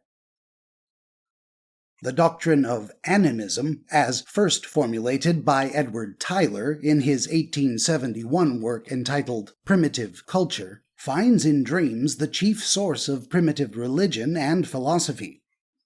Of recent years, there has been a tendency to reject the theory of animism. Certainly, it is possible to rely too exclusively on dreams as the inspiration of early man. If the evidence of dreams had not been in line with the evidence that he derived from other sources, there is no reason why the man of primitive times should have attached any particular value to dreams. But if the animistic conception presents too extreme a view of the primitive importance of dreaming, we must beware lest the reaction against it should lead us to fall into the opposite extreme. Durkheim argues that it is unlikely early man attached much significance to dreams, for the modern peasant, who is the representative of primitive man, appears to dream very little, and not to attach much importance to his dreams. But it is by no means true that the peasant of civilization, with his fixed agricultural life, corresponds to early man who was mainly a hunter and often a nomad. Under the conditions of civilization, the peasant is fed regularly and leads a peaceful, stolid, laborious, and equable life, which is altogether unfavorable to psychic activity of any kind, awake or asleep. The savage man, now and ever, as a hunter and fighter, leads a life of comparative idleness, broken by spurts of violent activity. Sometimes he can gorge himself with food. Sometimes he is on the verge of starvation. He lives under conditions that are more favorable to the psychic side of life, awake or asleep, than is the case with the peasant of civilization. Moreover, it must be remembered that all the peoples whom we may fairly regard as resembling early man in some degree possess a specialized caste of exceptional men who artificially cultivate their psychic activities and thereby exert great influence on their fellows. These men are termed shamans, after their very typical representatives in some Siberian tribes, and combine the functions of priests, sorcerers, and medicine men. It is nearly everywhere found that the shaman, who often appears a somewhat abnormal person at the outset, cultivates solitude, fasting, and all manner of ascetic practices, thereby acquiring an unusual aptitude to dream, to see visions, to experience hallucinations, and, it may well be, to acquire abnormally clairvoyant powers. The shamans of the Adamanese are called by a word signifying dreamer, and in various parts of the world the shaman finds the first sign of his vocation in a dream. The evocation of dreams is often the chief end of the shaman's abnormal method of life. Thus, among the Salish Indians of British Columbia, dreams are the proper mode of communication with guardian spirits, and prolonged fasts, bathings, forced vomitings, and other exhausting bodily exercises are the means adopted for inducing these mystic dreams and visions. Dreaming and myth-making. When we witness the phenomena of shamanism in all parts of the world, it is difficult to dispute the statement of Lucretius that the gods first appeared to men in dreams. This may be said to be literally true. Even today, it often happens that the savage's totem, who is practically his tutelary deity, first appears to him in a dream. An influence which seems likely to have been so persistent may well have had a large plastic power in molding the myths and legends which everywhere embody the religious impulses of men. This idea was long ago suggested by Hobbes in his Leviathan, who wrote, quoting, "From this ignorance of how to distinguish dreams and other strong fancies from vision and sense did arise the greatest part of the religion of the Gentiles in times past, that worshipped satyrs, fauns, nymphs, and the like." Ludwig Leistner, however, appears to have been the first to argue in detail that dreams, and especially nightmares, have played an important part in the evolution of mythological ideas.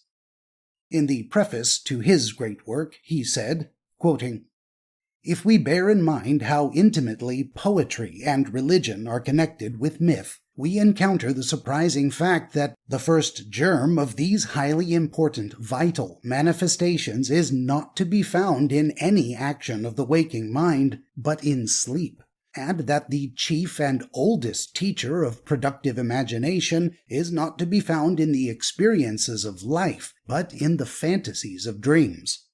Unquote. The pictures men formed of the overworld and the underworld have the character of dreams and hypnagogic visions, and this is true even within the sphere of Christianity.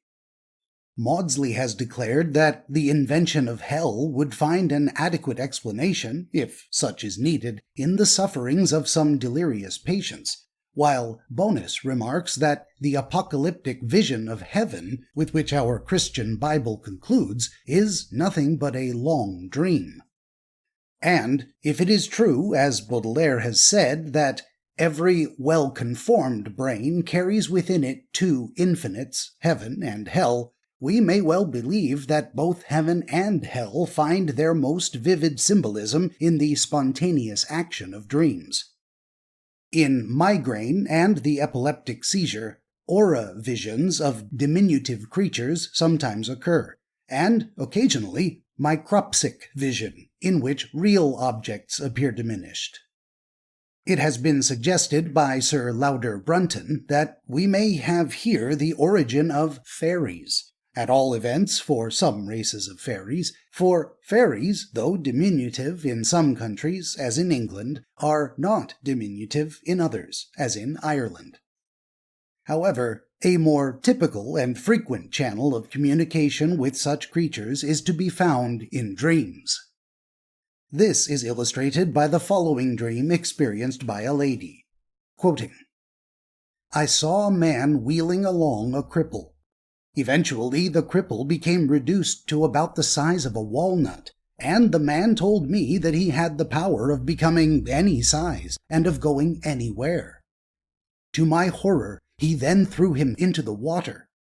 In answer to my remonstrances that he would surely be drowned, the man said that it was all right. The little fellow would be home in a few hours. He then shouted out, 'What time do you expect to get back?' The tiny creature who was paddling along in the water then took out a miniature watch and replied, 'About 7. Unquote. In a dream of my own, I saw little creatures, a few inches high, moving about and acting on a diminutive stage. Though I regarded them as really living creatures and not marionettes, the spectacle caused me no surprise. However, the dreamlike character of myths and legends, and fairy tales, is probably not entirely due to direct borrowing from the actual dreams of sleep, or even from the hallucinations connected with insanity, music, or drugs, though all these may have played their part. The greater nearness of the primitive mind to the dream state involves more than a tendency to embody conceptions obtained from dreams in waking life. It means that the waking psychic life itself is capable of acting in a way resembling that of the sleeping psychic life, and of evolving conceptions similar to dreams. In recent years, this point of view has been especially set forth by Freud and his school, who argue that the laws of the formation of myths and fairy tales are identical with the laws in accordance with which dreams are formed. It certainly seems to be true that the resemblances between dreams and legends are not adequately explained by supposing that the latter are molded out of the former. We have to believe that, on the myth-making plane of thought, we are really on a plane that is more nearly parallel with that of dreaming than it is with our ordinary civilized thought. We are in a world of things that are supernormally enormous or delicate, and the emotional vibrations vastly enlarged. A world in which miracles happen on every hand and cause us no surprise. Slaughter and destruction take place on the heroic scale, with a minimum expenditure of effort. Men are transformed into beasts and beasts into men, so that men and beasts converse with each other. Genius and dreams. Finally, it may be observed that the atmosphere into which genius leads, and indeed all art, is the atmosphere of the world of dreams. The man of genius, it is often said, has the child within him. According to the ancient dictum, which is still accepted, he is not without an admixture of insanity, and he is unquestionably related to the primitive myth-maker. As we see, all these characteristics bring him near to the sphere of dreaming, and we may say that the man of genius is in closer touch with the laws of the dream world than is the ordinary civilized man. Maudsley remarks, quoting, "It would be no great paradox to say that the creative work of genius was excellent dreaming, and dramatic dreaming distracted genius." Unquote. This has often been recognized by some of the most typical men of genius. Charles Lamb, in speaking of Edmund Spenser, referred to the analogy between dreaming and imagination. Samuel Taylor Coleridge, one of the most essential of imaginative men, argued that the laws of drama and of dreaming are the same. More recently, Nietzsche has developed the affinity of dreaming to art, and in his 1872 work, Birth of Tragedy, argued that the Apollonian, or dreamlike element, is one of the two constituents of tragedy. Etienne Mallarmé further believed that symbolism, which we have seen to be fundamental in dreaming, is of the essence of art. He said, quoting, "To name an object is to suppress 3/4 of the enjoyment in a poem which is made up of the happiness of gradually divining. To suggest, that is our dream. The perfect usage of this mystery constitutes symbolism. To evoke an object little by little in order to exhibit a state of the soul, or, inversely, to choose an object and to disengage from it a state of the soul by a series of decipherments." Unquote.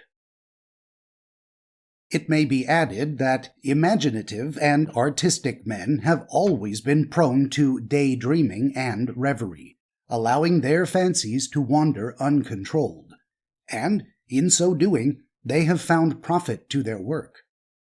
From Socrates onward, men of genius have sometimes been liable to fall into states of trance or waking dream, in which their mission or their vision has become more clearly manifest. The hallucinatory voices which have determined the vocation of many great teachers belong to psychic states allied to these trances. It is scarcely necessary to refer to the occasional creative activity of men of genius during actual sleep, or to the debts which they have acknowledged to suggestions received in dreams. This has perhaps been more often exaggerated than overlooked. There can be no doubt that a great many writers and thinkers, including some of the highest eminence, have sometimes been indebted to their dreams. Indeed, we might expect as much, for most people occasionally have more or less vivid or suggestive new ideas in dreams, and it is natural that this should occur more often and to a higher degree in persons of unusual intellectual force and activity. But it is more doubtful whether the creative activity of normal dreams ever reaches a sufficient perfection to take a very high place in a master's work as it stands. Coleridge's poem, Kubla Khan, has the most notable claim to be an exception to this rule. This poem was written by Coleridge in 1788, soon after he wrote Christabel, and at a time when the poet was suffering much from depression and taking a great deal of laudanum. We are entitled to assume, therefore, that the poem was composed under the influence of opium, and not in normal sleep.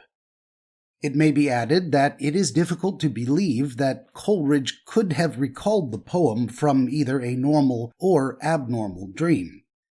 As a rule, when we compose verses in sleep, we can usually recall only the last 2 or at most 4 lines. Moreover, there is reason to believe that the first draft of Kubla Khan was not the poem as we know it today. After Coleridge's Kubla Khan, the most important artistic composition usually assigned to a dream is the sonata by Tartini entitled Trio del Diavolo. This 18th century composer and violinist has been called the prototype of Paganini, and he was a man of nervous and emotional temperament, seeming to have possessed real genius, and this sonata was his principal work. However, there is not the slightest ground for stating that it was composed in a dream, and Tartini himself made no such claim. The imaginative reality of dreams is perhaps appreciated by none so much as by those who are deprived of some of their external senses. Thus, a deaf and dumb writer of ability who has precise and highly emotional dreams, which sometimes remind him of the atmosphere of Edgar Allan Poe's tales, and are occasionally in organized sequence from night to night, writes the following, quoting, The enormous reality and vividness of these dreams is their remarkable point. They leave a mark behind. When I come to consider, I believe that much of what I have written and many things that I have said and thought and believed are directly due to these dream experiences and my ponderings over how they came. Beneath the superficiality of our conscious mind, prim, smug, self-satisfied, owlishly wise, there lies the vast gulf of a subconscious personality that is dark and obscure, seldom seen or even suspected. It is this, I think, that wells up in my dreams. It is always there, always affecting us and modifying us, and bringing about strange and unforeseen new things in us. But in these dreams, I peer over the edge of the conscious world into the giant house and Utgard of the subconscious, lit by one ray of sunset that shows the weltering deeps of it. And the vivid sense of this is responsible for many things in my life." Unquote. Dreaming as a road to the infinite. Dreaming is thus one of our roads into the infinite, and it is interesting to observe how we attain it. By limitation. The circle of our conscious life is narrowed during sleep. It is even broken up into fragments by a process of psychic dissociation. From that narrowed and broken up consciousness, the outlook becomes more vast and more mysterious, full of strange and unsuspected fascination and the possibilities of new experiences. Just as a philosophic mite inhabiting a universe consisting of a Stilton cheese would probably be compelled to regard everything outside that cheese as belonging to the realm of the infinite. In reality, if we think of it, all our visions of the infinite are similarly conditioned. It is only by emphasizing our finiteness that we ever become conscious of the infinite. The infinite can only be that which stretches far beyond the boundaries of our own personality. It is the charm of dreams that they introduce us into a new infinity. Time and space are annihilated. Gravity is suspended, and we are joyfully borne up in the air as if it were in the arms of angels. We are brought into a deeper communion with nature, and a man listens to the arguments of his dog in dreams, with as little surprise as Balaam heard the reproaches of his ass. The unexpected limitations of our dream world, the exclusion of so many elements which are present even unconsciously in waking life, impart a splendid freedom and ease to the intellectual operations of the sleeping mind, and an extravagant romance, a poignant tragedy to our emotions. Charles Lamb, speaking out of his own experience, has said, "He has never known happiness who has never been mad." And there are many who taste in dreams a happiness they never knew when awake. In the waking moments of our complex, civilized life, we are ever in a state of suspense, which makes all great conclusions impossible.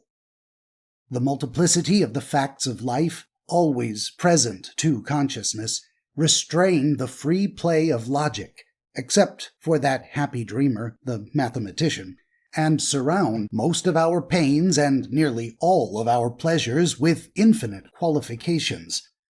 We are tied down to a sober tameness. In our dreams, the fetters of civilization are loosened, and we know the fearful joy of freedom. In this way, the paradise of dreams has been a reservoir from which men have always drawn consolation and sweet memory and hope, even belief. The imagination and gratification of desires that the world restrained, the promise and proof of the deepest and dearest aspirations. Yet While there is thus a real sense in which dreams produce their effect by the retraction of the field of consciousness and the limitation of the psychic activities which mark ordinary life, it remains true that if we take into account the complete psychic life of dreaming, subconscious as well as conscious, it is waking life and not sleeping life, which may be said to be limited. Thus, as we have seen, it is that the most fundamental and most primitive forms of psychic life, as well as the rarest and the most abnormal, all seem to have their prototype in the vast world of dreams. French psychologist Nicolas Vachide has said that sleep is not the brother of death, as Homer thought, but of life, and, it may be added, the elder brother. Joseph Glanville, the 17th century philosopher, has said, quoting, "We dream, see visions, converse with chimeras. The one half of our life is a romance, a fiction." Unquote. And what of the other half? Pepys tells us how another distinguished man of the same century, Sir William Petty, quote, "proposed it as a thing that is truly questionable whether there really be any difference between waking and dreaming." Unquote. Our dreams are said to be delusions, constituted in much the same way as the delusion of the insane. But playwright André Godfreneau says, quoting, "All life is a series of systematized delusions, more or less durable." Unquote. Men weary of too much living have sometimes found consolation in this likeness of the world of dreams to the world of life. Marcus Aurelius, in his Meditations, has written, quote, "When thou hast roused thyself from sleep, thou hast perceived that they were only dreams which troubled thee. Now, in thy waking hours, look at these things about thee as thou didst look at those dreams." Unquote. Dreams are true while they last. Can we, at best, say any more of life? We set out to study, as carefully as possible, the small field of dream consciousness belonging to a few persons of whom it was possible to speak with some assurance. The great Swedish naturalist Carl Linnaeus once said that he could spend a lifetime in studying as much of the earth as he could cover with his hand.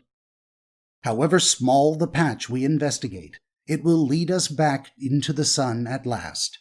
There is nothing too minute nor too trivial. I once gave pain by saying, with the arrogance of boyhood, that it was foolish to tell one's dreams. I have done penance for that remark since. As that wise philosopher of the 18th century, Voltaire, has said, one must cultivate their own garden. I have cultivated my garden of dreams so far as I care to, and it scarcely seems to me that it is a large garden. Yet I sometimes think every path of it might lead at last to the heart of the universe. Thus ends The World of Dreams by Havelock Ellis, originally published in 1911, now edited for modern English and republished in 2022 by Benjamin Davidson, Dream Wizard. If you have enjoyed this free audiobook, please consider purchasing a physical copy from the Amazon bookstore. Links to this work and others may be found at benjaminthedreamwizard.com. But, above all, thanks for listening.